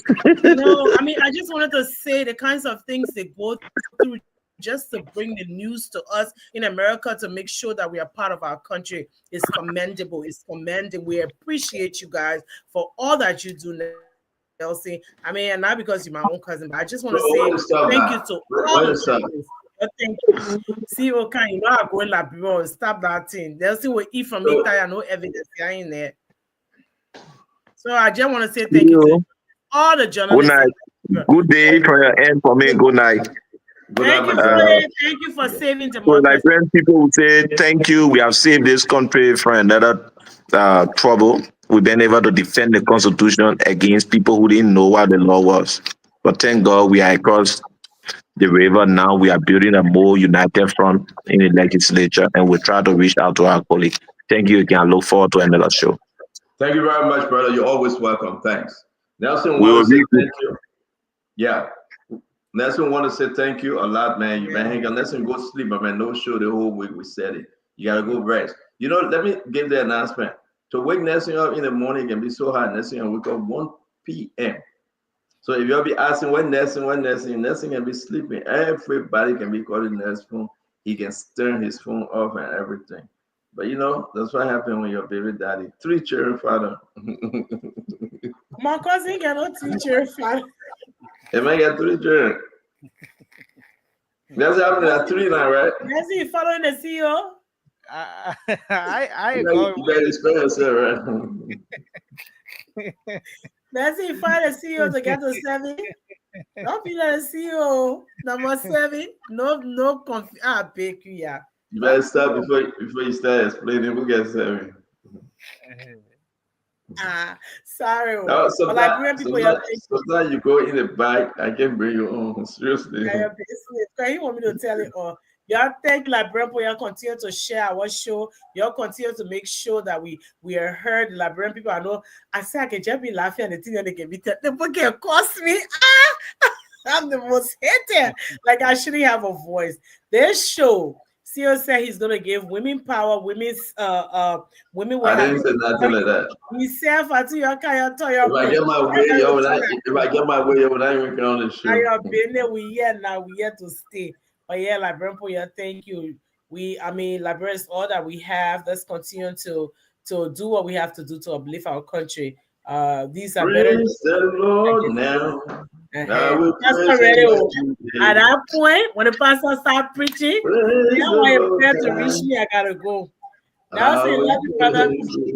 Yeah. I see you. See, I gotta hit you up on this small team. That kind of info your house. I look at that. Anyway, big gossip. Which car you talking about? That's silver car. That's more silver car. It was there this morning. No, my uncle has some car. That is same car?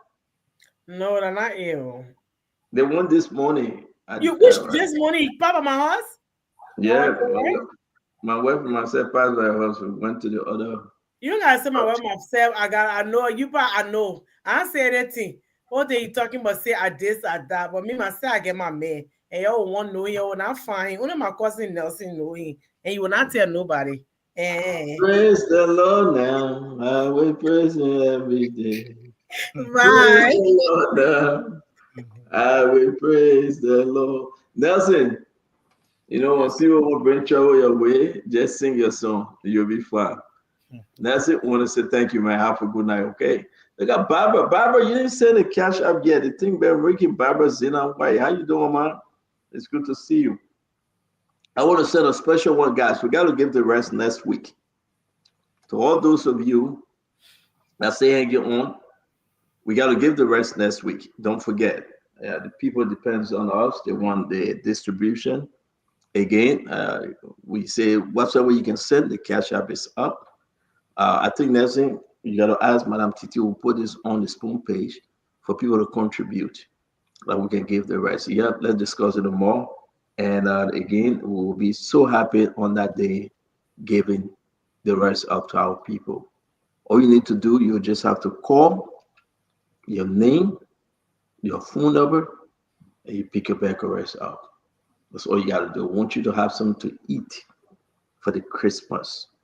That's the best we can do. Have a good night. Nelson, thank you. Have a good night, Nelson. Yes, sir. Thanks for everything. Yes, sir. Well, folks, thanks for being here tonight. We appreciate all of you for your contribution on the show tonight.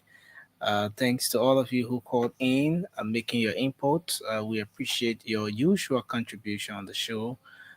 Thanks to our partner radio stations across Liberia that are always relaying the program as well, making sure that Liberians across the country can get information in real time. Thanks to Gibi FM in Kakata, my Gibi County. Thanks to Premier FM in Bon County. Thanks to Radio Yalaman in Seklipi, Neighbor County. Many thanks to Trust FM in Bomi County and a host of other radio stations across the country that have been relaying the program. We appreciate you as well.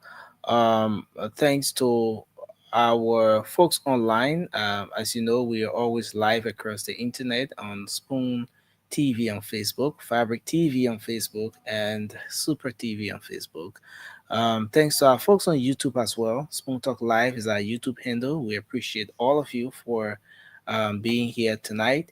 And you can join us tomorrow for another edition of the program. Spoon Talk will be back on the radio.